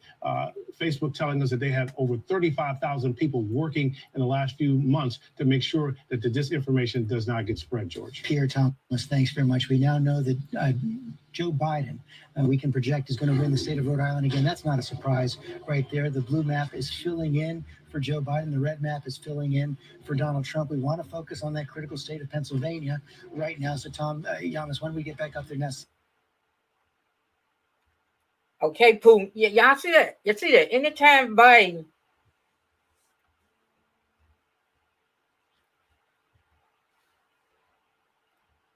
get projected to win, they start this. Almost exactly right now, like 2016 looked. So and 209 and 2016 was decided by 171. 44,000 votes. Still a lot of vote left to come in, especially in the area of Philadelphia. We have not called that yet. It's the biggest county there so far. It's going to be more than 10% of the vote. Joe Biden's on top. He's got a comfortable lead. It can still build as the vote comes in, and we're going to be watching that. We're also watching the suburbs around Pennsylvania. Bucks County, this was razor thin 4 years ago. Donald Trump on top right now, but again, a lot of that vote has to come in. We're going to take a look at Chester County as well. A similar story, neck and neck 4 years ago. There was a bigger spread. We're still waiting for some of the vote to come in there. One county that's looking really close, Joe Biden's hometown where he was born, Lackawanna, 99% expected in. Looks like Joe Biden is going to run away with that one. Not a huge county in Pennsylvania, but he's where he's from. He likely wants to win it. Just south, though, an important swing county, Lucerne. Right now, President Trump is on top. He's overperforming. We still have a quarter of the vote out, so we're going to have to wait and see what happens there. But, George, again, just looking at the map right now, as it is right now, it looks a lot like 2016. Pittsburgh, Joe Biden's on top, but we still have a lot of the vote that hasn't come in there. Okay, Tom, thanks very much. Let's go to Eva Pilgrim in Pennsylvania. What more do we know now about where the count is? Well, we don't know too much more about where the county is, to be quite honest, George. At this point, we're still waiting for an update from election officials. The last we heard from the Secretary of State, they were hopeful that they would have the majority of these votes counted by Friday. But I mean, as we all know, some of these counties aren't even starting to count these early ballots until tomorrow. So those votes haven't even started to be tabulated. We were just told a short time ago that those Bucks County early mail-in ballots have not been counted yet. That's a huge portion of votes that would potentially go to Biden. So we are waiting to see how those votes come in as well. And here in Philadelphia County, they are counting around the clock. They originally thought they were going to be able to count some 32,000 votes an hour. It looks like they're really only going to be able to count about 10,000 votes an hour is what we last heard from them. So it's going to take some time. People are going to have to be patient. But I do think we should look at some of the counties where we are seeing a majority of the votes already in, and specifically those counties that were expected and they have gone predominantly for Donald Trump. The Biden campaign has said they didn't need to win those counties, but they needed to get some extra votes in those counties. Pike County, Lycoming County, Wayne County. Biden has seen small gains in those counties. This was a tight race. Is that going to be enough? We'll have to wait and see. That is the question we do have. You hear the chime right there. Oh, Another Lord. call. Projection now for Donald Trump. It is the state. Oh. It's turning to be more of a battleground than people expected this year, but Donald Trump will win again. Oh, 38 electoral votes in the state of Texas. Matthew Dowd, it was a battle for a while. Democrats had their hopes up, particularly after they saw that that early vote come in ahead of 2016 votes, but Donald Trump able to pull it out. Yeah, to me, the fascinating thing about the map as it unfolds tonight, George, and Texas is representative of it. And Arizona so is they put too. him at what? Two reliably solid red states What is are that? moving in the Two? opposite direction. At the same time, simultaneously, places like Florida that were swing states are moving away from the Democrats. So you have this country now, the electoral map is refashioning itself now, where you no longer have solid red states in certain places and winnable or solid blue states. So the map is shifting, and Texas is one of those. It's taking time. It's probably not going to catch up for another year or two, but soon it's going to be a state that is heavily competitive, just like Pennsylvania, Michigan, and Wisconsin. Matthew Dobb, thanks very much. We have to take a quick break. So We'll what's be that right put back. the count at?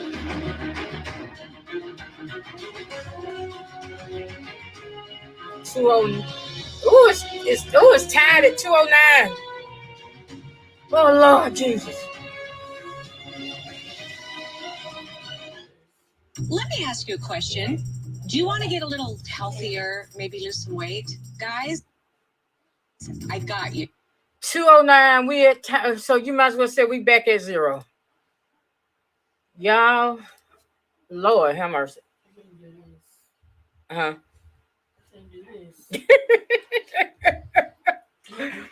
Oh my God. Oh my God. Oh my God, y'all. This is crazy. I want to shout out everybody in the chat that's still hanging in on all platforms. What's the go? Oh Lord, child. This right here. This right here. I just don't get it. Oh my God, I don't get it. What's so hard? I mean, the thing on the pandemic alone, this motherfucker should have been out.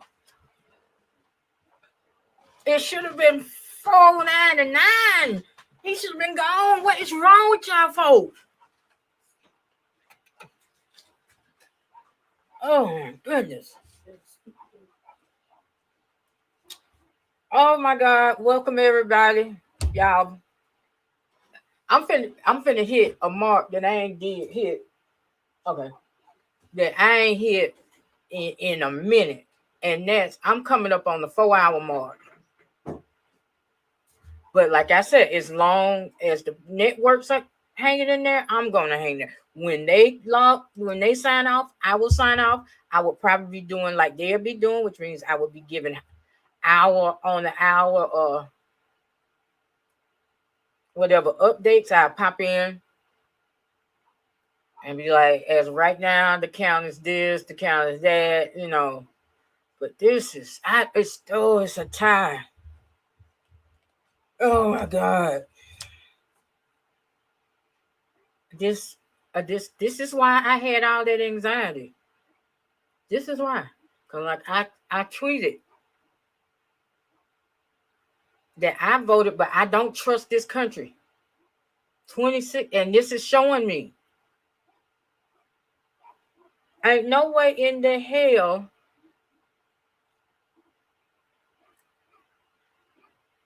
it should be this close. We should not have a tie.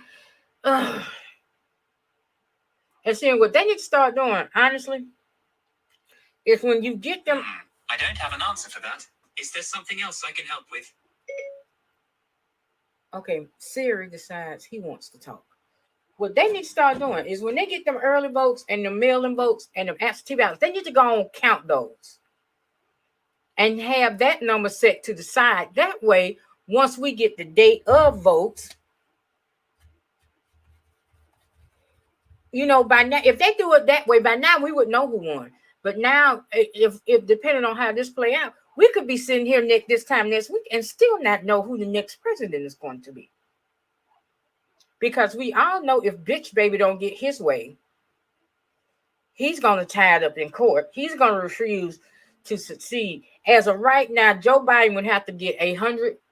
Oh, Lord, 212, 209. Oh, Lord.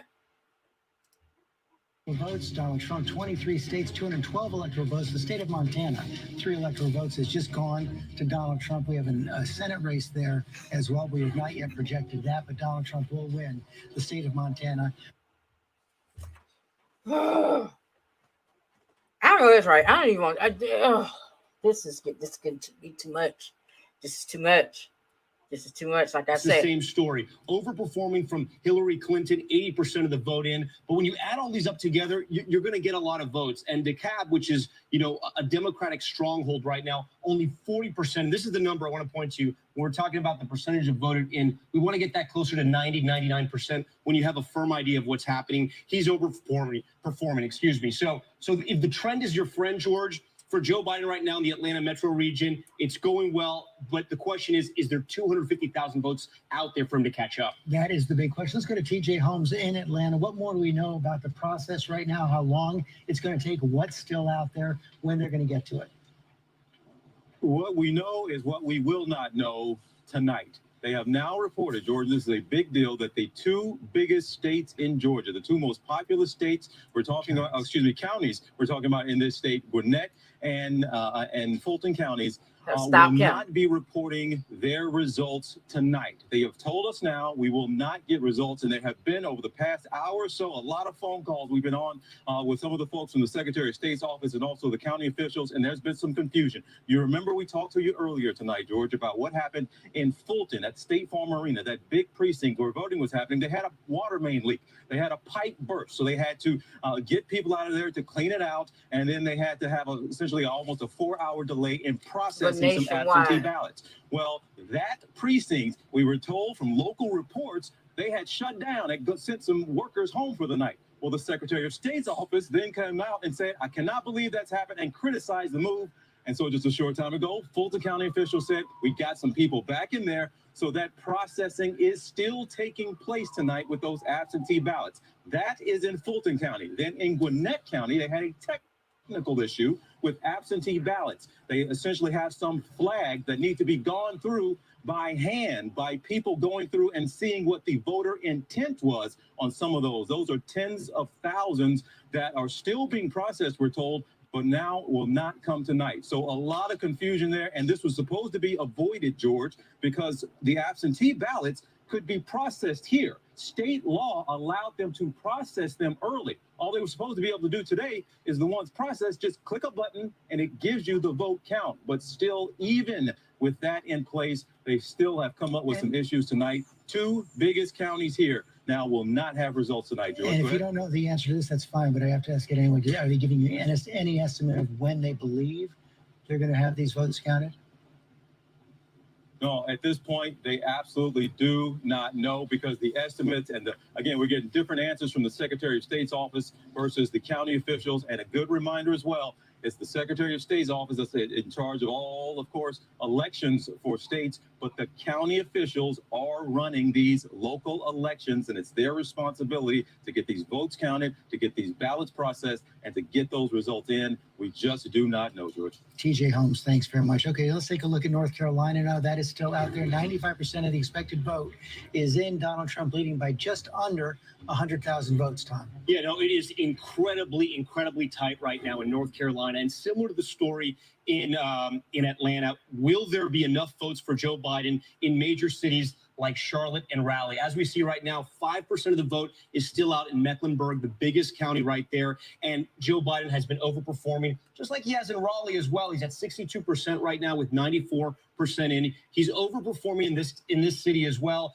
This begs a question, though, George, because what we're seeing in North Carolina, we saw in Ohio, and we saw in Texas as well. Joe Biden is doing better in the urban areas. He's overperforming there, but Donald Trump is keeping up, or he's doing better himself. So it begs the question, did President Trump grow his base as well in the rural areas of some of these states? I want to go to Byron Pitts, but first, John Carl, we saw that happen in Texas. We did. This is an astounding fact, George. Texas, which has counted 93% of the expected vote, Donald Trump got 1 million more votes than he got in 2016. 1 million more Trump voters. So more Democrats voted, but yeah. And by the way, Biden got about 1 million more than Hillary Clinton. But the fact that Donald Trump was able to find 1 million more people to turn out to vote for him in the state of Texas is quite astounding. And you saw it in places in North Carolina. One, you talked about Robeson County in North Carolina. This is near Fayetteville. This is a county that he won narrowly, not only with a bigger margin this time, it looks like, but with considerably more votes. More votes. He's turning out people who did not vote for him last time. First-time voters for Donald Trump. Let's go to Byron in Raleigh, North Carolina again. Let's walk through this, Byron. What do we know about what's still out there, when it's going to be counted? Well, George, at this point, we know there are about 117,000 absentee ballots still to be counted, and that may take up to 9 days. And right now, President Trump is up by about 75,000 votes. So he won North Carolina by 175,000 votes 4 years ago. He has a 75,000 vote thereabout lead right now. So I think the Republican Party is feeling like it isn't over yet, but they can probably start putting the sweet tea on ice at this point. And George, I think anything can still happen, though. It feels like it's favoring President Trump at this hour. One of the early headlines, if things stay on the track is going right now, is that in North Carolina, the Democratic Party brought their wallet and the Republican Party brought their friends.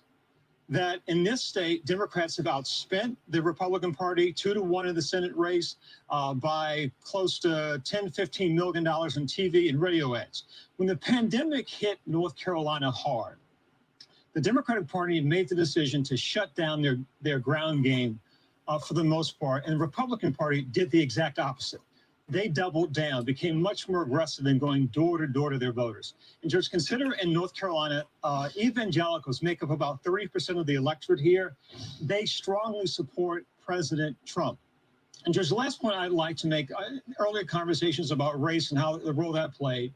Every 2 years, every 4 years, we talk about the new South, how it might emerge. And I think separating Georgia, but when you look at South Carolina, North Carolina, what we're seeing again, despite all this progress, that those two states are still pretty much the old South in many ways when it comes to national elections. Conservatives have gone hard for President Trump. Democrats, the voter turnout increased to about 74% statewide compared to 68% in 2016. And so while certainly Democrats were excited, Trump supporters were also excited, and they came out strong for their man. Which is why we are still here right now, a split country, split election, not decided at 1:29 in the morning on Wednesday, November 4th. Cecilia Vega, what more do we know about the president? We've seen the tweet. Is he going to speak tonight? What is he doing? Is he still watching? What should we expect?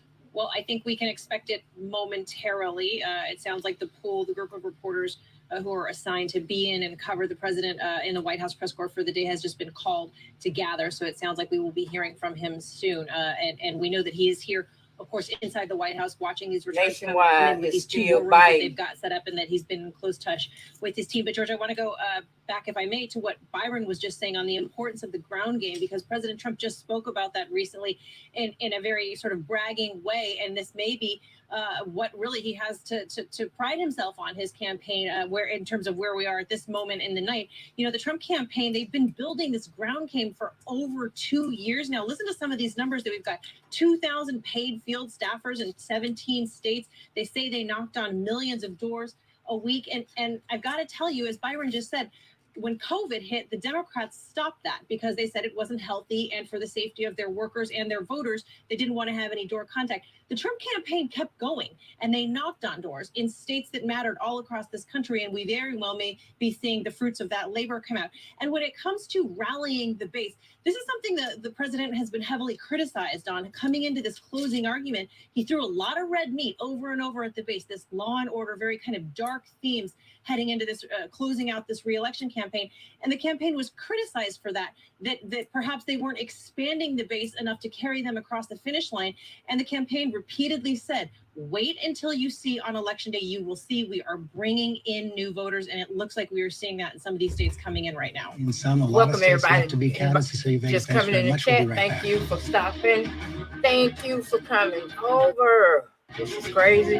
I did not think that here at 1:32 Eastern time on November 4th that we would have a 209-212 race going on, where a lot of votes are not going to be counted until finish getting counted and totaled up until tomorrow. And there's some states that it could take up to 9 days. Are you serious? Are y'all dumb? I mean, seriously. Are you dumb? Are y'all dumb? I'm just saying. They still got to count the early mail-in absentee ballots. Though all those got to be counted. These are just day of numbers.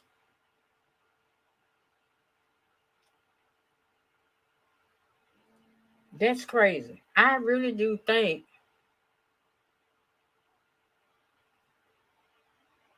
that it should be a law. Now, nationwide, Joe Biden got 50% of the vote to Donald Trump's 49% of the vote. But that damn electoral college is coming, look like it's going to come into play again. Biden got 209, Mango Unchained, 212.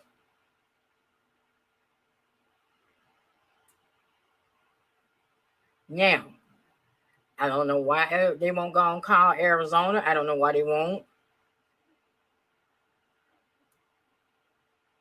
Oh my goodness. This is, we in for I'm here for the long haul. Like I said, I just hit the fold 3, fold 4 mark with this coverage. So I'm here as long as the networks are here. Because I think a lot of them are shutting it down at 2:30. So we got a little under an hour left. Hopefully something would change, you I think. Okay, they calling the house for the Dems, but every time,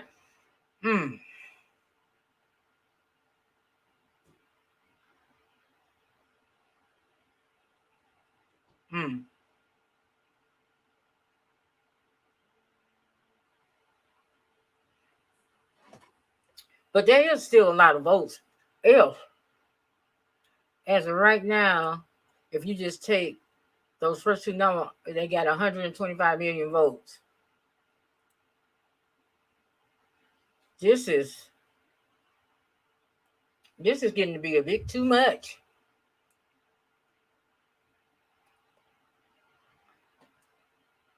Oh, wait a minute. Biden just got 210. I see it. 210. Y'all see it? 210, 213. Okay, so Biden picked up another vote. Okay. And so did Mango Unchained. Shit.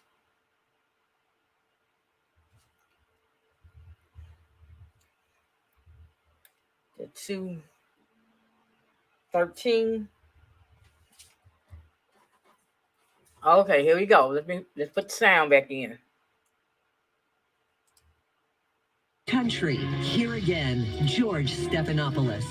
And it's 1:35 here in the East on Wednesday morning, November 4th. And I think this is the first time in a presidential election that I've covered where I'm actually projecting a single congressional district and that it may matter. This is in the state of Nebraska. We've now projected that Donald Trump will win the first congressional district in the state of Nebraska, but Joe Biden will win the second congressional district in the state of Nebraska, picking up one electoral vote in that red state.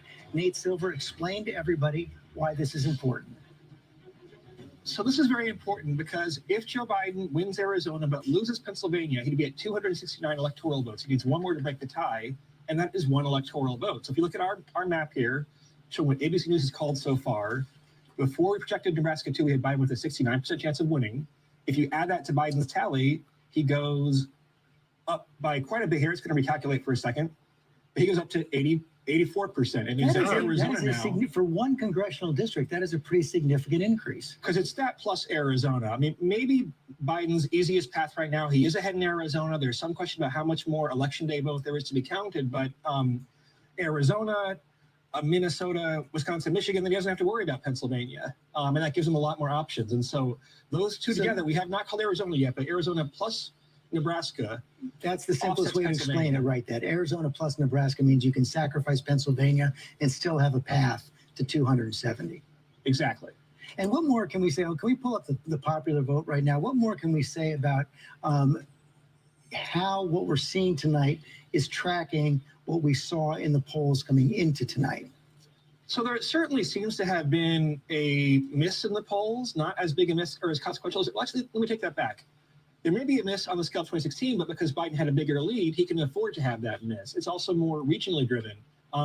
He's doing fine, for example, in New Hampshire, we think, and probably in Maine.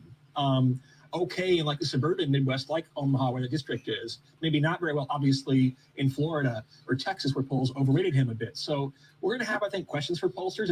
But you know, the reason to have a bigger lead is because things can go wrong, and you can wind up with quirky, frankly, ways to win like this. Okay, there's a chime. We have another state to now project for Joe Biden, and it's going to be the state of Minnesota for Joe Biden. Joe Biden will win the state of Minnesota. So 220? And it's 10 electoral votes. It's good timing there. Picking up on what Nate was just saying, I want to bring this to John So Paul. We know 220 to that President Trump 213. had some hope in Minnesota. He spent a fair amount of time there, spent a fair amount of money there because he wanted an insurance policy against a loss in Wisconsin or Michigan and Pennsylvania. It's not to be tonight. You combine that with Nebraska, and we're getting a much clearer picture of what each side has to do in these final hours. Absolutely. I mean, he went there in the last week. He barely lost. Minnesota was the closest state that he could have flipped, and it's one of those blue wall states that he didn't get that he thought he had a chance. So now, you know, you're looking at a situation where he really has to pick 220 off to 213, at y'all. least Pennsylvania and maybe Pennsylvania plus Michigan or Wisconsin, depending on what happens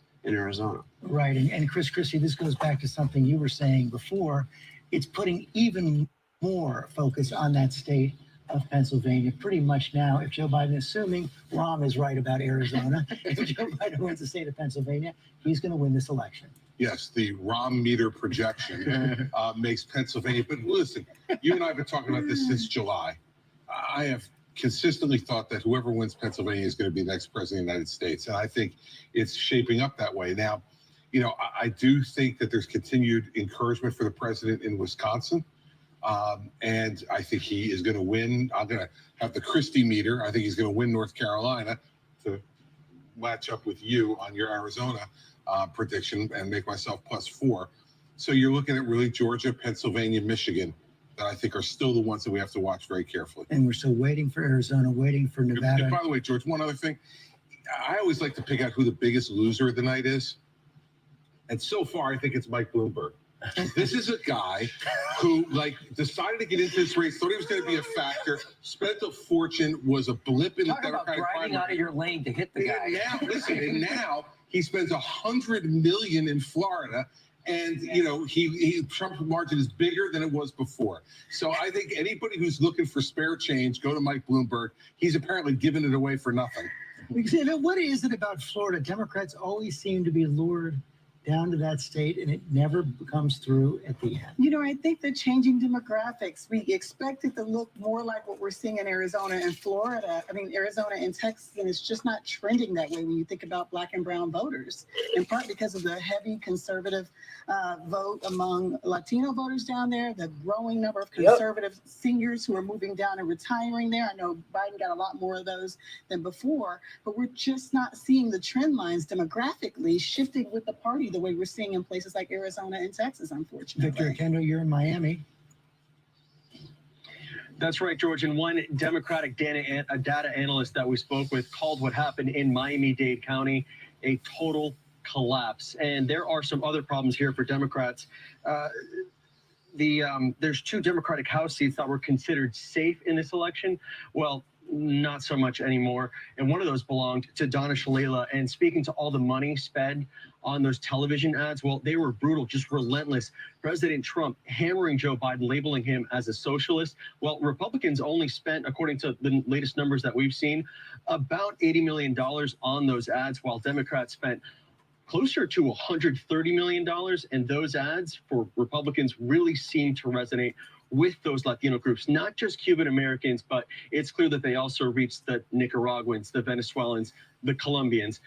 All of those groups seem that to he turn don't out give a damn for President about, Trump that he in was this election, not the way saying the Democrats didn't wanted this one to shouldn't go. be in this George, somewhat country in different the when first race playing in place. Arizona. But David, what are we seeing in the exit polls about the role race is playing in this election? Well, if you look at, let's take a look at the question. Minnesota racism in the U.S. It's interesting if you look here, and given the George Floyd and so much coverage of it this year, and this, much needed conversation in this country, only 8% of the people, according to the exit polls, said that that is the most important problem. Of course, we are dealing with the pandemic and the economy, and so there are a lot of things that have also shared the news cycle these last few months.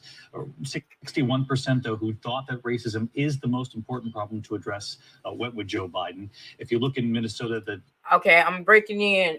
This just in Georgia, Democrat Lucy McBath.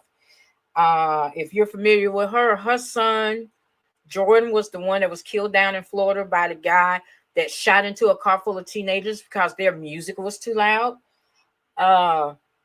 She just won re-election in Georgia's sixth district. Again, Lucy McBath has won re-election in Georgia's 6th district. Okay, let's go back here. Of Walter Wallace in Minneapolis with George Floyd, in Atlanta with Rayshard Brooks, and also in Kenosha with Jacob Blake. How is that all going to shake out? 3 of those 4 states still outstanding. Matthew, this may have been the subtext of campaigns now going back to, of course, Barack Obama's first win in 2008. We're seeing it play out in different ways every 4 years. Yeah, and as I said, it's a shifting electoral college, and I'm very interested in seeing what the national popular vote margin ends up, because that's going to tell me a lot. My guess is what we're seeing across all the states, with the huge exception of Florida, which I think at some point the Democrats have to just say, we're never doing that again. That's it. We're done. We'll concentrate somewhere else. Is there's about a 3 or 4 point shift towards Biden in every place, percentage-wise, in every place but Florida, Maine, New Hampshire, Arizona, Minnesota, all of the Texas, all of these places, you're having a 3 or 4 point shift. And my guess is that is exactly what the national popular vote ends up, that there was a 3 or 4 point shift, and it gave Joe Biden we'll see, a bare win in the electoral college. And that's why everything broke the way it did. Thank you, Matt. Byron Pitts, I know you want to weigh in on this. Yeah, George, this issue of how the George Floyd dynamic play. I'm thinking of the famous New York Broadway play, A Bronx Tale. Would you rather be loved or feared? Right? What we saw with President Obama, there was so much pride and love for his candidacy in 2008. Black voters came out in large numbers. We're not seeing that this time in the South. We were at an evangelical Christian church on Sunday. Good and decent people. But when we talked about the issue of the racial divide, almost silence. They didn't have much to say about that conversation. They didn't see it the way that many people of color, many liberals have seen it around the country. And so I think for all the progress we think we're making as a nation, certainly for all the progress people pride themselves on the South, again, this notion of a new South, I think what we're seeing tonight, it would appear, when it comes to race, oftentimes in this nation, blacks and whites can receive the same information, but see it differently. That's the story of the country. We've seen so many times. We are divided in so many different ways. We have some information now coming in from the state of Nevada. The first votes are coming in from the state of Nevada. So much early vote in that state. It was well over 90% voted before Election Day. Now 74% of it has been counted. That's right. That's what we have so far. Wait a minute. We got a flip. Clark County, this is where 3/4 of the vote's going to come for the entire state. This, of course, is Las Vegas. Joe Biden with a comfortable lead right there. He's up 10 points, overperforming from 4 years ago. A quarter of the vote still out. You can't talk about Nevada without talking about COVID, George. The state was ravaged by COVID, not only physically, but also economically. At one point, it had the highest unemployment rate in the entire country. 70% of the state depends on tourism. And that would give him how many? This is Reno. This is where President Trump has to keep the margins close. And right now, they're not that You're close. welcome, baby. So Thank the you for trend hanging right out now, with me. Joe Biden on top in Nevada. And from what we're seeing in the data, a quarter of the vote still out. It looks like it could possibly be good news for Democrats. Okay, Tanya Yamas, thanks very much. I have to take another quick break.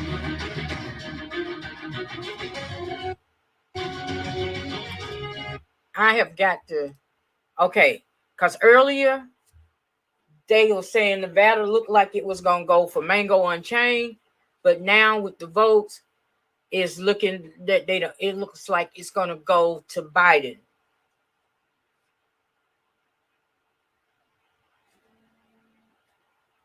Y'all better see.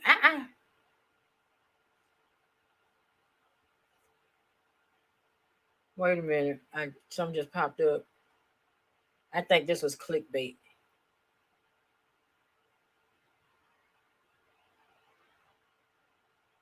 Okay. I fell for clickbait. But thank you all for coming hanging with me. Like I said, I'm gonna try to hang in as long as I can, as long as the networks have live up-to-date broadcast. I'll hang in there with hang in. So right now it's 220, 213 Biden.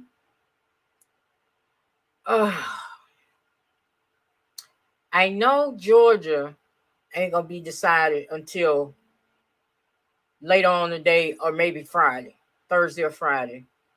I think is Wisconsin the same, or the Dems and tied it up. Come on, Dems. Let's get to let's go. Come on now. Come on. I'm gonna let y'all know that the later it get, the sillier I'm gonna get, the more broke my mouth gonna get. But I'm gonna hang in here. I'm hanging in. See, we got the House. We just need to get the Senate and the White House. Come on, y'all. We can do this. There's still some hope. See, every time the numbers go up like that, I get more energy. Okay. So I can choke shit out of North Carolina. It's still 220, 213. So they hadn't gave him Nevada yet. And I think those were 6 electoral votes. Oh, come on. But yeah, thank y'all for hanging out with me. I know I got some people that's been in here since the time. Well, actually, they was in here when I logged on. So they got here before I did. And we're coming up on the 4-hour, 20-minute mark since I've been on. And they've been hanging in there with me. I see the Senate is tied. This is going, so it ain't, They still hadn't called Arizona. So he might get Nevada. That's a good chance. And Arizona.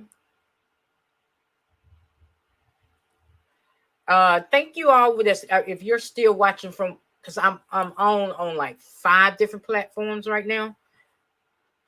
So I'm coming to you from the Facebook, on the Facebook page, both for the YouTube channels, the Periscope, and the Twitter page. So I think everybody that's from every one of those platforms that's took time out to come in and watch today. Oh, when is this coming back on? We're going to be having a lot of watch parties over here. Well, it's going to be on the baby channel. Okay, let's see what they're saying. Here in New York, coming up on 2 a.m. on Wednesday, November 4th. And let's take a look at the map right now, where things stand for each side here in this close race for president. I can't believe y'all. I can't believe it's this electoral votes, 212, 13 there for Donald Trump. 23 states won for Donald Trump. Joe Biden, though, has the lead right now, 220 electoral votes. We're also keeping an eye on the Senate races right now, and we can say now that Joni Ernst in the state of Iowa will win. Her Senate race will be reelected, Republican from the state of Iowa. Kenneth Whitworth is there. This is an important hold for the Republicans in the state of Iowa. Damn. Absolutely, George. And, yesterday we saw Joni Ernst talk with Ivanka Trump, 2 voters right here in Des Moines, Iowa. Now, Joni Ernst really aligned herself with President Donald Trump, and that became incredibly important as they came up to the end of this race. Now, Joni Joni Ernst initially was a little bit behind in some of these September polls, but as we inched toward election day, she started to make up some of that vote, and we really saw that, George, in these independent voters. Voters here in Iowa are known to split the ticket, but she relied on those independent voters. They turned towards her, and many of them said it was important to people here in Iowa to keep that Republican control of the Senate. So when you heard her, you heard Ivanka Trump, and you, of course, heard Governor Reynolds here encouraging voters here in Iowa to vote Republican up and down the ticket. And they certainly did that here in Iowa, and they kept control of her Senate seat, which has been incredibly important. And she was very emotional and even hoarse tonight, George, when she spoke, thanking her supporters for another chance to represent Iowans in the Senate. And of course, Teresa Greenfield, relatively unknown, but ran a very tough race, George. She campaigned some 400 stops trying to win this race, but in the end, she just couldn't pull it off. It was Senator Joni Ernst that was able to keep that seat. Kate Whitworth, thanks very much. Sarah Fagan, Iowa, your home state. Senator Ernst is one of those Republican senators who never wavered in her support of the president. She did not, and she really fought hard for the ag industry. I mean, Donald Trump came out, did a number of positive things for the ethanol industry. I think that really helped her, and it really helped him whoever said that. in Iowa. Okay, Rahm Emanuel, you wanted to weigh in earlier. I think if you look at the map, and this is my one chance again to repeat myself but on a serious note, about you're going to start seeing regional blocks that when I think Nevada and Arizona, you got New Mexico, Colorado, you used to have the West Coast, you used to have the New England. You're going to start seeing that North Carolina and Georgia are going to start performing more and more like Georgia and less like Alabama, or rather more and more like Virginia and less like Alabama, Mississippi, and Arkansas. I will say that Florida did not perform in 2018 for the Democrats. It is not performing now. And there's going to have to be a real assessment if you're going to go spend $60 million. Plus Bloomberg's 100. Well, yeah, well, I'm just. Well, I mean, Bloomberg, that was a tax write-off for him. You're going to get a lot of that back. My point is, there's Let's going keep to it have to be 100. a discussion about how you spend it, et cetera, because the place is now in 3 elections immune from what Democrats on the congressional level, the Senate level, the statewide level, and the presidential level. So Mary Bruce, want to go to you. The Senate Republicans are protecting a lot of those Senate seats they needed to protect tonight. This was not what Democrats were hoping to see tonight. They still are keeping a very close eye on a few more races here.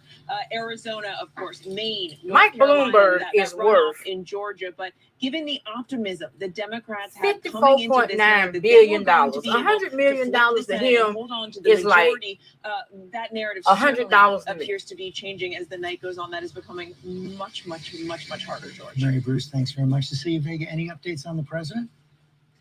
George, I wish I could tell you more. I can't. We're approaching 2 a.m. We're wondering if the lights are going to stay on out here at the White House because the clock is ticking for the hour that they told us that they were going to shut these off. It's crickets from him got mad on our team, from me him mad. reaching out to him sources. thought that him had the lead and that him gonna win.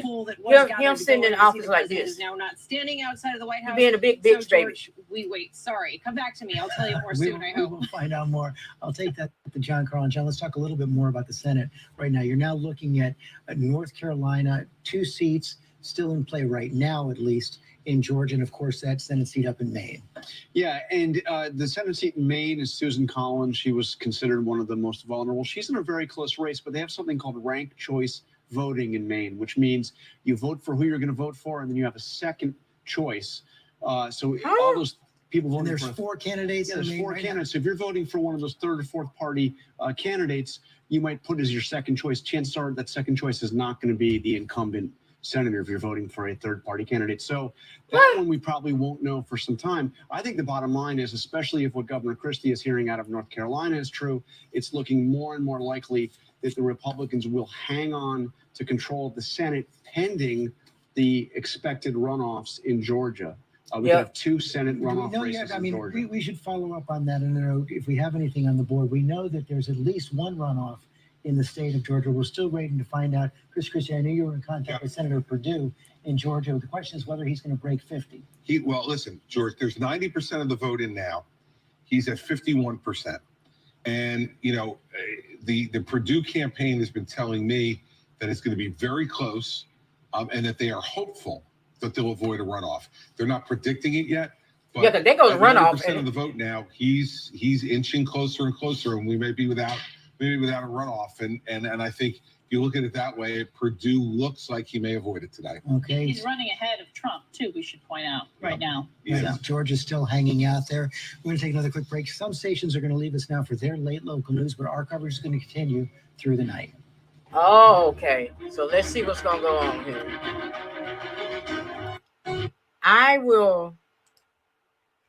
I'm just going to mute that. If they still stay on, wait a minute. Let me do this. There I go. How y'all doing? Y'all, I didn't think, I appreciate y'all. I didn't think it was going to be this long of a night. I didn't. I did not think we were still going to be. Oh, shit. Wait a minute. I'm going to have to do this another way. I did not think we would still be trying to find out who the winner is going to be. But I didn't know that they hadn't even got, a lot of states hadn't even got around to the early vote.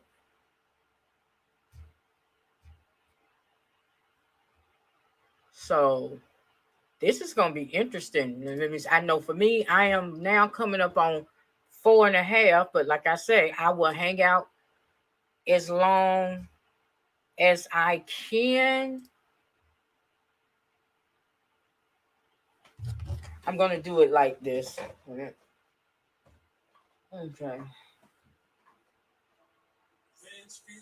Let me see.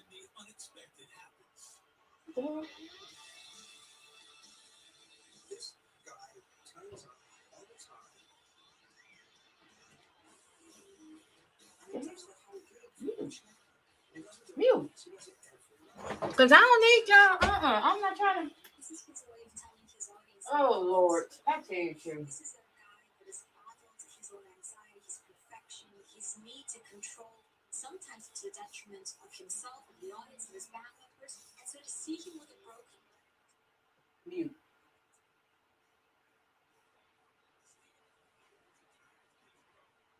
Okay, y'all. Okay, I'm gonna go here.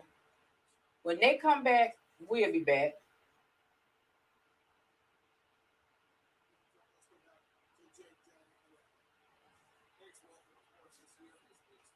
Okay, we still got 213. So that seemed to be the running number, 213 to 220. I'm checking other sources. You're not missing anything. As soon as they come back, we'll go back to them. But I'm checking some other outlets, and yeah, that seemed to be the running number, the 220 to 213. I'm scared to turn to Fox. Fox might have it at 500 to 2. Yeah, 220, 213.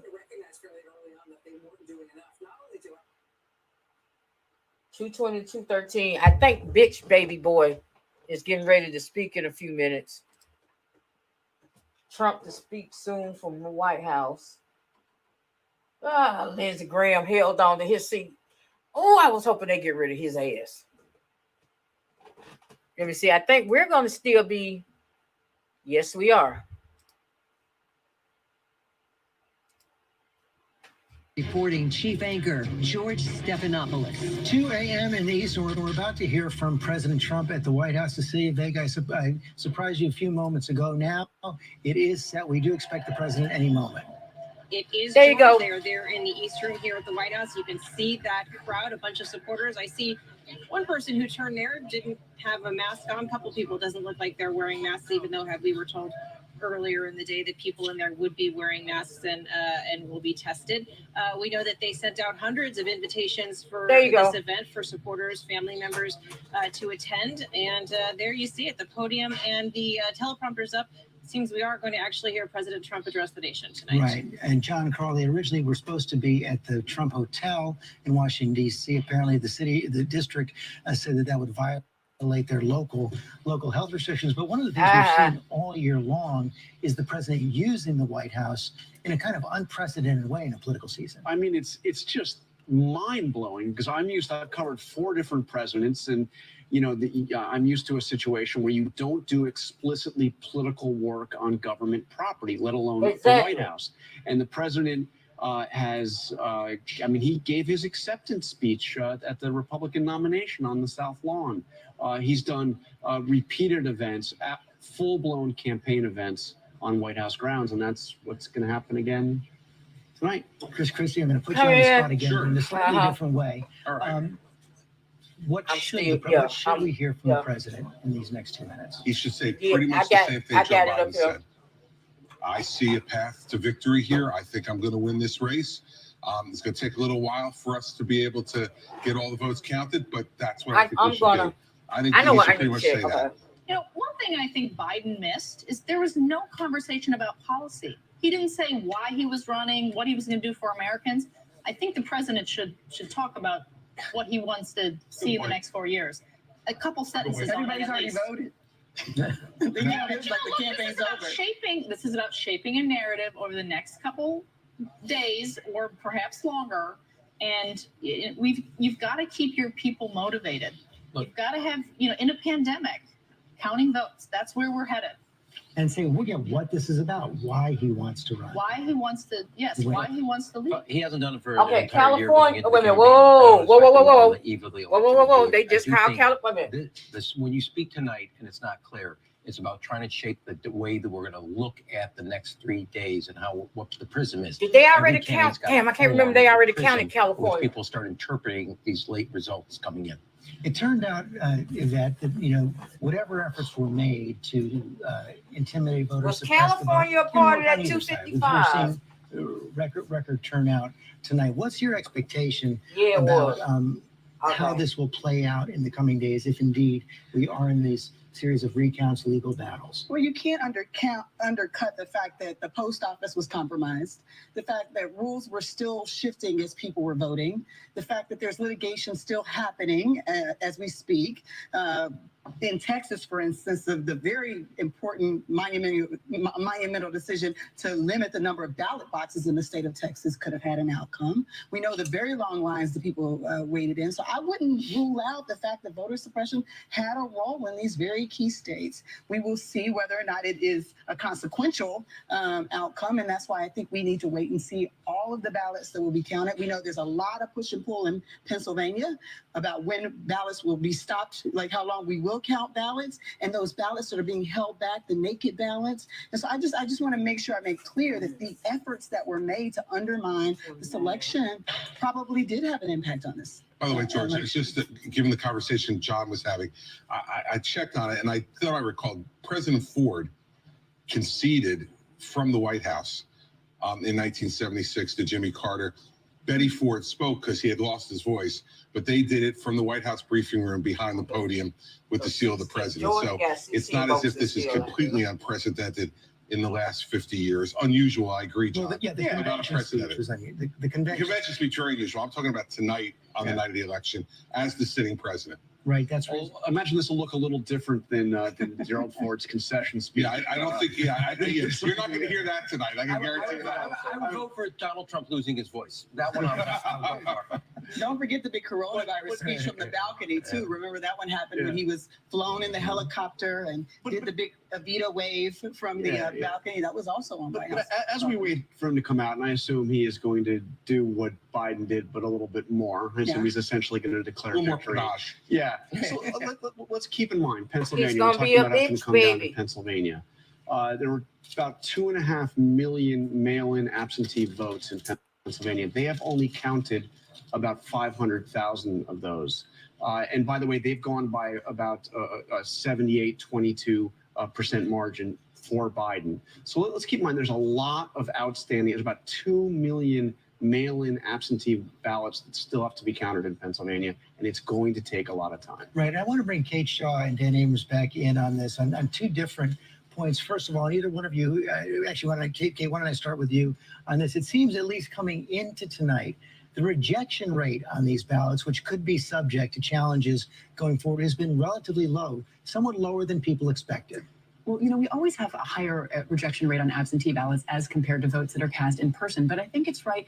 It's another sort of example, I think, of something we all feared, which was some kind of election meltdown that hasn't really materialized. We haven't seen huge swaths of absentee ballots disqualified so far, although I think we do need to say many of them haven't even been opened, although, as of now, probably yes, but it's all happening in real time. But I think it's right. We at least, there have been efforts to disqualify certain categories of votes, but as to errors, so far it does not seem to be a huge issue. But if the margins are close enough, we may still see litigation around those that have been rejected. Right, and even though the Supreme Court has waited and allowed the county to go on in Pennsylvania through at least Friday, Dan Abrams, that doesn't necessarily signal how the Supreme Court is going to deal with these questions going forward. Correct, not necessarily.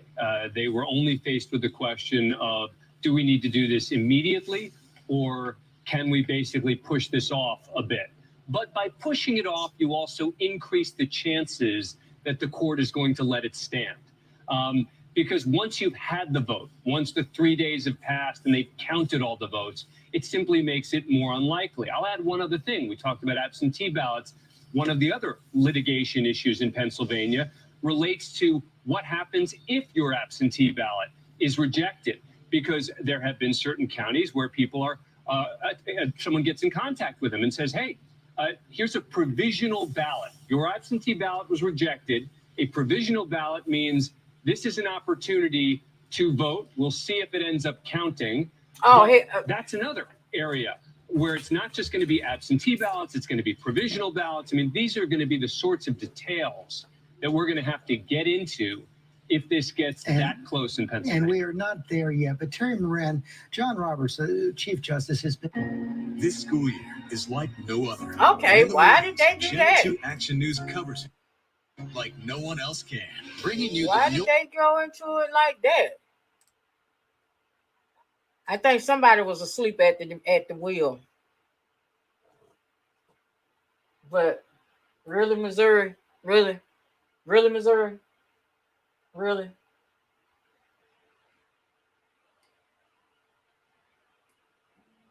Okay, here we go. They back. I'm like, why did y'all bust in like that? Has a sort of larger political dimension. Does it really want to be the court that for the second time in a generation would award the presidency to the loser of the popular vote? That is something Chief Justice John Roberts and none of them should really want if they can avoid it, because these are coming not just as pure legal cases, but as political catfights. Kate Shaw, we were talking a couple weeks back, and I think you said it was your gut. There he is. Y'all want to see what Amy the Coney president? would There you go. recuse herself from these cases. She then showed up at the White House for that ceremony after she was confirmed by the Senate. What's your guess now on whether she'll recuse herself or decide to rule on these election cases if indeed we see them? Yeah, so she just started hearing cases yesterday, so she's now a full-fledged member of the court, and I think it remains hard to call. I mean, I still think she is, at the very beginning of what will likely be a long career on the Supreme Court, and I think she's someone who will care about her, reputation for integrity, her legacy as a justice. So I think she would want to avoid casting, the fifth vote, say, in a way that functionally hands the election to Donald Trump. Exactly. Recuse yourself. Recusing herself or finding some way to, avoid actually casting that decisive fifth vote. I'm not sure what form it takes, but I do think that it's something that she would like to avoid doing as her first big action on the Supreme Court that she's just joined. Of course, we are not there yet. Pierre Thomas, you want to weigh in on this? Well, one of the things that will be interesting, we know that the Attorney General has irritated President Trump by not launching an investigation of Biden, or at least announcing such an investigation. But will he use the power of the Justice Department to weigh in on any of these issues if it's drawn out? We don't have an answer to that, but it's something to watch for sure, George. Well, and if we've seen the Justice Department even become involved in cases having to do with this defamation suit, a woman who was accusing him of sexual assault, saying she defamed him, and the Justice Department stepped in on the side of the president. Absolutely, you've seen that, but this would be extraordinary in terms of using the power and the influence of the Justice Department to determine or help determine an election. It's a big question. Yeah, I can't believe we see him with this race this Speak close. with people close to the Attorney General, William Barr. Any read on how they're seeing that right now? Well, he's been incredibly quiet the last couple of weeks. He's wanted to stay out of the headlines, not be in the news, just have the department do its work. So they've been very quiet concerning anything regarding this election, George. Hey, Pierre Thomas, thanks very much for seeing the president's entourage enter the East Room right now. Let's get a full screen, hearing the crowd cheer a bit as well. We're expecting the president momentarily. There he is. A couple hundred people there in the East Room tonight. It's been a long night there. We're now coming up on 2:15 on November 4th, and we're nowhere close to knowing how this election is going to turn out yet. We're not going to let the crooked Jim steal the election. Victory, feels good about where he is. We're going to right fight bigly. On track to win We're going to fight really bigly. He's confident now about Arizona, he said, Wisconsin, Michigan, and Pennsylvania. We'll hear from the president on how he plans to approach the next several days as well. I'm going to fight bigly. John Carlos, we're keeping an eye on this. Kind of a remarkable run, though, for the president. It's hard to imagine that he was in the hospital with COVID less than a month ago. I beat COVID, but it's mind blowing. I kicked his butt bigly. In the hospital, he was on supplemental oxygen, and it was less than a month ago. He's gone out and he's been to 9 different states over the last week, some 27 stops. The last 2 days, he was doing 5 rallies a day in multiple states. It's really something else, and he has motivated his core supporters. I mean, George, it's often been said, I've said it myself, that this president hasn't done much to reach out to anybody who didn't support him in 2016. Well, surprise, take a look at it. He's actually found voters who did not vote for him last time around. Matthew Dowd, this is something that's been a lot of them. A trend that's been moving for basically the last generation. When Rob and I worked in the Clinton campaign in 1992, it was all about reaching out to people in the middle. Increasingly, after Bush v. Gore in 2000, you've seen each presidential election after that focus far more on turning out their own bases. Yeah, George, I think this is a huge concern that for the American experiment of democracy, actually, because we are creating more and more enclaves of people that not only don't communicate with other people, they don't live around other people that aren't like them. And so these sort of totally political tribes that we used to have, and then there'd be this large group of people in the middle and you'd persuade them and everybody would pursue the middle. Now, I think tonight is really proof to the Donald Trump sort of playbook that there is a tribe that he could appeal to that is much bigger than anybody imagined. I mean, he's going to end up tonight with more votes than he got in 2016. And he turned out, and he's going to have bigger margins in some places than he had in 2016 when he barely won electoral college victory. I think it's a big problem, George. It's a huge problem. And each tribe consumes totally different kinds of information. And one of the things we're seeing, Chris Christie, as this division takes hold in the country, is your former governor, now in the Northeast, Republican, but Charlie Baker in Massachusetts, Larry Hogan in Maryland, Republican governors of blue states have to figure out a way to govern their state without supporting the president of their party. Yeah, and listen, I think it's really relatively straightforward. Baker and Hogan have done a great job of it. And I've talked to the president about this, who at times gets annoyed at Baker and Hogan. And I said, so let me tell you something. You know, that's the practical nature of this. And I will tell you, George, when I, as a sitting governor of New Jersey, endorsed President Trump in late February of 2016, in the next poll, my poll numbers went down 15 points. That's the reality of being a Republican governor in a blue state getting involved in federal politics. And so, you know, I think that what we need to understand as a party, if we want to be in these blue states and have Republican governors in these blue states, we got to give them a pass on the federal issues. If we don't, we're going to sink them. Martha Raddatz? I'll tell you, George, one of the things that is a concern is because this is so early close to call tonight and about may go through the rest of the week and the divided country. I've seen too close to calling change Wisconsin to President Trump. That was one of the things that surprised me in Texas. People saying, I didn't vote for Trump before, I'm voting for him now. And again, they cite his record. But we also ask tonight and during the week, what happens if your candidate doesn't win? And we talked about this earlier in the evening or last night, really, about those signs in neighborhoods and people ripping down those signs. I've had people across the country say they were scared to put up Biden signs. I've had others say their Trump signs were defaced. So I think the real question is the concern about what happens after. We have not seen Donald Trump try to bring the country together. So if he But that's the ends way up he wanted being it. the He don't want the winner country and together. full of confidence, what happens to the country? What happens to the other half of that country? And if it is Joe Biden, that is a huge, huge challenge for him as well, because people are dug in on their sides, and that is evident tonight. Thank you, Martha. Presidential historian Mark Uppergrove put this election in context. Most people, when they look at how this was conducted over the last year and saw that everything happened in this year of 2020, saying it seems like it's the most contentious, most divisive election probably since 1968. There's no question about it, George. This is an incredibly divisive election. Why And I not? think that if Donald Trump ekes out a victory here, it will be reminiscent. John Carlin talked about the sheer stamina that we've seen from Donald Trump in this campaign, despite getting COVID. And it's reminiscent of Harry Truman in 1948, when it was assumed that Thomas Dewey was going to win the election. And we know that famous picture of Truman with the newspaper over his head, Dewey defeats Truman, the erroneous headline. And somehow Truman eked it out because of his pure stamina. He did a whistle stop tour across the country, and just through sheer grit earned back the presidency. And that's what we might see here. But the division is what's different here. Even in 1968, you didn't see quite the contentiousness between the two candidates, Hubert Humphrey and Richard Nixon. Okay, Mark Uppergrove, thanks very much. Lindsay Davis. You know, I think what's interesting is He if being we a look big at baby.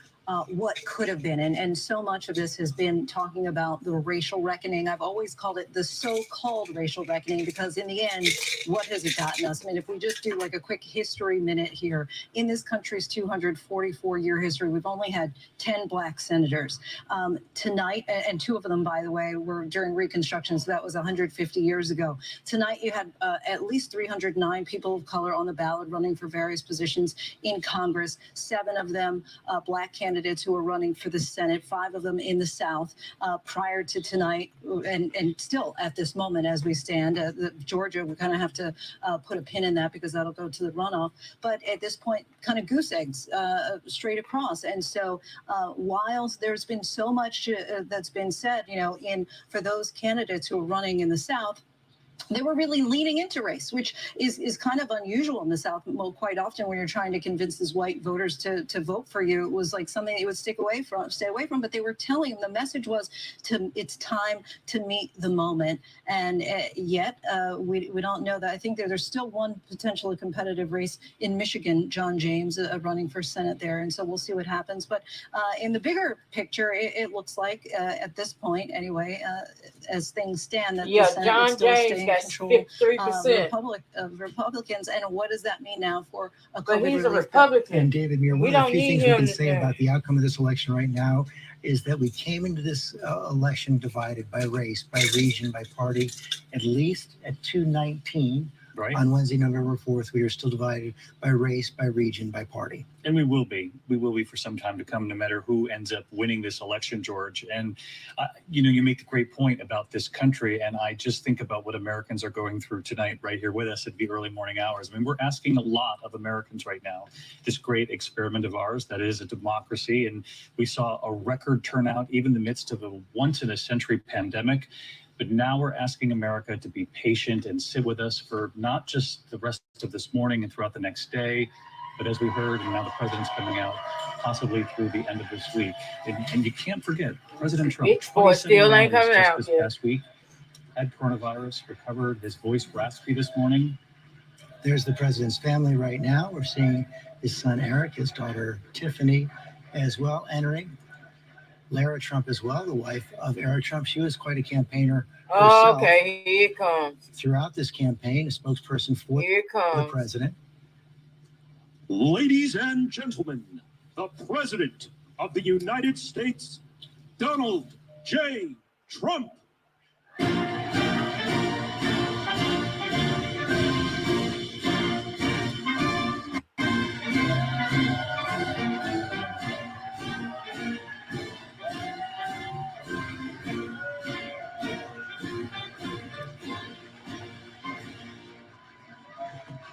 Well, thank you very much.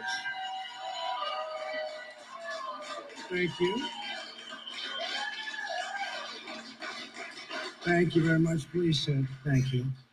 Ain't This a mask is without nowhere. question the latest news conference I've ever had. Thank you. I appreciate it very much. And I want to thank the American people for their tremendous support. Millions and millions of people voted for us tonight. And a very sad group of people is trying to disenfranchise that group of people. And we won't stand for it. We will not stand for it. I want to thank the First Lady, my entire family, and Vice President Pence, Mrs. Pence, for being with us all through this. And we were getting ready for a big celebration. We were winning everything, and all of a sudden it was just called off. The results tonight have been phenomenal, and we are getting ready. I mean, literally, we were just all set to get outside and just celebrate something that was so beautiful, so good, such a vote, such a success. The citizens of this country have come out in record numbers. This is a record. There's never been anything like it to support our incredible movement. We won states that we weren't expected to win. Florida, we didn't win it. We won it by a lot. And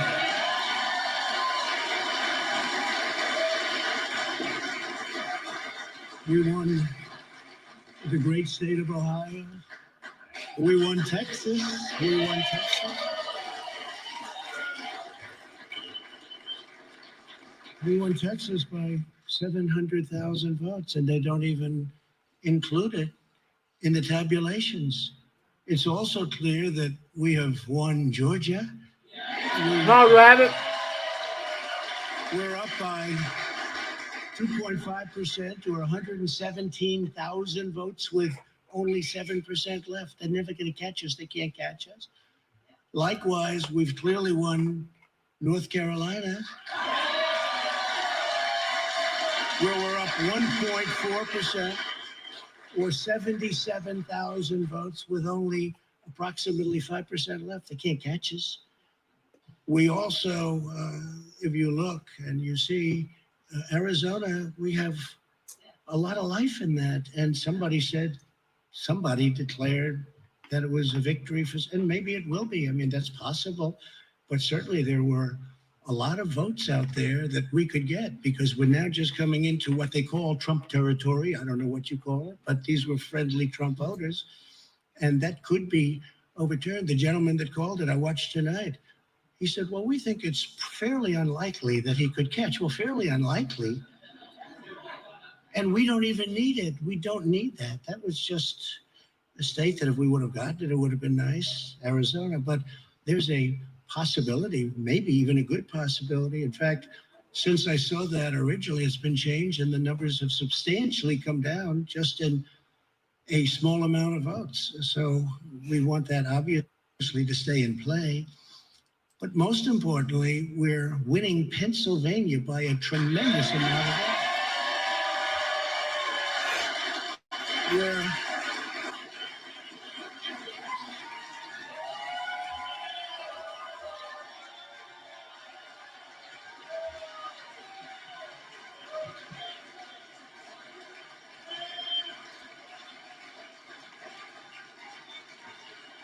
We're up 600. Think of this. Think of this. Think of this.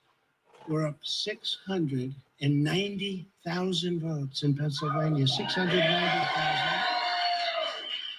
These aren't even close. It's not like, oh, it's close. With 64% of the vote in, it's going to be almost impossible to catch. And we're coming into good Pennsylvania areas where they happen to like your president. I mean, it's like, so we'll probably expand that. We're winning Michigan, but I'll tell you, I looked at the numbers. I said, whoa. I said, wow, that's a lot.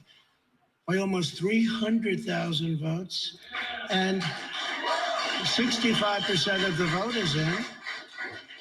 And we're winning Wisconsin, so we're winning. We don't need all of them. Did that say 221 to 213? Because when you add Texas in, which wasn't added, I spoke with the really wonderful governor of Texas just a little while ago, and Greg Abbott, he said, congratulations. He called me to congratulate me on winning Texas. I mean, we won Texas. I don't think they finished quite the tabulation, but there's no way. And it was almost complete, but he congratulated me. Then he said, by the way, what's going on? I've never seen anything like this. Can I tell you what? Nobody has. So we won by 107,000 votes with 81% of the vote. It's Michigan. So when you take those three states in particular, and you take all of the others, I mean, we have so many, we had such a big night. You just take a look at all of these states that we've won tonight. And then you take a look at the kind of margins that we've won by. And all of a sudden, it's not like we're up 12 votes and we have 60% left. We won states, and all of a sudden, I said, what happened to the election? It's off. And we have all these announcers saying, what happened? And then they said, oh, because you know what happened? They knew they couldn't win. So they said, let's go to court.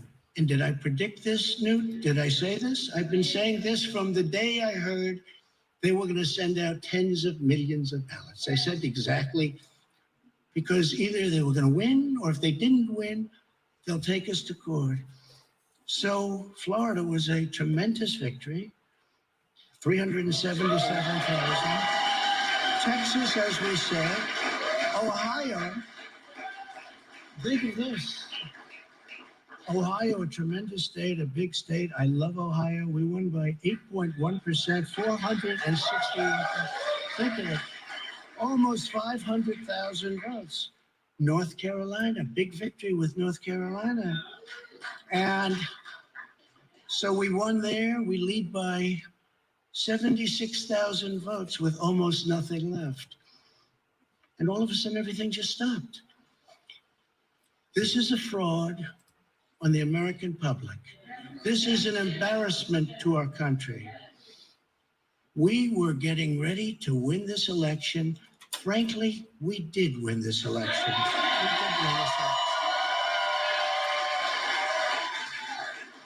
So our goal now is to ensure the integrity for the good of this nation. This is a very big moment. This is a major fraud in our nation. We want the law to be used in a proper manner. So we'll be going to the U.S. Supreme Court. We want all voting to stop. We don't want them to find any ballots at 4 o'clock in the morning and add them to the list, okay? It's a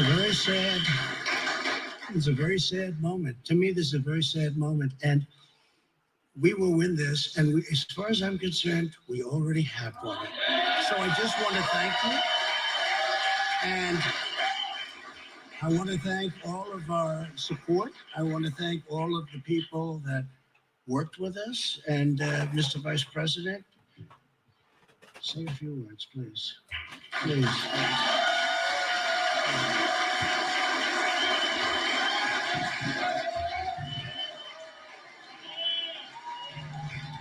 Let's try to unpack now some of what we saw from the president right there as Vice President Pence starts to talk. It is true that President Trump has won the states of Ohio and Texas and Florida according to our projections.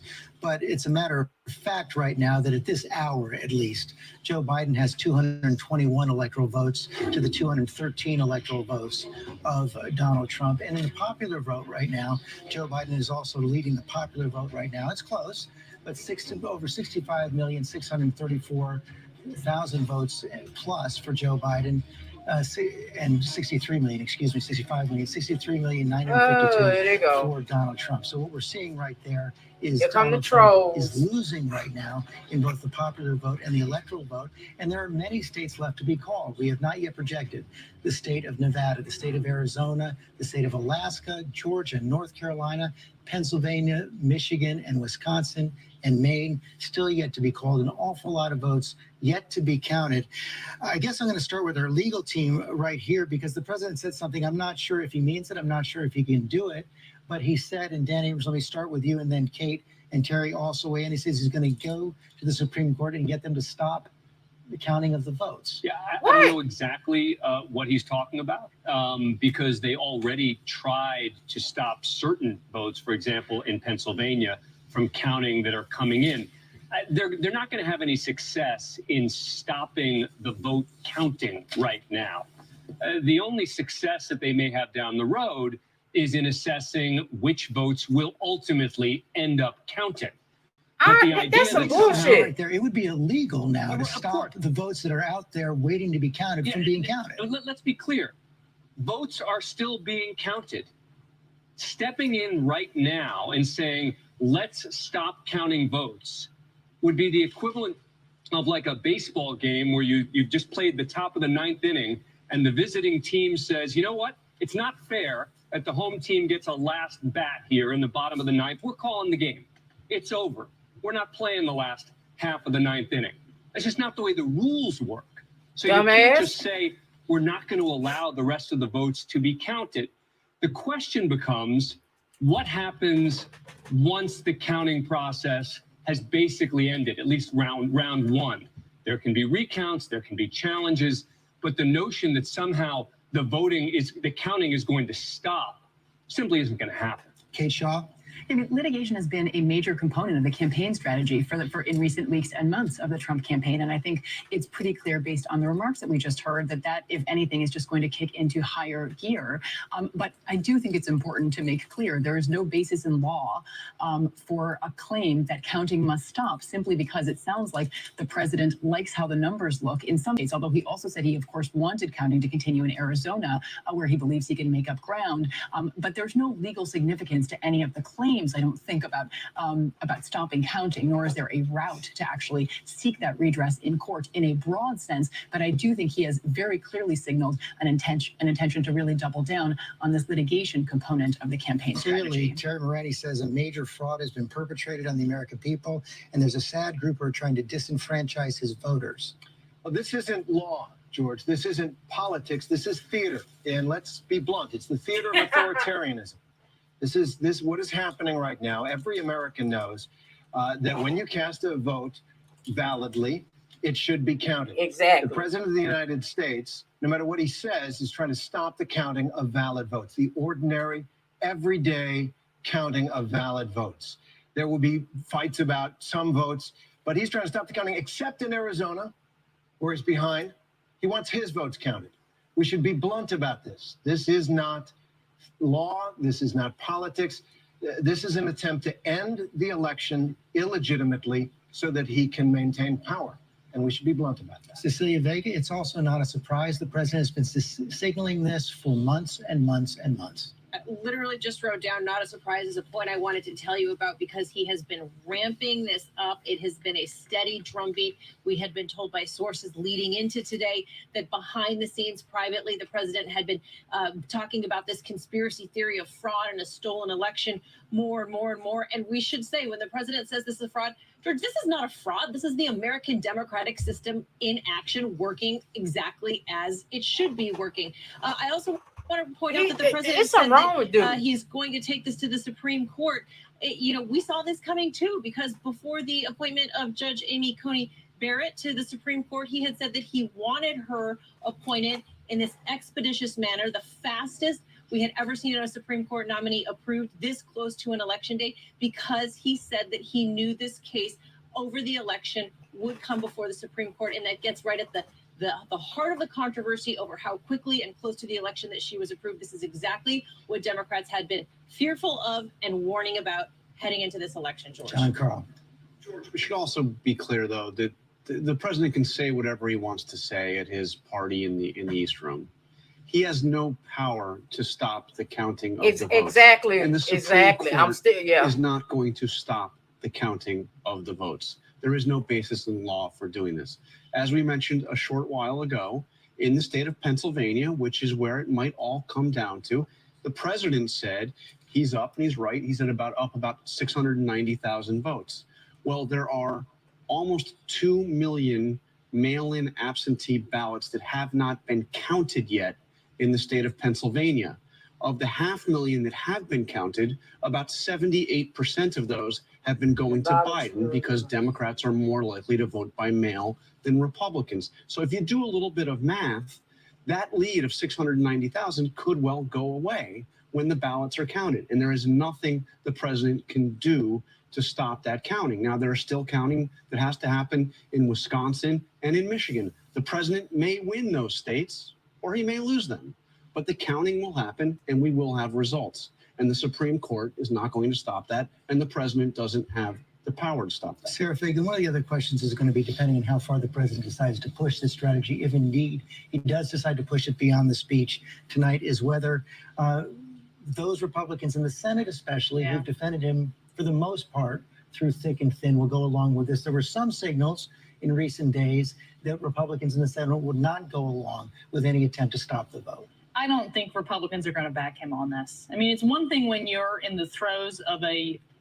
hand-to-hand counting and all of a sudden there's a recount and 13,000 ballots appear. That's a different legal matter. What John Carl said is exactly right. Whatever he said just now, it was bizarre, first of all. It was politically stupid.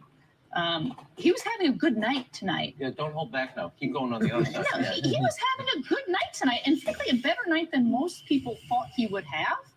And he just stepped on his message for the next 3 days. And Martha Raddatz, the other question is, what other institutions 'Cause will he's go a along bitch, with this if baby. indeed the president pushes it? Yeah, and if he pushes it, and it's exactly right. He doesn't have the power to do this. But what we saw tonight is what Donald Trump, if Donald Trump loses, that's how he's going to lose. He's going to be a sore loser. He's going to help divide the country even further. And other institutions going along with him, It's going to be a we'll bitch, have to baby. wait and see. In terms of voters, in terms of those who back him, I think this is even a step too far for many of them, calling this a fraud before it's even over. But if anyone had any doubt how Donald Trump, if he loses, will go out, it will be this way, that he will call it a fraud. He will say the election was stolen no matter what happens. But Heidi Heitkamp people are listening tonight, even though it's 2:38 in the morning. You know what, George? I think that you're missing one really important part, which is his backers, the people who form militias, the people who slow down buses on roads in Texas. They're hearing quite a different story. You're saying this is going to hurt him. He is calling on, when he says stand by and wait, that this is the moment. And so this is more than maybe not politically smart. It's more than not being, right as a matter of constitution or law. This is a dog whistle, and it's very, very dangerous. Chris Christie, you want to respond to that? Listen, as a talk tonight now, not as a former governor, but as a former U.S. attorney, there's just no basis to make that argument tonight. There just isn't. All these votes have to be counted that are in now. In Pennsylvania. The argument won't even start in Pennsylvania until tomorrow or Thursday or Friday, because the Pennsylvania Supreme Court extended for 3 days when you could accept ballots. Now, I understand there could be an argument on that based upon Pennsylvania law, but that argument's for later. Tonight, this was not the time to make this argument. And It's not about law, it's about politics, right? He's preparing the battlefield. Well, listen, it is, but it's got to be bigger than that. And I disagree with what he did tonight. And I think Sarah's right that, there comes a point where you have to let the process play itself out before you judge it to have been flawed. And I think by prematurely doing this, if there is a flaw in it later, he has undercut his own credibility in calling attention to that flaw. So I think it's a bad strategic decision. It's a bad political decision. And it's not the kind of decision you would expect someone to make tonight who holds the position he holds. Rahm Emanuel. This is Donald Trump. Classic Donald Trump. If he's going to lose, I actually think he indicated that he's going to lose, and he's going to be the victim of unfair play. That is always how it happens for him. This is actually in his wheelhouse. He either is a victim of something unfair. Now, we can say all about the legal. This has nothing to do with the law. I appreciate the legal team we've assembled. This is all about politics, and he is now going to be the victim of unfair play, and he is now casting a delegitimacy to Biden in the way that he was done on the Russia investigation. That's Now what we he's have to doing. take a break. You get the last word. You know, I think the fact that he used the word disenfranchised is disrespectful. Because if anything, the voters that have been disenfranchised have been the Democratic voters who have, waited for decisions, have waited in line, the post office has been compromised. If anybody's stealing an election, if anybody's compromising an election, it's been his side. So I think it's deeply disrespectful for him to use those words. I do agree with Heidi, and I think the signaling to the folks who are standing back and standing by to redeem him if this election is quote unquote stolen from him, I think that rhetoric needs to be completely squashed and brought down. There are a lot of people who are afraid of that. And I think really, when I look at that red map, all of these red states that have voted for this guy, this is your guy. This is a guy who is not respecting the foundation of our very democracy, and I think it's a shame. I have to take a break. Okay, so Mango Unchained, or as I have come to call him tonight, Bitch Baby, came out and said, "Oh, we're one in these states, in Georgia and Pennsylvania and Ohio, and I'm going to go to the court and have them stop them for counting those ballots, have the counting stopped." It's still like 11 states out that hadn't been decided. It's about 4 or 5 of them that's too early to call. It's the other 5, 6 or something like that is too close to call. But like here in Georgia, it's still over almost 2 million votes out that need to be counted. But he won't, Bitch Baby here wants to have the count stopped. He's going to go to the court and have them try to force them to stop counting the votes that the people sent in and got in time. You want them to stop the vote.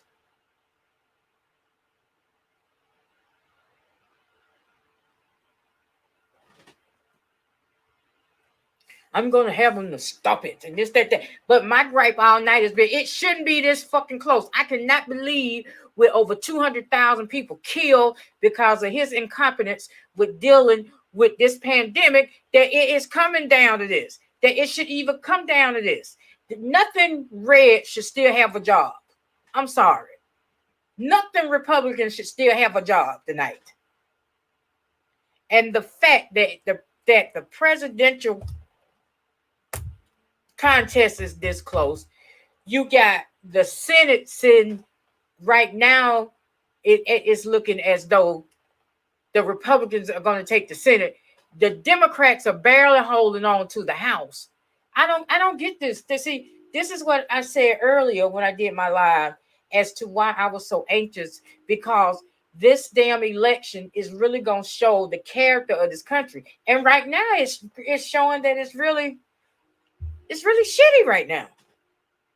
That we don't care about over 200,000 people dead by something that, had it been handled correctly.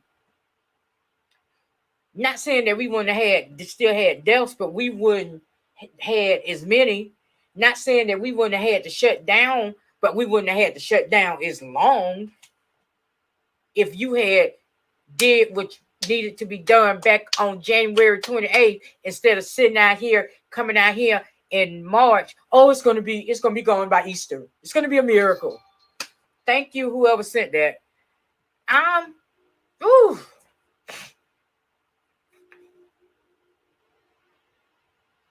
See, because I don't think they called that yet. And if they hadn't called that, that's another 17 that would put him, 238.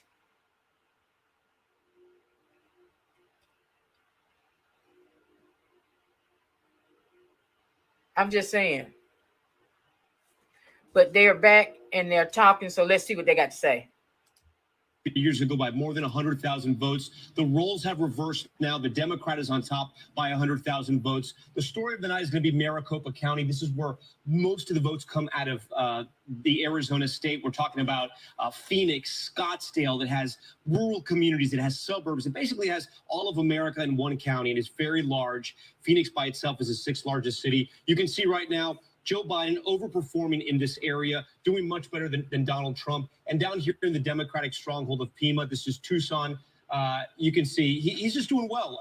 Where he's at right now, Joe Biden's doing well. We still have 18% of the votes still out. And we just heard President Trump say they're still counting votes here. We're going to have to wait and see. But the trend so far has been good for Joe Biden in Arizona. The next door neighbor, Nevada, 78% of the expected vote is in. Yeah, we've been watching this one. This one's been coming in a little bit slower. We're going to talk about Clark County. 3/4 of the vote is going to come from Las Vegas.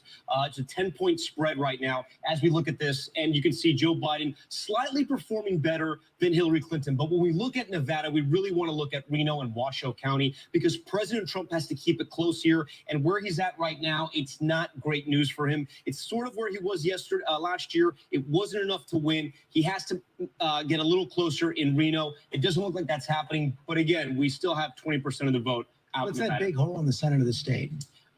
This is a whole. It's a county that we don't have any information yet. And I'm not an area but low in population. Yeah. This is a rural. Look, like I said, you're gonna have about 70% of the vote out of Las Vegas. You're gonna have Reno, which is the second biggest city. In the middle, you have a lot of the rural vote. But this is the area where Donald Trump has to run up the vote. He has to offset his losses in Las Vegas and Reno. Okay, let's quickly take a look at Georgia and North Carolina as well. Let's pick those up as well, see what's happening in those states right now. Georgia, 91% of the expected vote in. Donald Trump holding on to the lead. Yeah, so, George, here's the story here. We were talking about a 300,000 vote spread, then it turned into a 200,000 vote spread. Now it's 100. Now we're at about 100,000 vote spread. Exactly. We still got Joe Biden is catching up. We still got little by little. 250,000 But we heard votes TJ out here. Reporting earlier about some of these counties. Cobb County, 90% of the vote essentially in, and he's doing well. He's overperforming there. But some of these other counties, like DeKalb County, we're still waiting on 20% of the vote. Joe Biden's doing really well. If he can expand his voter base in Atlanta and the metro area, he's going to win Georgia. But it is so close right now. And several counties, we're still waiting for the vote to come in. 95% in Gwinnett. But that extra 5%, those likely are going to be Democratic votes, most likely, because you can see the pace that they're going at here. And that's why Joe Biden needs those votes to come in. And that's why we haven't called this state yet. It's just too close. Quick look at North Carolina. Yeah. Take you in there. We've been holding, like George, I said, we're up against physics here. Let me bring this up for you. We've been at 95%, I think, for the last 2 hours or so. The spread, I haven't seen in a while, so let me see. Let me do some quick math. We're about 100,000 in the spread, a little under 100,000 in the spread, about 80,000 votes right there. This was a state that President Trump won by +3 points 4 years ago. So this is not a position he wants to be in right now. We've been looking at the cities, Wake County, Raleigh, Joe Biden overperforming there. Oh, wow. Mecklenburg, this is the biggest county right there. And you can see he's overperforming. But, George, I was telling you this just a couple hours ago. Donald Trump's keeping up, and that's because people are coming out in the rural areas, some of these country towns out here. He's driven up the vote. They could be new voters. They could have been Trump voters the entire time, but he's keeping pace with the gains Democrats are making in the cities. A lot of big states are out there. We'll be right back.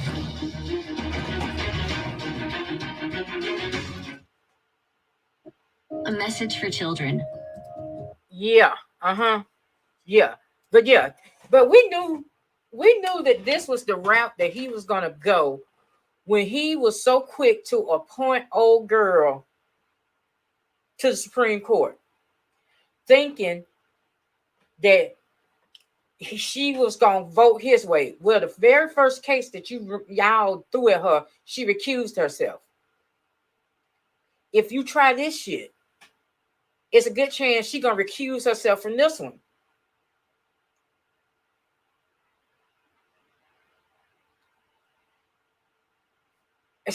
This dude is something wrong with that man.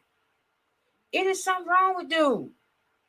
I've been telling him that. But like I say, this is letting you know how mucked up this country is, that it's even this close. Like I said, I mean, with the way the economy is, all these people that's having to file for unemployment, all the job cuts because you mishandled this health situation, all the people that has died, you know, I would have thought with the mix, you know, at least two of them would have screwed him. But it's beginning to look like that. This some Jim Jones shit and Jonestown shit. Wait a minute. Approaching the total number that voted in 2016. The estimate is 160. That would shatter all records. Rick Klein, our political director, this helps underscore how much outstanding vote there still is left to be counted. Yeah, we're talking about hundreds of thousands of votes in a series of states, including. Y'all killing me. Y'all really killing me. It is. It's too much red. And yeah. The votes will there we continue go. to be counted. We have to take a quick break. Hello, I'm Mike Lindell. Okay, they went back Thanks somewhere. to your support, you've helped make my. But yeah, it is. It's too much red for all the fuck shit that they done did. The way they done mucked this country up, and for it to be that much red on that map. Ohio, I don't understand y'all. Michigan, I don't understand. I definitely don't understand Michigan. Really, Detroit?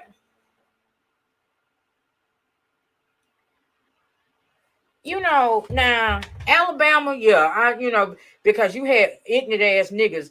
I done told the story of this chick. We grew up together. This dumb bitch gets on her platform. I'm exercising my right not to vote. Oh, you dumb bitch! You got a disabled child. That if this bitch get another turn, he's gonna rip all that help that you get right now for your child. Oh, that's gonna be gone because they have already said at the rate that Mango Unchained is going, if he gets a second term by 2023, there will be no more Social Security. But by all means, keep exercising your right not to vote. Living in Alabama or all places. You know, some people so damn, and then it's some people that live here where I am that allegedly I'm related to. We share a bloodline. I don't know. I have asked my mama on plenty of occasions if I was adopted because I can't believe I share a bloodline with people that stupid. You know, I had a cousin come out beside him being a racist in the pandemic. Why shouldn't I vote for him? Blocked and delete. I don't need that type of stupidity in my life. But these are some of the same ones that 4 years ago got in their fifis and didn't vote because they stole the election from Bernie. I'm never voted in the jury. I'm just gonna put it right there. They stole it from Bernie.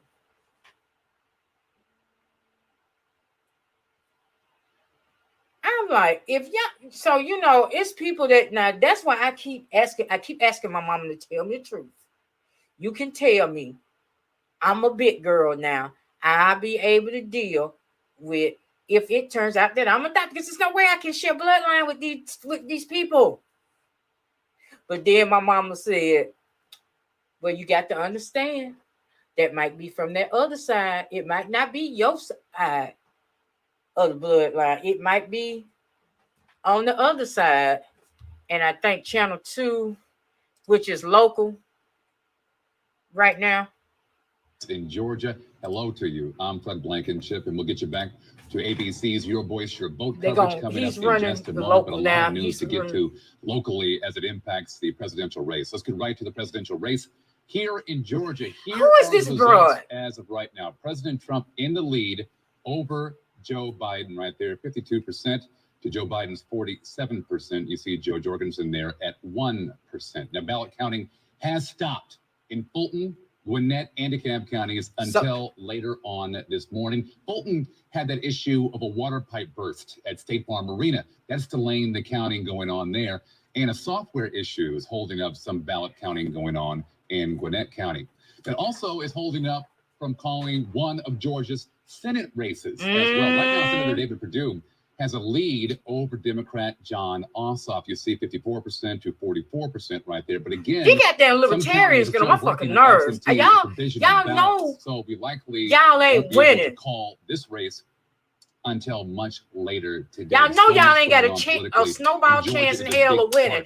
Them 88,000 votes could have went to Ossoff. At 2:56 on your Wednesday morning, Georgia's other U.S. Senate seat will be decided in a runoff. A runoff between Democrat Reverend Raphael Warnock and the incumbent Republican Senator Kelly Loeffler. Here are those results: 29% Warnock, 27% Loeffler, and Doug Collins there at 22%. He conceded last night.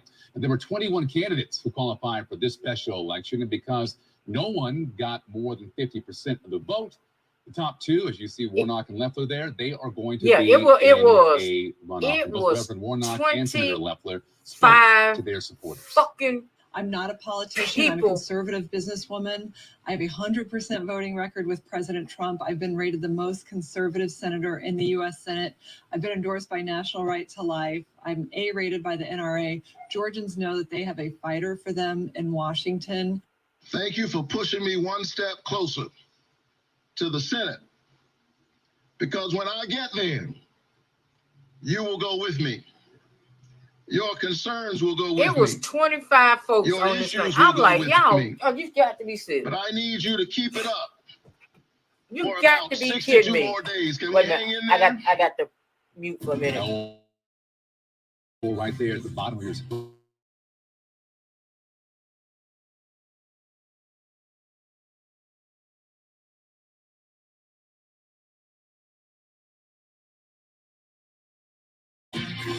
I'm back, y'all. Like I said, I'm going to hang in as long as they hang in. When they sign off, I'll sign off, because this, at any given time, this could change. But yeah, getting back to bitch baby, as I have come so affectionately to know him as Clint. What is no anyway? Okay. That's why he put old girl on the Supreme Court for this shit right here. And the thing about it is, folks called it.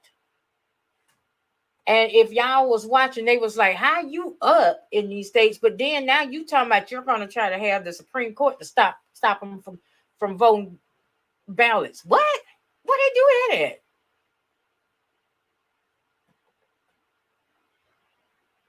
Where do they do that at? Like I said, this dude, when this dude lose, because it's like this. Arizona is going to go to Biden.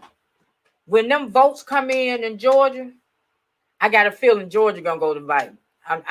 Because it's just the margin. And see, in the area where the votes need to come in from, I think it's going to be, I'm hoping going to be enough to push Biden over. Okay, that's going to be Georgia. Nebraska still got to come in.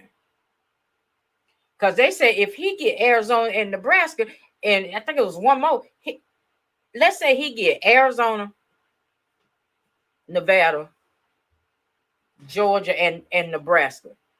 That's it. Who is that? Pennsylvania ain't gonna even come into play, and there's still a bunch of votes out in Pennsylvania.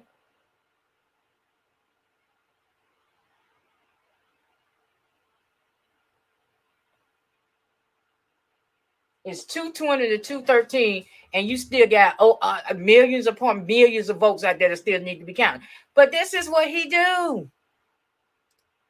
18 states. Donald Trump, 213 electoral votes. He's won 23. states so far tonight. One of the things we want to keep an eye on now is what's happening in the financial world as they digest these results that are coming in through the night. I want to go to our chief business correspondent, Rebecca Jarvis. Rebecca, to track what's been happening over the last several hours.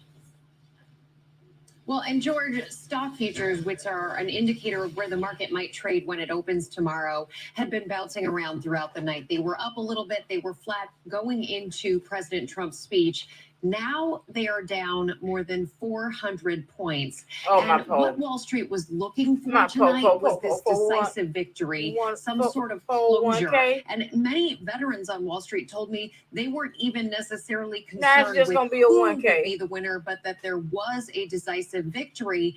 But this closure that we clearly are not going to have for an extended period of time now, that is the uncertainty that weighs on the market. We've seen it weigh on the market for political reasons, because of the pandemic, because of the economy. And without having closures here, it's not just a matter of what may happen inside America as we wait for these results, but also what happens to businesses. Businesses make plans. They adapt to whomever is in office, and they make choices about how they're going to hire, where they're going to spend money. And what I've been hearing from a number of CEOs and founders of companies, including small businesses, is that without a sense of who is going to be in that office, they have to delay big decision making. And the longer they delay that decision making, especially in an economy like this one, where unemployment is 7.9%, 12.6 million Americans are out of work, 22.7 million Americans are on some form of unemployment benefits, and almost 8 million people have slipped into poverty in the last handful of months. These are really significant. That time delay, it becomes a more significant and pressing issue. Not to say that they're looking for an answer without having something out there, having something to hang their hat on. But Wall Street wants that decisive victory that they know that they can trust. Yeah, we did 4 years ago. Once it became clear that President Trump would get elected, we saw for a moment the markets dive, and then they had recovered pretty much by the end of the day or within days right now. But what you're saying now is that they're likely to be volatile until we have some sense of who the next president is going to be. Absolutely. And your point is a very valid one. I was thinking a little bit deja vu 2016, because at this point in 2016, overnight, the futures market was selling off. But by the following day, stocks had rebounded and actually closed higher the day after Election Day. That said, this is a very different time, and the economy is facing very serious headwinds. While we've recovered a great deal from the losses imposed by the coronavirus and the pandemic, there's still a long way to go. And George, when you look at where things stood when President Trump took office, 4.8% unemployment. Today, 7.9% unemployment. That is the highest unemployment rate a president facing re-election has had going into an election. And you have so many small businesses that are also really concerned right now. Over 100,000 of them have permanently closed as a result. And there is a question to be had about where the onus lies, where small businesses, I speak to small businesses on a regular basis, and for some, they look at their local government, and that's where they keep the responsibility. That's where they believe the responsibility lies. But for many, they also look to their national federal government and say, where is the leadership right now? Rebecca Jarvis, thanks very much. Let's take a look at some of the sources of that uncertainty right now. Those three states that made up the blue wall for the Democrats before 2016, Wisconsin, Michigan, and Pennsylvania. You still have about 19% of the vote to be counted in Wisconsin, 30 in Michigan, 26 in Pennsylvania. I want to bring in Nate Silver right now. Nate, I don't know where this came in your list of probabilities coming in tonight, but just give us a sense of what you're thinking now, what you're looking at, how you see this going. So Joe Biden still has a few different routes to victory. If he were to win Georgia, which is going to be very close once all votes are counted in Atlanta, that would probably be enough for him. If he were to win Arizona, which the AP has called, we are being more careful. There are still quite a few votes there in Arizona. If he were to win Wisconsin and Michigan and then win Pennsylvania, I mean, so he has like three different paths basically that are plausible. And Trump has to kind of win every path to prevent him from winning any of those paths. So it's leaning Biden at this point. I ironically, we kind of wind up probably about where we were at the start of the night, where if you were putting odds on it, you might say Trump has a 1 in 10 chance or something. But every different state has a After different everything story. we've gone through tonight, we're still at about where we started. And I guess that makes sense because we're still waiting for Arizona. So far, every state that's been projected has gone the way it went in 2016. Yeah, although again, Arizona, you do have Biden ahead right now. And you have seen some interesting shifts. Florida became more Republican actually than in 2016. Trump won by a bigger margin, as he said correctly, this year.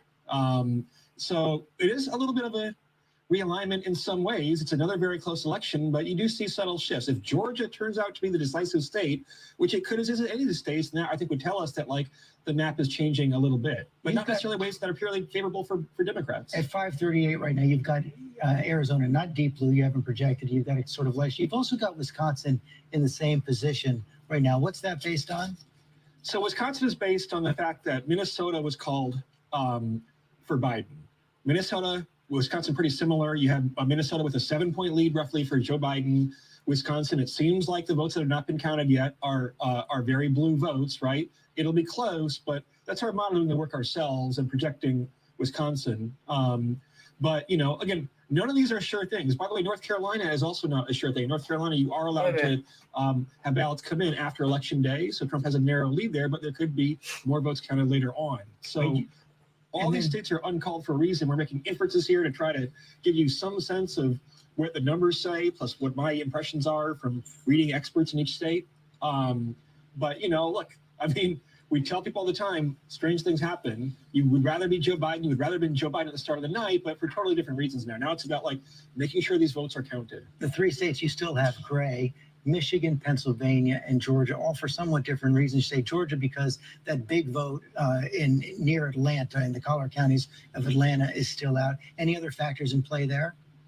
It should be really close. The New York Times has projections in Georgia, expects it to eventually be within 0.5 percentage points or so. It could be a recount potentially there.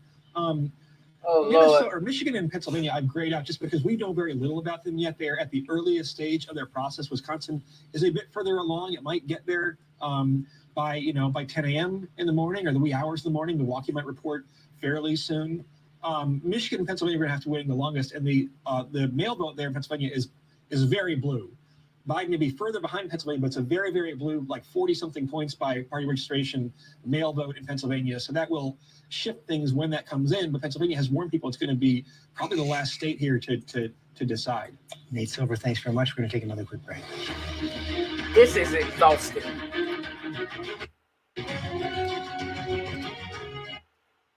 Here we are, 3:09 on the East Coast, and we are no closer to having a clear-cut winner than we were before the polls closed. This is ridiculous. I just cannot believe this. These people in this country, I just cannot believe it. It's a mess. I just cannot. I mean,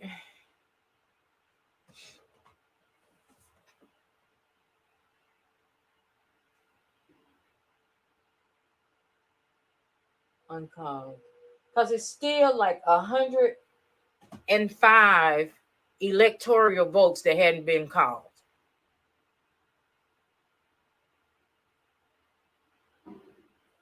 So even if it goes, let's say it's 105, let's say Bitch Boy gets 55 of those, Biden gets 50.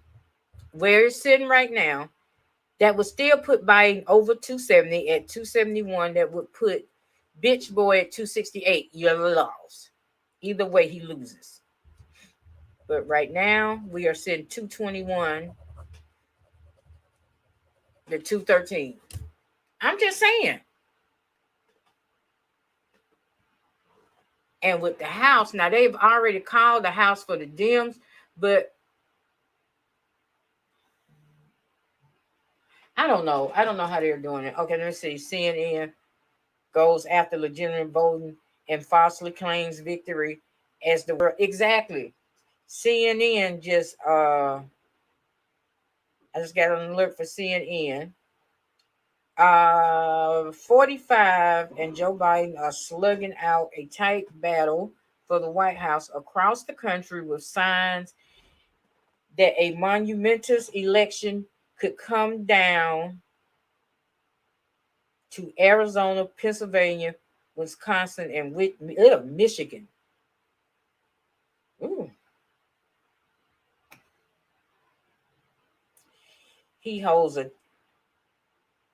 Biden holds the lead at 220 to 213. You need 270 to become president. They recap. Biden spoke first. He told his people, keep the faith, it ain't over. And then here comes bitch baby. I wasn't here and we run these things. And because you know how he gets on there, like, I don't know why we're still there. We should be having, you heard him, we should be celebrating. We had came down there that we were going to be out on the lawn celebrating. But they're trying to, and they should have stopped the vote. And this, boy, if you don't shut your ass up.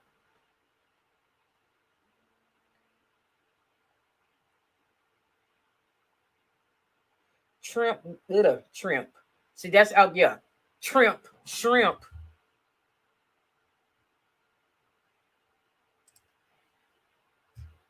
Let's go back. Now we're seeing 91% of the expected vote in. Donald Trump still holding on to a lead there over Joe Biden, but so many votes still outstanding around Atlanta, Tom. Yeah, George, it's under 100,000 here. We can look here, Putin. See, every time they done talked about something or said something about this, him not being able to win, his boyfriend Putin has the guy gone with that their gains were going to be at the Atlanta Metro County for two reasons. First of all, you have growing Latino populations, growing African-American communities, but you also have people who've moved to Georgia for the jobs because there are more jobs in the Atlanta metro region. We've had reporting from TJ Holmes, who's been in Georgia, about some counties that have stopped counting votes or processing ballots. So it's going to be a while. We still have 9% left to go, George. But if you do the quick math, Joe Biden can catch up, and that's one of the reasons why we can't call Georgia. Thank you, Tom. Let's bring in Leah Wright-Rigueur, professor of American history at Harvard. And Leah, one of the things we have talked about today is Georgia is one of those states in the Southeast that has really been transforming itself. So more along the models what Virginia now is. It's heading in that direction. Absolutely. So we've seen a demographic shift in Georgia that's happened over the last, couple of years, and in some ways even a couple of decades, where it's become much more racially diverse, much more class diverse, and a different kind of essentially political voting audience. So, when we see these kind of returns in the really tight race that's happening now, we have a lot to think about. We have to think about the people who are moving into the state, the people who are operating in the states, the racial mix of the state. And it's starting to look like it's a possibility that it could be another 1992 moment, George, I'm sure that you would know really well. The other thing that we have a lot to thank for, and this really came up in the 2018 midterm elections, is the work of figures like Stacey Abrams and her New Georgia Voter Project, which has dramatically expanded the roles of Georgia voters in the state and really brought in unlikely voters, non-voters, first-time voters, and really transformed the makeup of who is a Georgia voter. And that actually matters, and that's why the race is so tight right now. Enough to make the state a battleground. Is it enough to change it blue? We do not know that yet. TJ Holmes in Atlanta, what more can you tell us about where the votes are and when they will be counted? Well, we got an update for Gwinnett County, which is the second most populous county here. It told us that they would not have their results in, would not be reporting them tonight. The Deputy Secretary of State actually told us, hey, if they have them in, it would shock us. Well, apparently they did shock everybody, and that's why we saw a change in the numbers in the race tightening. Gwinnett did report their numbers, 95+%, as you saw Tom Yamas explain. And when that came in, that's when the race tightened. Gwinnett County is one of those counties that Hillary Clinton did pull off last time around, and she was the first Democrat to do so since Jimmy Carter. So that did tighten up. They only have about 4,000 to 5,000 ballots left that they say they are going to go through in the morning. So they've told us they have stopped, and they'll do those last few in the morning. So that's what happened there. And still Fulton County, the most populous county here. Again, that stronghold where Hillary Clinton got 297,000 votes last time around. Well, that county is saying they are not going to have their results now until the morning. So that is the one we're going to wait on and see if that thing, the possibility is there, because Hillary Clinton did win Fulton County by 180,000 roughly votes last time around. So there is a chance of that tightening, and that's why we're going to be looking at that so closely. And about the change in demographics, George, this state was 70% white voters back in 2004. By 2016, that was down to 60%. So that's the changing demographics, and that's why it's so important for folks to see what happens in this Atlanta metro area. TJ Helms, thanks very much. We have another projection in the Senate. It comes from the state of Montana, and the governor there, Steve Daines, is going to be elected to the Senate in the state of Montana. Another Republican hold there in the state, John Carl. The path for the Democrats is getting narrower to take control of the Senate. Yeah, I mean, this was one that was going to be a reach for them in Montana, but I think that now that they have hung on in Iowa, that it looks good in North Carolina. They didn't pull off that one. That they're not going to win anything outright in Georgia. It does not look like the Democrats will have a majority in the Senate, at least not tonight. Definitely not tonight. Of course, North Carolina is still holding out there as well, and Maine we're taking some time on as well, waiting for Arizona and Nevada to come in right now. Chrissy, I know you've been talking to Tom Tillis in North Carolina earlier in the night. Any update there? I was communicating with him probably about an hour ago. He thinks he won. I mean, he just doesn't think that the votes are there to overcome the lead that he has. And so I think Tillis, has not announced publicly he won, but they feel very confident in the Tillis campaign that there's not the votes there to catch up. And Mark Upperville, presidential historian, let's talk a little bit more about where things stand in this unusual election. We've talked about how this is unprecedented. Some call it the most consequential election of our lives. I happen to believe that could be true as well. We've had elections during pandemics before. We've never had elections where a pandemic like this, an economic crisis like this, a racial crisis like this, and a president like this. You're absolutely right, George. The one thing is we can go back to the Great Depression. This is in some ways like the Great Depression. We had an incumbent President Hoover during the depths of the Depression lose to Franklin Delano Roosevelt. And you saw Roosevelt unite the country during a time of enormous crisis. Our greatest presidents do that. They unite the country. They bring us together. Abraham Lincoln was another one. I think one of the sad moments tonight was hearing our president say that indeed it's a sad moment in American history tonight. And I think that it's a sad moment in the history of the presidency for a president, an incumbent president, to question the integrity of our election based on no evidence whatsoever. I think one of the headlines of this election, George, is going to be the triumph of American democracy. We saw 20% more voters show up at the polls in 2020 than we did in 2016. That shows the health of our democracy. That's what Donald Trump should have been talking about tonight. John Paul, one of the things that could be a victim of all this, a consequence of all this, it looks like we're going to have stalemate now for quite some time. Uncertainty in the presidential election, uncertainty in how the Senate is going to play out. There's a majority, the Democratic majority is going to be returned in the House, but this is all happening when millions and millions of Americans, and Lindsay was talking about this earlier, are looking for relief from the pandemic, economic relief. A major economic relief bill that has been stalled in the Congress, and now it's going to, it's faced a deadlock Congress. You thought that something would happen after the election, but you're right. We, on all likelihood, won't know whether or not Democrats or Republicans will be in control in the next Congress and the Senate until January. Right. And obviously the presidential race is going to be at least a few days. Well, at least a few days. At least a few days. Have to take another break. We'll be right back.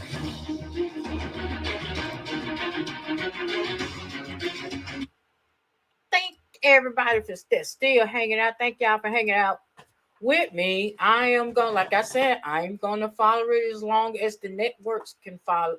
Networks are following it, and right now they don't seem to be letting up on it. I'm getting a feeling that ABC is about to tap out because they're about to run into the local news time.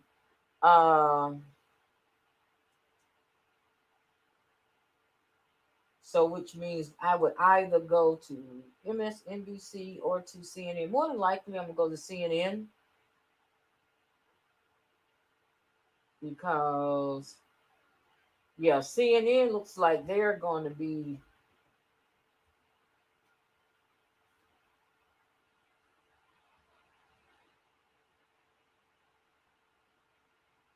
yeah. So most likely when ABC let up off it, I'll be heading to CNN. I think.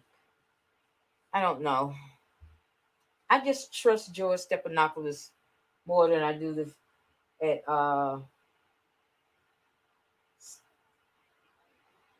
okay.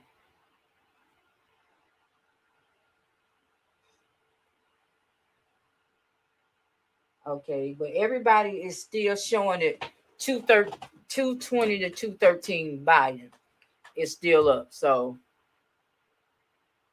I mean 221 to 213. Election headquarters in New York is 3:20 in the East. Let's recap where things stand right now.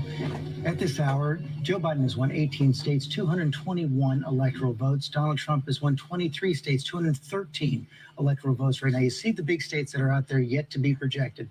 Nevada and Arizona in the West, Alaska in the Northwest, Hawaii in the Deep West, those key states in the Midwest, Wisconsin, Michigan, and Pennsylvania in the Southeast, North Carolina and Georgia, and the state of Maine as well. So there are a lot of votes left to count right now in this presidential election. Let's also show you where the popular vote stands right now as we are heading towards 3:30. And there you have it right there. Close race right now, a little more than 66 million votes for Joe Biden, 64,700,000 for Donald Trump, 50 to 49%. Wow, is that really me? Somebody slipping. Here, I don't look 60. Somebody slipping with that. That's like the second time they've done that tonight. Y'all better wake up. I understand it's been a long night. But hey, we got to get this thing together. We got to get it together. Now, from the that lead went to been cut because it was like 51 to 47. Now it's 50 to 48.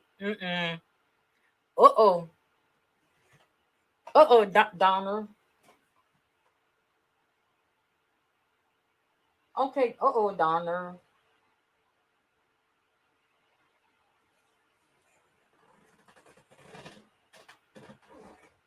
See, you would have thought Alabama would have learned and would have clicked in their mind. Y'all ain't won shit since y'all did that bullshit ass law. And since, y'all went for Mango Unchained and in 2016 that, and you're messing with the university. Now, everybody that know me know I'm an Alabama fan. You're going to say, Roll Tide.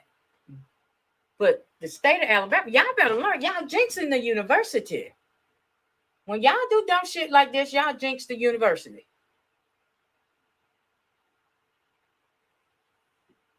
Because if you look at it, I don't think we done won a championship since this. Wait a minute, I gotta take that lie back. Yes, we did. We got one his first year. But the winning streak ain't been good since this orange bastard been in office. When Obama was in office, we won every year. This orange bastard get in there, and we got injuries and all that.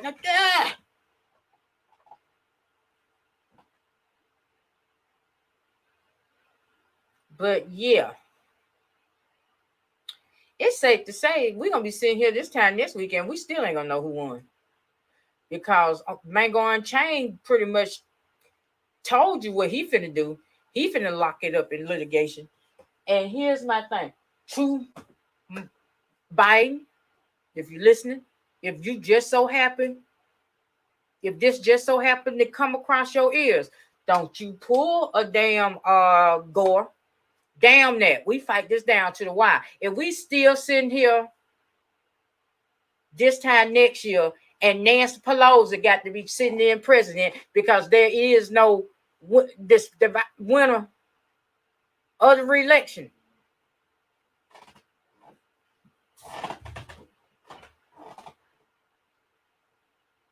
Don't pull that Al Gore shit. Oh, I'm just gonna withdraw my for the good of the country. Damn that. Because it's obvious the country don't know what's good for it if it's gonna come down to this.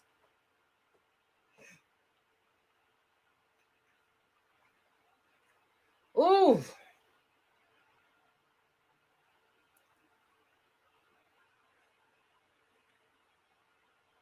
Let me see. 2 would have gave Biden at 56. See, here's my thing. Okay. Georgia is still too close to call. Right now, they should saying in DeKalb County with 80% in. Biden is sitting at 83% in DeKalb County. Mango Unchained is sitting at 16%. Come on, DeKalb County. But it's too close to call. It's still 400,000 votes out there. So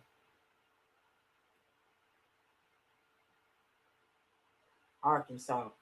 Somebody with last name Cotton won in Arkansas. Okay, let me see what the local is saying.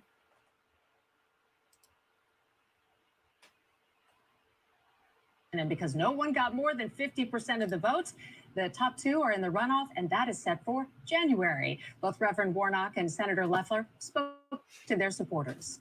I'm not a politician. I'm a conservative businesswoman. I have a 100% voting record with President Trump. I've been rated the most conservative senator in the U.S. Senate. I've been endorsed by National Right to Life. I'm A-rated by the NRA. Georgians know that they have a fighter for them. She got a long ass neck. Thank you for You pushing see that me shit? one step closer to the Senate. Because when I get there, you will go with me. Your concerns will go with me. Your issues will go with me. You had 25 people running for that office. That's a shame. For about 62 more days. Can we hang in there? 62 more days until that January runoff. We also can call a big Georgia congressional race in the last 90 minutes. Yes. Democrat incumbent Lucy McBath won re-election over challenger Karen Handel. That's for District 6. That's parts of North Fulton, Cobb, and DeKalb counties. Handel held that seat for a short time after a special election 2 years ago. But again, Lucy McBath going back to Congress. Election results will continue to scroll at the bottom of your screen, and you can get them at WSBTV.com. Yes, We expect yes, to get a lot more in yes. Georgia in the next few hours. Get the latest results live on Channel 2 Action News this morning, starting at 4:30. We rejoin ABC. Yes, go back to the ABC.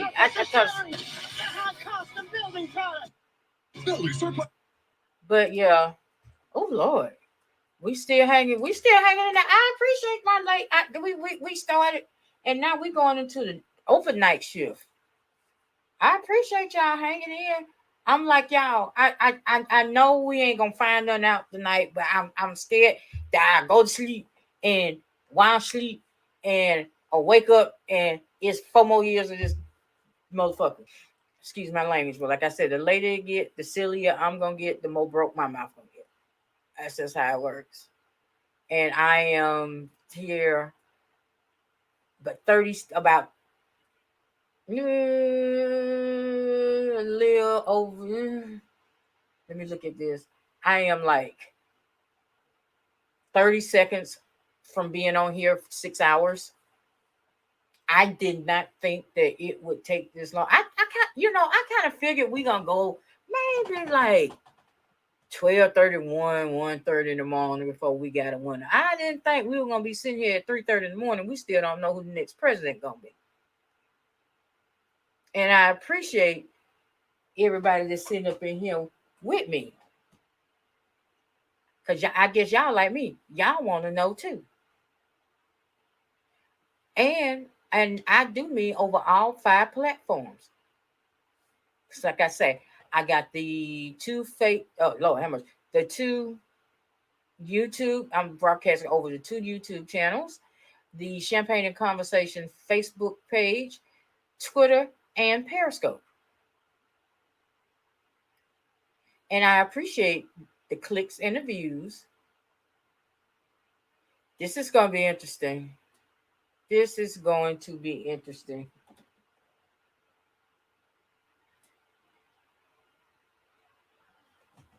Okay. I need y'all to hurry now. Okay. Okay, George Stephanopoulos. What are you saying? George Stephanopoulos. And we are back now at ABC News election headquarters in New York. Here's where things stand at 3:30 in the morning. On the East Coast, 221 electoral votes for Joe Biden. 18 states won, 213 electoral votes for Donald Trump. 23 states won, but some big states are still left out there. Let's take a look now at one of the key states in the Southwest, Arizona. Arizona with its 11 electoral votes, 82% of the expected vote is in Joe Biden, holding on to a 5-point lead. We're not seeing a lot of new vote there, but Whit Johnson, what more can we say about where the count is? Well, George, we actually spoke with election officials from Maricopa County not too long ago, and they say that they're still actually counting votes. Both people who voted in person at the polls today, at last check, they still had upwards of 100,000 votes in that category to check. They were counting those actively, and we're going to continue counting those through the night. They also had this other separate category, about 250,000 ballots that were actually absentee ballots that people then came and dropped off in person today. Oh, wow. Maricopa County said they weren't even planning to count those tonight. They were going to start counting those tomorrow morning, even though we're already in the morning hours, but a new group of people were going to come in and start counting those then. The question is, with those ballots that were still outstanding, could Trump make up the ground on Joe Biden? It's still unclear if he'd be able to do that. But I want to go back to just what this says about the state of Arizona and the shifting demographics. And you have the Latino population here, now 30% of Arizona residents.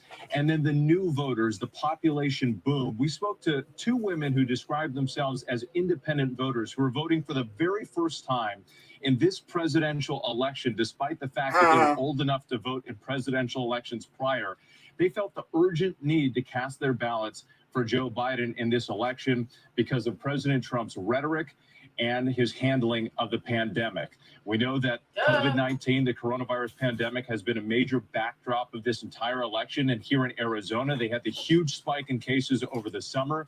It died down a little bit, but now they're seeing those cases tick upwards again, a rise in hospitalizations and positivity. So especially with the women voters who we talked to, the pandemic, healthcare, the economy, those three top issues were all inextricably linked together. And that's something that we've heard across the board. So Democrats feeling really confident tonight, hoping they can hold on to this win in this traditionally red state, George. Okay, Whit Johnson, thanks very much. Let's look at just Nevada for as well. healthcare 79% of the expected alone. vote is in right now, and Joe Biden is holding on to a 2-point lead there over Donald Trump. 79% of the Nevada. expected vote. I want to bring in Amanda Renteria, our ABC News contributor, as well for her analysis on this. And what do you make of what you're seeing, Amanda, in both Nevada and Arizona? What it says about the states, what you expect to happen? Yeah, so this is moving in the direction towards Biden. Biden has done a lot of Well, work I in the mean, Latino if y'all can community. remember 4 years ago, and for I think it was the a couple Senate of race now in election Nevada. cycles, you've seen really a solidifying of They the Latino elected a community dead on the pimp. Democratic side.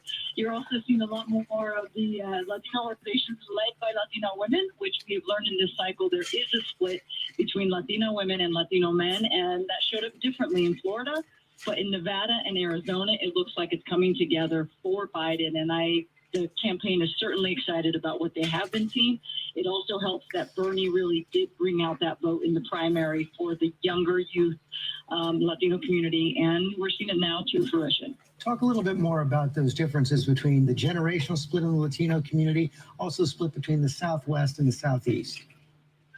Yeah, so this has been a long understanding within the Latino community that when you come from Venezuela or Cuba and you've experienced some socialism, there has been a lot of different money put in, particularly the Eastern Seaboard, but specifically Florida over time, to really connect Democrats to socialism.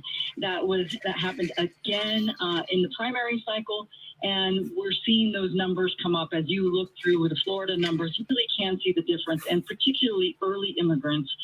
You are seeing the change there, and so that's really the big split between what we've seen in Nevada and what we've seen in Florida.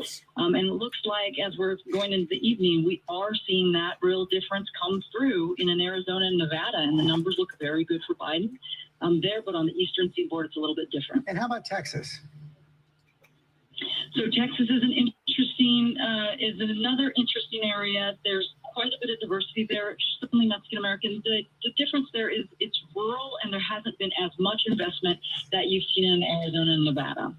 Okay, Amanda Renteria, thanks very much. I want to bring up Wisconsin. Again, let's take a look at where things stand in Wisconsin right now as we're continuing to count the votes all across the country. See, 83% of the expected vote is in right now. Donald Trump holding a lead. Sarah Fagan, I know you've been paying close attention to where the votes are, where they're coming in. What's your analysis of where things stand there right now? Look, there is a lot out in Milwaukee. And even though Donald Trump has a pretty decent lead here, this is going to narrow. It's going to get a lot closer. I don't know that Joe Biden gets there, but it's certainly going to tighten. One other thing that I found so interesting, I talked to somebody earlier on the ground who said earlier in the evening, watch Dane County, Madison. If they go past 70% turnout, there's no chance that Donald Trump can win. They have 79% turnout. However, as we've seen all over the map, Red County's coming in very, very strong. So red is coming in strong, Yeah. blue is coming in strong. Rahm Emanuel, that's one of the big stories of the night. It is an amazing. I mean, I saw this election as one of the depth of Donald Trump's support versus the breadth of the coalition that Joe Biden built. And I don't think anybody, when you look at like all the national polls, Joe Biden's going to win maybe by a point. And all those polls had it 8, 9, or 10. That's why when Donald they was Trump talking about has them made a polls, prediction. There was X million of voters that did not vote in 2016. I'm going to get them to the polls. And right now he's proven that. On the other hand, Biden is also proving that he's built, like when you look at Arizona, you look at some of these other states like Georgia, that he's built a coalition that is made up of a diverse group of voters from across the spectrum of America.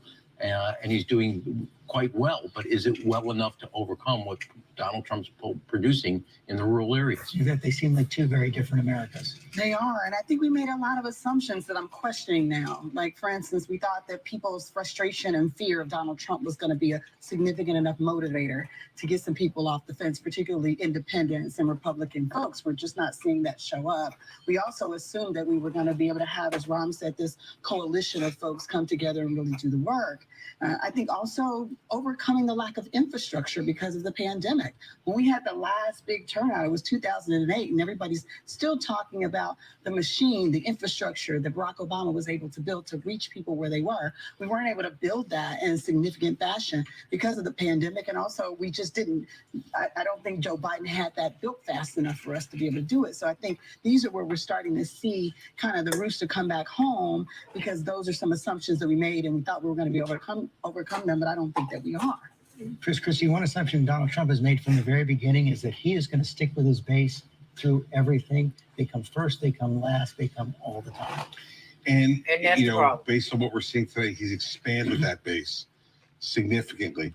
And you know, George, this is a race that was posited as policy versus personality, right? And I've heard Rahm say a number of times, you know, Joe Biden had the right kind of compassionate type of personality. That was the right contrast. But I also heard a lot of Republican voters say to me, you know, they don't like the president, they don't agree with the president and the way he conducts himself, but they weren't comfortable with Biden's policies. And it may be, as we dig through all this, that's what we're going to find happen here as well. It's a close election, even though he didn't do what you called on him to do from the very beginning of his campaign, lay out a clear second-term agenda. Yeah, I mean, you know, part of it too is I think that because there was this attempt by Biden to take policy out of it to some extent, just talk about COVID, talk about him being in the uniter and American president, it may have had two effects. And the first and most important one was that he said enough to make Republicans worried about what he was really going to do. Why wasn't he talking about it? And was he really carrying the Sanders agenda with him? And if he was, that motivated a lot of Republicans to get out and vote for Trump. Now, we don't know what's going to happen yet, but I think those are things that are starting to pop into my mind as we go deeper into the night. Lindsay, pick up on what Yvette was talking about as well. This did the Democrats have, there's a lot of votes still out there, the right strategy as they built this coalition? Did they build the kind of excitement they needed to build? You know, I think that one thing that you can't underestimate, President Trump has a lot of stamina in all the rounds that he did. And, you know, we've heard from the Trump campaign about the millions of doors that they personally knocked on despite the pandemic, and all the states where they had thousands of people coming out and getting So a the bunch of local news and that irresponsible kind of asses. traction. I think that we'll see. We'll see in the end if that ends up being something that's really tipping the scales. But I think that another major difference too is President Trump said that this election is a choice between a Trump boom and a Biden lockdown. And you're seeing in areas at the beginning of the night, Adrian Bankert was talking about how in Ohio, this is really about jobs there. In Houston and many other cities across the country, we've heard from people who are saying that they've, as a result of the coronavirus, lost their job, lost income, they've been furloughed. And so I do think that even though Biden, former Vice President Biden, has said, you know, we can't rebuild the economy until we gain control over this virus. I think that there was a lot of fear. It comes back to the debate of the lives over livelihood, and a lot of people were worried about the economy and trust President Trump. Lindsay Davis, thanks very much. We have to take another quick break. We'll be right back.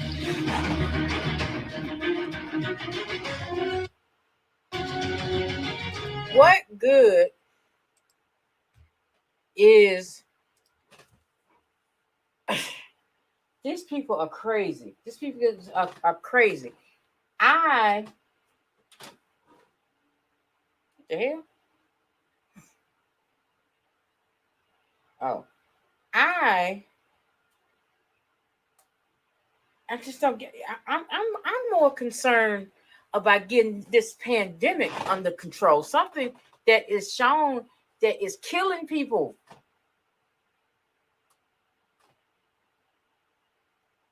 But I guess they don't care about that. So is that what is this what I'm to get from this election, that this country don't care that over 200,000 citizens died because of incompetence by this administration? Is that what I'm getting from here? I'm just saying. Is that what I'm to take from this?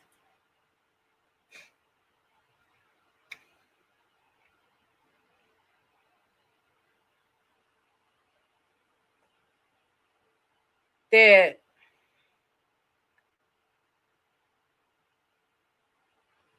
they would rather re-elect somebody that put everybody's life at risk, in danger, over $1, than to elect somebody that's going to handle this thing, be the responsible adult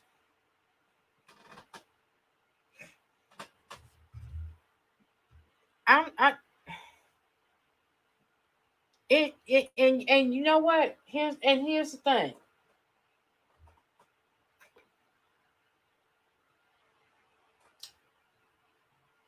Here's the thing.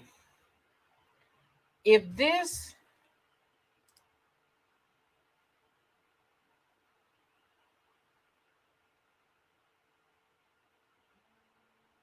first of all, before I get on here,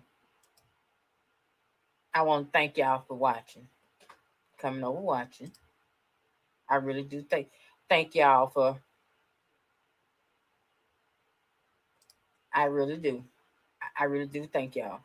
But they done started back talking, so let me step off my soapbox. 4 years ago, Maine did the same thing for the very first time, giving Hillary Clinton 3 of the electoral votes and 1 to President Trump.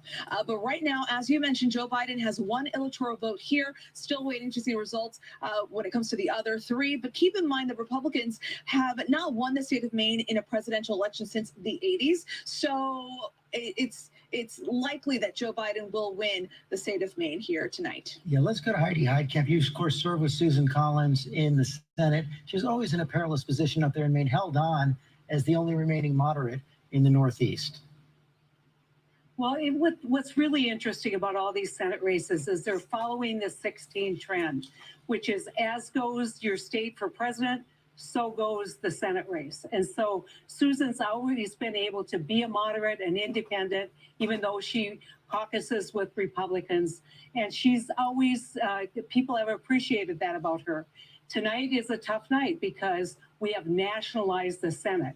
If things end up where I think they might end up tonight, there will only be 2 states in the entire country that have a split delegation, Montana and Wisconsin. One more And, sign of you just know, how this is- partisanized it's the getting country has very- become.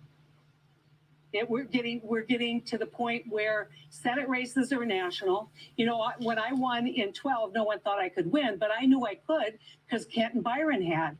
And now you take a look at whether it's possible in a state where 35% of the people in North Dakota voted for Donald Trump.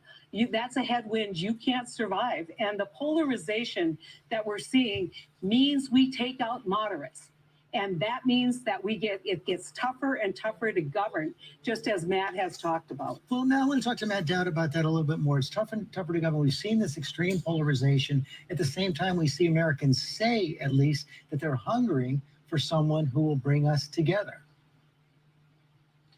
Well, you know, I'm reflecting on this night as I did on 2016, and we still have an unknown thing, but we do have some idea. There's anger on both sides directed at different things, but there's a tremendous amount of anger in the country right now. And there's anger, obviously, by people that want to remove Donald Trump and take him out and are upset with everything he's done and the type of person he is. And then there's anger of his supporters that are upset about what's going on in their lives, how they've been diminished or what's happened to them.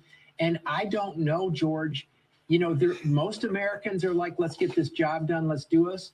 But the vehicles by which they're using those things or trying to accomplish them are doing the exact opposite of what they say they want. And so I think we're in a generation, I think this election is going to set us on a generation of how do we resolve that anger on both sides, and how do we figure out a way to have a level of empathy for both tribes in this situation. Otherwise, George, we fundamentally have a broken democracy if we can't resolve that. It's a great point. Like Mark Updegrove, let me bring you in on this. Does history offer any clues as to how that healing, that unity might be brought about in the wake of this election? I think it's primarily rhetorical, George, and I think the standard, as almost all presidential things are, is set by Abraham Lincoln. In the wake of the Civil War, which is the most divided we've ever been in our country, when Abraham Lincoln was giving his second inaugural address, he said, "With malice toward none, with charity for all," and he extended his hand out to the vanquished South. If we're going to have our next president, whether it be Donald Trump or Joe Biden, unite this country, it has to be done principally rhetorically, by saying the right things and by extending a hand out to the other side, inviting them back into the fold. Martha Raddatz? You know, George, just to go on Mark's point there, how you bring the country together when each side not only mistrusts the other side, they basically think the other side is the devil. And I have asked a lot of voters across the country, again, what would happen if you as a Trump supporter, if Biden wins, or you as a Biden supporter, if Trump wins. The Trump supporters will tell me they think the others will come around. They'll see that Donald Trump is right. You can also talk to the Trump voters and ask them what it is after 4 years. And we've gone down that list during the evening: COVID, impeachment, the border wall that Mexico didn't pay for. There is absolutely no sense in arguing with any of them. Basically, it comes down to this. It's very simple. They say he tells it like it is, and they like that. I have heard that answer again and again and again everywhere we go. Remember the Atlantic article about suckers and losers that anonymous sources said that the president had called veterans who lost their lives in wars and those who went to Vietnam suckers and losers. Donald Trump was very angry about that article, immediately responded to it. I talked to a veteran in Colorado who'd seen a lot of combat. He said, look, I don't believe anonymous sources. I just don't believe he really said that. Said, look, what if somebody, and I'm not saying this is a person who actually said it, but what if General John Kelly came out and said in front of you, I'm the one who said that. I heard the president say that. And that veteran said, I don't know whether I believe it or not. That's what you're seeing across the country. That is what we're dealing with right now. We have to take one more break coming up for AM in the East. We'll be right back. Yeah. Y'all, we still waiting. We are still waiting.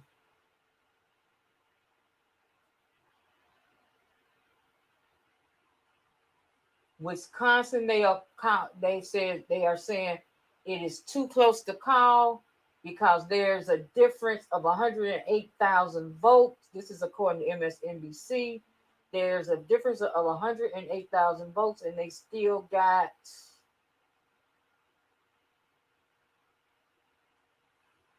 they're not saying they still got over that to count. So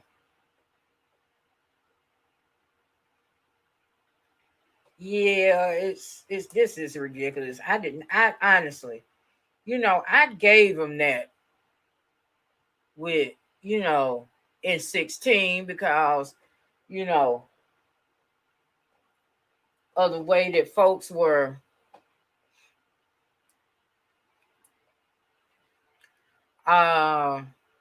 really didn't know neither how we knew Hillary because she's first lady. We didn't know, we had an idea, but really didn't know how bad he was gonna pluck up.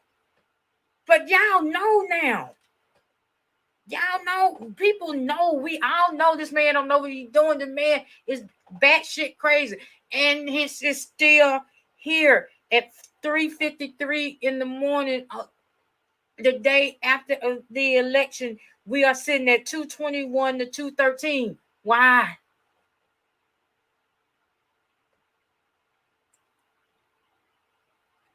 Why? Oh my goodness. This is but this is why I had that feeling, and like when everybody was talking about the poll numbers and the pollsters and the poll number. I said they were saying the same shit in 2016.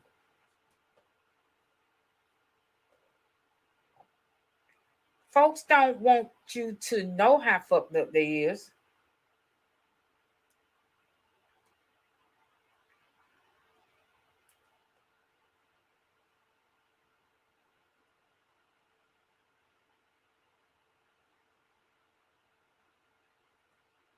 I'm just saying. Oh, what the polls say, and the posters, and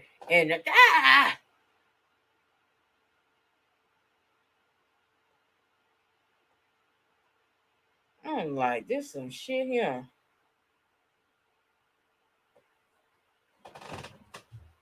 But y'all, we are coming up on, it is 3:54. Like I said, as long as they stay, I'ma stay.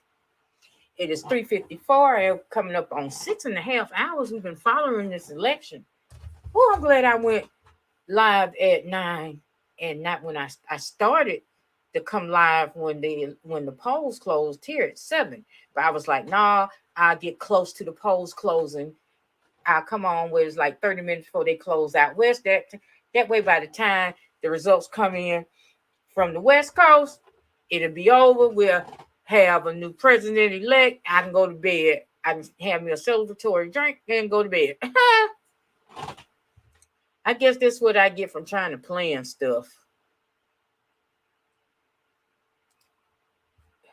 I tell you.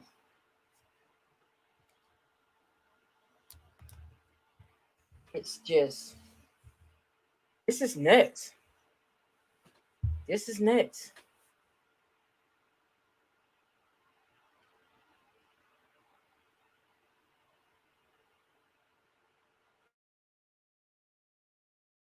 Let me see something. But because like I said, I think ABC is gonna cut to local at about 4:30. And I think at that time, if we don't see a drastic change in the numbers, I'll sign off then. But so put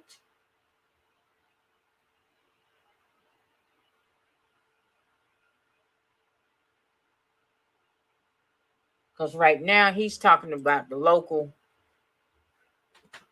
See, and what I'm looking at, this 57,000 that she got could have went to Biden, and this would be closer than what it is.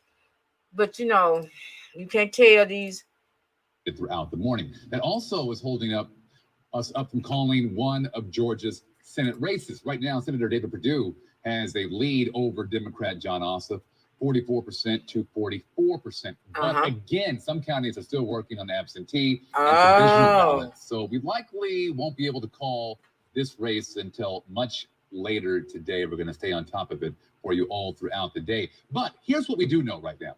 Georgia's other U.S. Senate seat will be decided in a runoff between Democrat Reverend Raphael Warnock and the incumbent Republican Senator Kelly Loeffler. Here are those results right there. You see Warnock at 29%, Loeffler at 27%, Doug Collins there at 22%. He has conceded the race. And there are 21 candidates who qualified for this special election. And because no one got more than 50% of the vote, the top two, Warnock and Loeffler, they're going to be in a runoff. And both Reverend Warnock and Senator Loeffler spoke to their supporters.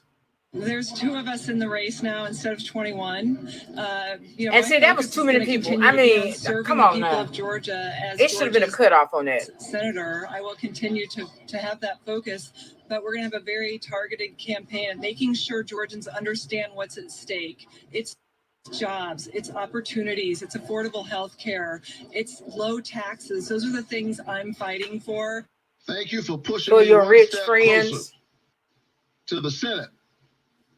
Because when I get there, you will go with me. Your concerns will go with me. Your issues will go with me. But I need you to keep it up for about 62 more days. Can we hang in there? About 62 more days. Election results. Lord have mercy. I tell you the truth, y'all. And you can get them at WSB. Hell, it feel like it's going to be 62 more days before we know who we going to have as president. Storm Tracker 2 HD, keeping your family. Yeah, it's not going to be 62 more days before we know who the president is, y'all. I was trying to, it was some funny shit I want to share with y'all to kind of lighten this mood, but my device ain't cooperating. So I would have to wait until, thank you to the people that's still hanging out. I appreciate it. Y'all must be night owls like me, or y'all on edge too. Because y'all really want this to be over with, but you know it ain't going to be over with.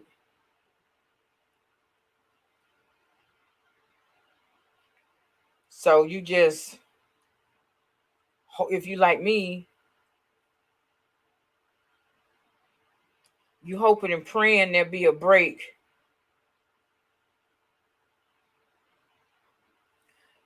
I didn't win the lottery. Let me see, did I win? They did have a Mega Millions. I win a Mega Millions. I don't even forgot what my numbers was.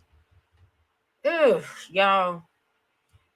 Hello to anyone that just come in. What was this? Oh, let me do this because I don't need nobody coming after me. Trying to. Oh, this is from Cash 3. I don't do Cash 3. Well, I do, but I didn't. I hadn't done this. I did it at the beginning.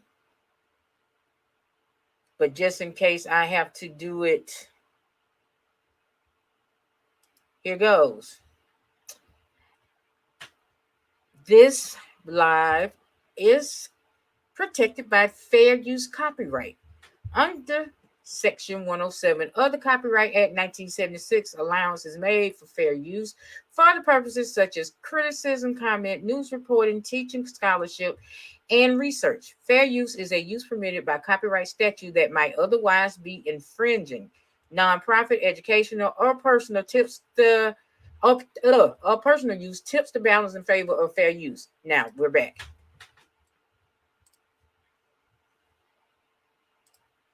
For Donald Trump, 23 states won. Right now, some big states are still outstanding. Let's start with the state of Arizona there in the Southwest. We've had about 82% of the expected vote in now for the last hour. They're still counting there. Joe Biden has a 5-point lead. Tom, what more do we know? Well, let's look at Maricopa County at this hour. This is, of course, the biggest county in the state of Arizona. This is where Phoenix is, Scottsdale, Mesa. It's got a little bit of everything. A county you really want to look at to see how the rest of the state's going to do, partly because so much of the vote is going to come from here, 60%. At 4 o'clock in the morning right now on the East Coast, we can tell you that Joe Biden is overperforming from where Hillary Clinton was, 81% of that vote in, but still 20% of Maricopa is out, and that's one of the reasons why we can't project this state just yet. We look at one of the Democratic strongholds here, Pima County. This is Tucson, 60 to 38, again, overperforming there. The trend so far, and it's been holding for the last 2 to 3 hours, George, I know you would know better than me, is that Democrats are in a good position in Arizona, but it's just with 20% out, you just can't project it yet. That's right. Whit Johnson, the vote is just trickling in, that remaining vote. And George, we're getting a little bit more clarity on the outstanding ballots that exist. We just talked to Maricopa County officials again, and we keep going back to them because, as we mentioned, Maricopa County makes up at least 60% of the vote here in Arizona. They said that within the next 10 minutes, but I'm talking to my producer here, it still hasn't come up yet. They were trying to do the final dump of results, and this is the in-person votes from today. They were counting those throughout the night. They thought they were going to finish that up, so we could get those results at any moment. But there are still several 100,000 outstanding ballots, and they gave us some clarity on that. We talked about the near 250,000 absentee ballots that people dropped off in person. Some of those were actually dropped off over the weekend. If you remember, the early voting period stopped on October 30th. Some people dropped off their ballots over the weekend. And then you have a separate category of people who walked into the polling locations today and dropped off their ballots as well. When we went around and talked to voters, we saw some people doing that. So that still amounts to several 100,000 outstanding ballots. So what we're seeing from the Republicans, Governor Ducey, Martha McSally, the Republican Senate candidate, they are telling people to pump the brakes. They want to make sure every vote is counted. Democrats, on the other hand, are feverishly doing the math. One of the reasons I got into journalism, I was told there wouldn't be a lot of math involved. So I can't tell you if President Trump can make up this ground, but Democrats remain extremely confident that they're going to hold on to the win tonight. And as you said, we're waiting for one more dump of votes coming, we hope, shortly. We have to take another break. We'll be right back. Oh, my God. They getting like Tyler Perry. Humans, put yourselves through all that. It's like every 2 minutes they're taking a break. I'm about to switch over to either CNN or MSNBC. But we still okay. They got 221 to 213. MSNBC is doing 220 to 213. So what's the difference there? I wonder, y'all. I wonder what's the difference there. Ugh. But y'all see where we sit here, coming up on the, oh, that's why. That's why. Okay.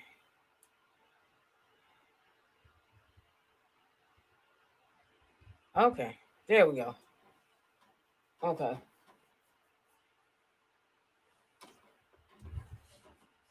What is this? See, that number keeps, well, to 218. Ugh. This is exhausting. 221 to 2. Oh, that Michigan thing. Oh, I see what they're doing. I see what they're doing. Same in North Carolina.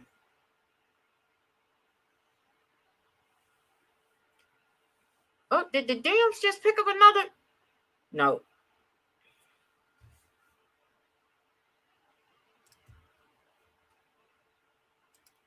Looks to be counted in key states. Want to bring in Lan He-Chen. He's the Director of Domestic Policy Studies at the Public Policy Program at Stanford University, also the former policy director for Mitt Romney.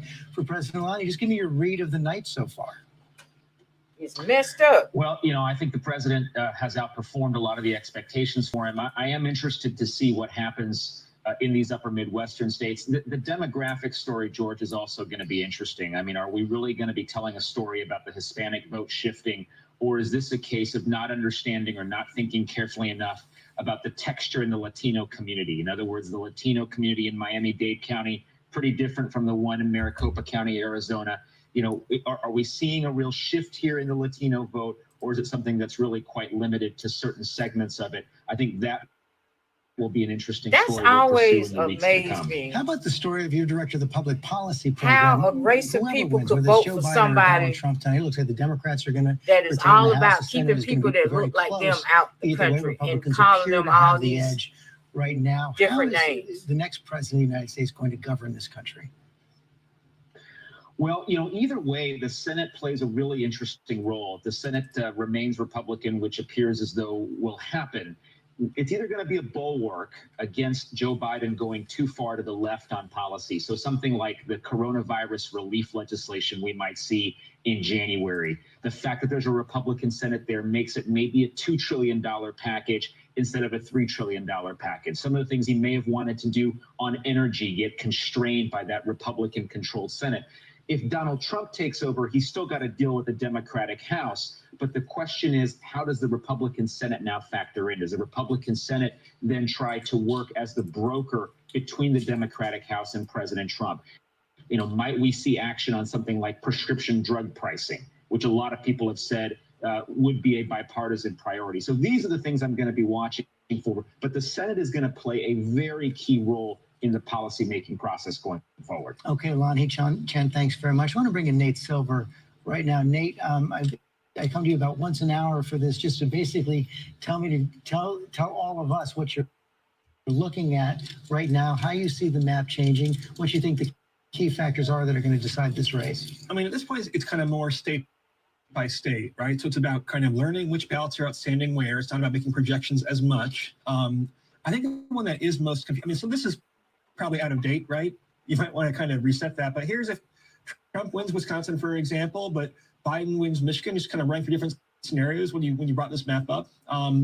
Wisconsin's one where we might get the most news right now. Milwaukee County is expected to announce its absentee ballots soon.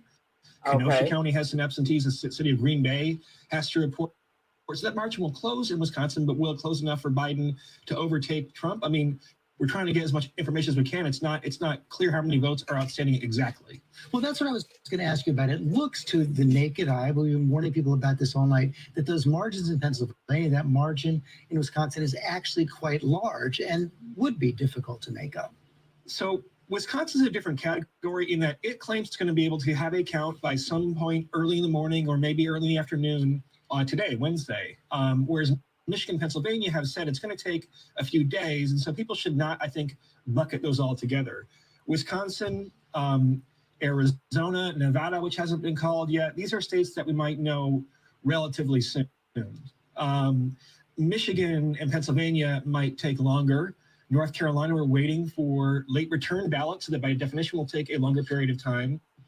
Georgia, we're waiting on a couple of key counties. Georgia is not traditionally a terribly fast counting state. So, you know, we have 7 different stories here in 7 different uncalled states or whatever it is. But with Wisconsin perhaps being that close, I mean, maybe it's too early to make this conclusion, but did we have another significant polling error in the state of Wisconsin? I don't remember the exact average by the end of the campaign, but I thought that Joe Biden's margin was in the 8 to 10 point range. No, Joe Biden had a pretty big lead, especially in the high quality polls in Wisconsin, by around 8.5 points. He was up double digits in some polls. So even if he wins by 1, I think polls will have to ask what is going on in the state of Wisconsin. Oddly, in Minnesota, it looks like the polls will be fairly close. And so that's a weird thing. But Wisconsin, giving headaches to Democrats again, although they do have Democratic areas left to report. Okay, Nate Silver, thanks very much. We'll be right back. I think they're running out of Advanced stuff. non-small cell lung cancer I can think take they're away going to so try to much. take But this today, to there's a combination. 4:30, which is another 19 minutes. But when, like I said, I hang in when they hang in. If they're going to do that, that would put me at exactly 7 hours of election coverage for you all, with you all. And I really appreciate the ones that has stopped by, the one that gave the thumbs up or the thumbs down. I don't know if it's going to be a replay on this. Just saying.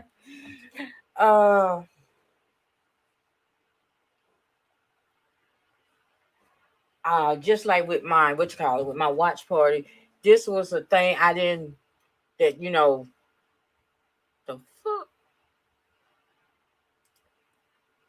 This is my first, election doing this. But I'm pretty sure we're going to have runoffs that I'm going to be covering. I'm definitely going to be covering this, because if this don't go the way that bitch baby wanted to go, he going to go run in the court, as he done said tonight. And I just really wish that of those 105 electoral votes that's still out there, that Biden can just go and get 100 of them and just call this. Put this country out. We have been through enough as a country, don't y'all think? Anybody out there agree with me? We've been through enough as a country already. And now to have to go through this. The wait and see a game and see. And that's what Mango Unchained is hoping gonna happen. That it's just like with Gore and Bush, that they gonna tie it up in litigation, and Election headquarters here in New York, still waiting for some key votes. The vote Expecting some vote, we hope, within the next hour or two from those two key states right there, Arizona and Wisconsin. Right now, Joe Biden has the lead in Arizona. Donald Trump has the lead in Wisconsin. As we said, we're waiting votes from both those states right now. While we're waiting, let me bring Mike News, for the host of the SiriusXM Mike News show on SiriusXM. I know you've been active in this campaign, working with the Biden campaign aimed at black males. What's your read of what's been happening so far tonight? And did Vice President Biden underperform with that key voting group?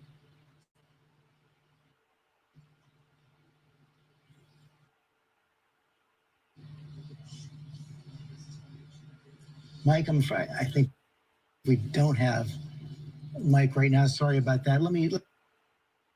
oh God. I see everybody's having technical difficulties this evening. Oh, I do this. What am I doing? And so we're talking probably about 400,000 votes between the two of them that should be coming in maybe within the next hour. But I also want to point out, George, though, because the president has sort of hinted at, fraud or maybe something that might be a little bit unsavory here. But these election officials are bending over backwards to try to do this right, to dot the I's and cross the T's. The commissioners are issuing statements talking about how careful they are being. In fact, in Milwaukee County, once they get all of these votes tabulated, and it should be happening very soon, the election commissioner will be driven just a few blocks away with a police escort with 12 flash drives to take the votes to the county so that they can one by one start to unload them. So they are taking the utmost care to make sure they handle these votes very, very well. And they want to make sure that they do it, in the way that no one can criticize them for. So I think that they are taking probably great offense to the idea that these votes could somehow be corrupted. They are going out of the way to make sure that they are taking painstaking time. They're still working tonight, and just like the rest of us. So hopefully we'll start to see some movement pretty soon, and we may get an idea maybe not necessarily within the next hour, but certainly within the next few hours of where Wisconsin is coming down. The Democratic chair in the state is feeling confident, but it might be hard for Biden to make up these votes. But, you know, again, Wisconsin is always a surprise, and we'll see what happens, hopefully, by the early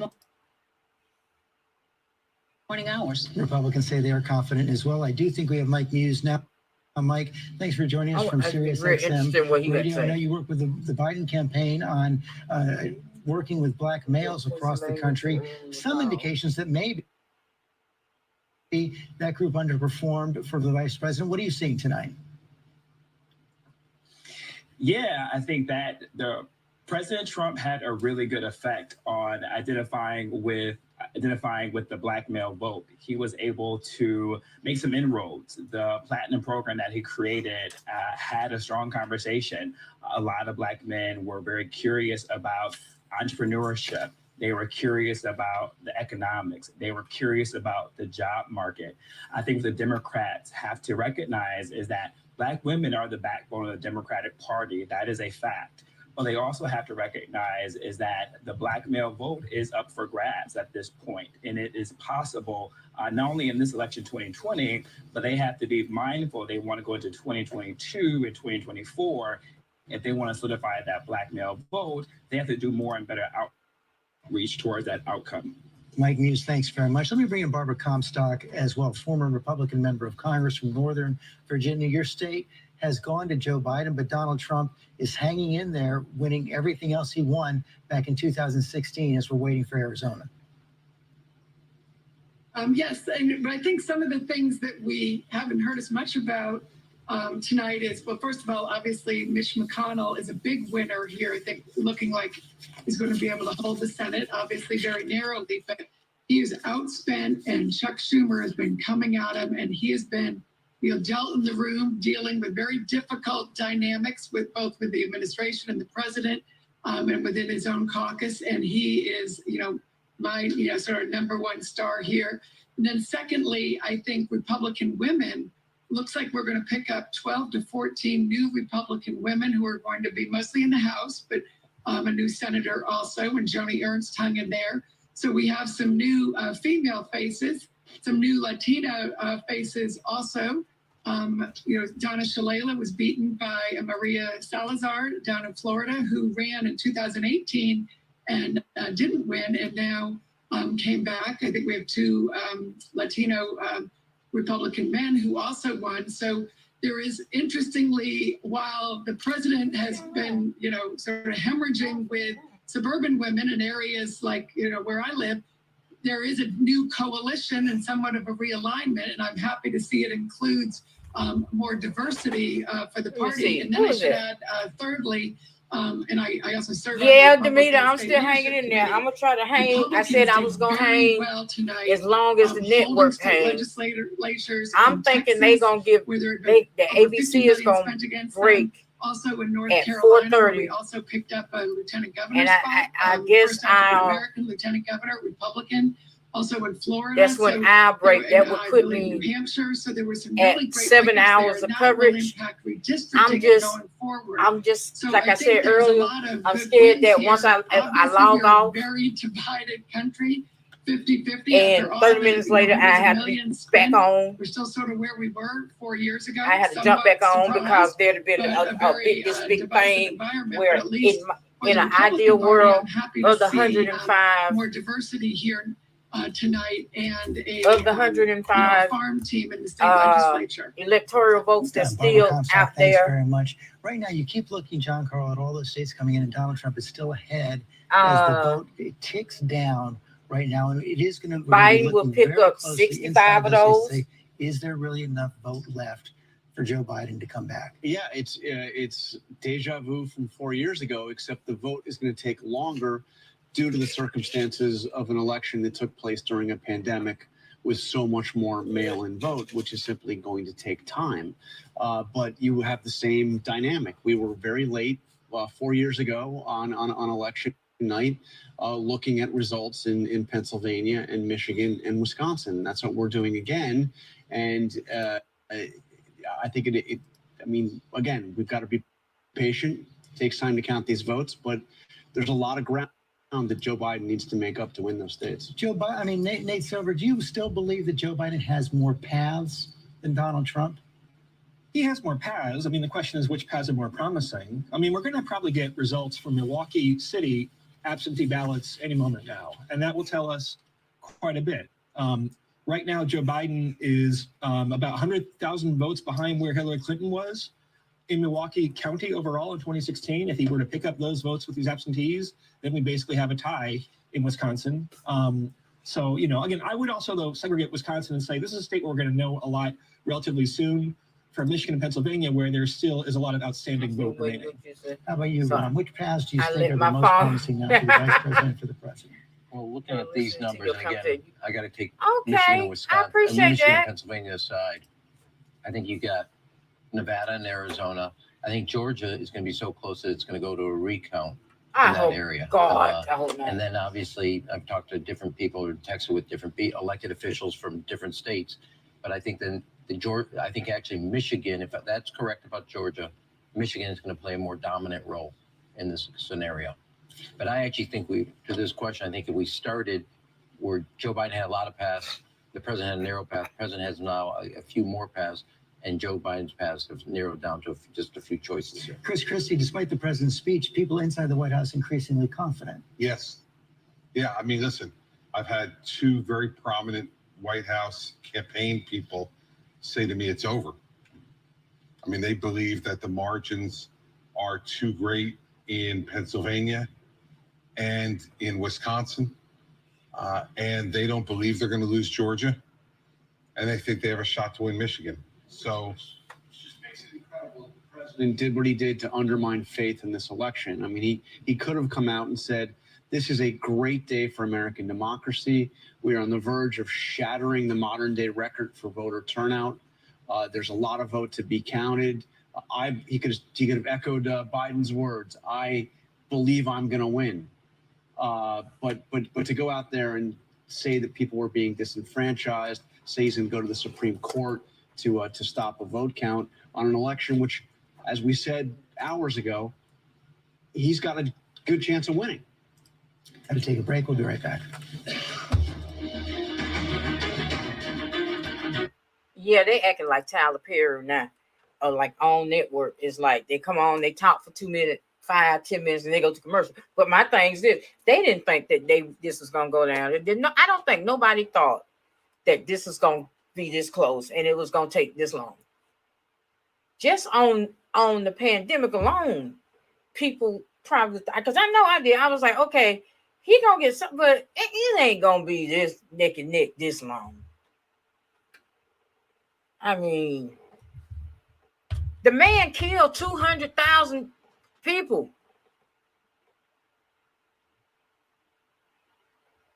Oh, my goodness, my goodness, my goodness, my goodness. This is crazy. I'm ready for this to be over with.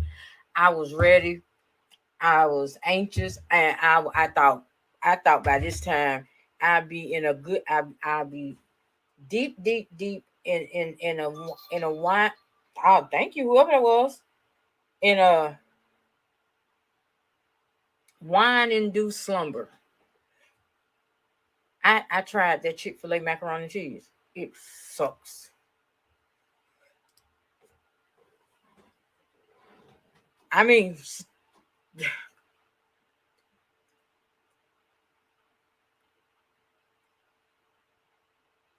it's not.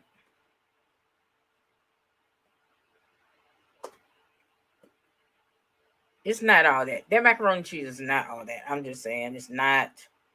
It's not.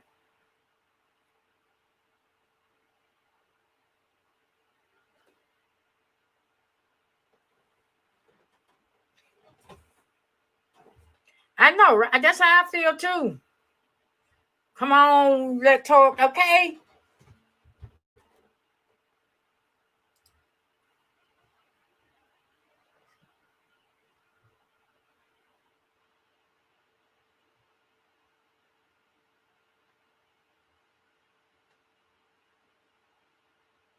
This is crazy. This is crazy. Z. Oh, my three living gods. Oh, I ain't gonna put that up there. That'll be just wrong. Okay, we back. I think we, yeah. 4:30 in these. We're waiting for results from Wisconsin. We're waiting for results from Arizona. We expect those perhaps relatively soon. It's going to take much longer to get the results out of Michigan and Pennsylvania, of course, the state of Georgia and North Carolina. As we wait here to find out who will be the next president of the United States, Donald Trump now has 213 electoral votes. Joe Biden has 221 electoral votes. Rick Klein, our political director, I know you've been in contact with experts from both sides, from both campaigns, trying to figure out where these outstanding votes are. What are you hearing? Well, the thing is that there's several 100,000 outstanding votes across these states, I and saw they're that. more That's Democratic Ricky than smiling. Republican for a couple of reasons. One is that they tend to be in more urban areas, and those are Democratic-leaning areas. The other is that the Democrats put a big emphasis this year in trying to turn out that early vote and pushing people to turn out early, to mail in their ballots, request ballots. I So can't for those believe two we reasons, that we damn are expecting close. that we're talking about disproportionately Democratic numbers when these roll in. So we'll see some numbers out of Wisconsin probably within the hour.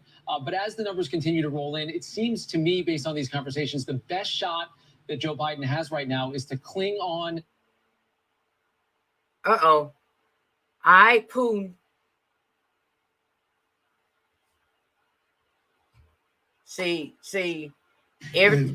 Joe Biden had about an 8.4% lead according to the polling averages in Wisconsin, about the same in Michigan, not quite that much in Pennsylvania. Whatever happens right now, it looks like it's going to be much closer than that. So we might have had a systemic polling. After an accident, don't hesitate. Don't hesitate. They tripping. Powerful law firm before you talk to the insurance company.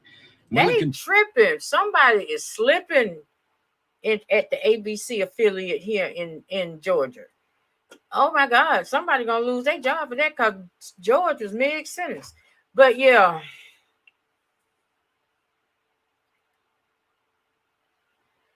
Oh, this is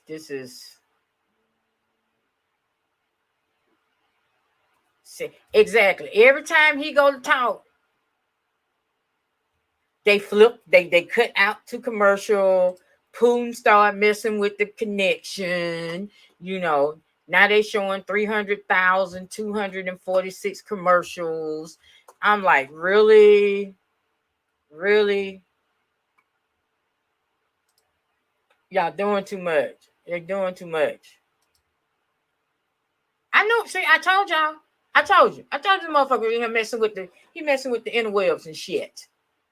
Get your ass out there. Ain't nobody want to be bothered with you and your boyfriend for another 4 years. No. Get your ass off my screen. Now hacked into my damn system.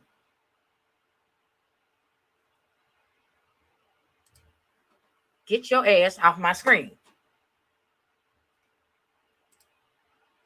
Oh my God, I did not think we was gonna be here this long waiting. And this is a record for me. I think my longest live I've done since I've been on here had been a little over 4 hours. I'm inching up on in about 45 seconds doing a 7-hour live. I have never done this. So this is a record for me. So Brother Jay went to bed, said he was too nervous. It makes you nervous. And seeing that's part, I'm nervous, but I'm too nervous to lay down.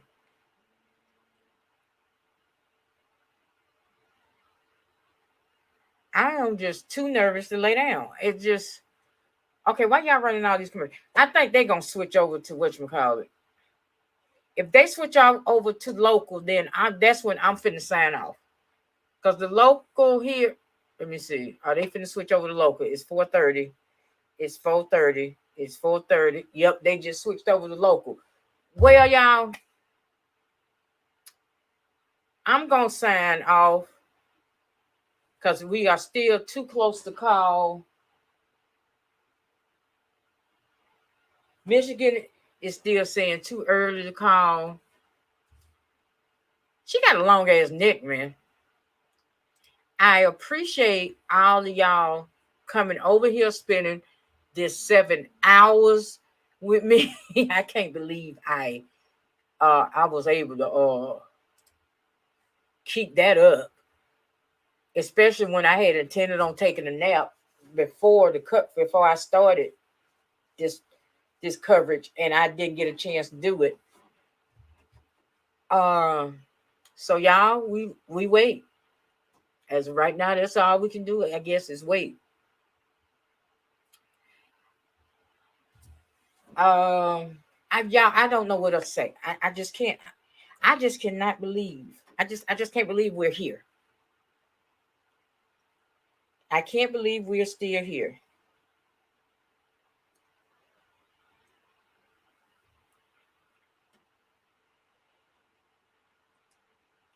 So I'm gonna call it a night, like I said. I'm going to call it a night. I want to thank both of my moderators that stopped by. DJ Cat. Hey, Puppet Master, you still hanging in here? Oh, you've been here from the DJ Cat hung as long as she could, but she got little DJ Cat, and they got homeschool. You know, we homeschooling around here, and then she got to go to work later on this morning, so she had to go. Lady P stopped by and hung as long as she could. I want to thank everybody that came and hung out with me. Thank y'all for the thumbs up. I forgot to do that little spiel because I was just so into what was going on. I didn't think, I just, like I said, I knew by 12:30 this was gonna be over. 12:30 this was gonna be over. We were gonna have a winner. It was gonna be Biden. Bitch baby boy was gonna be on his way out. But this is America, I guess. So y'all, thank y'all again.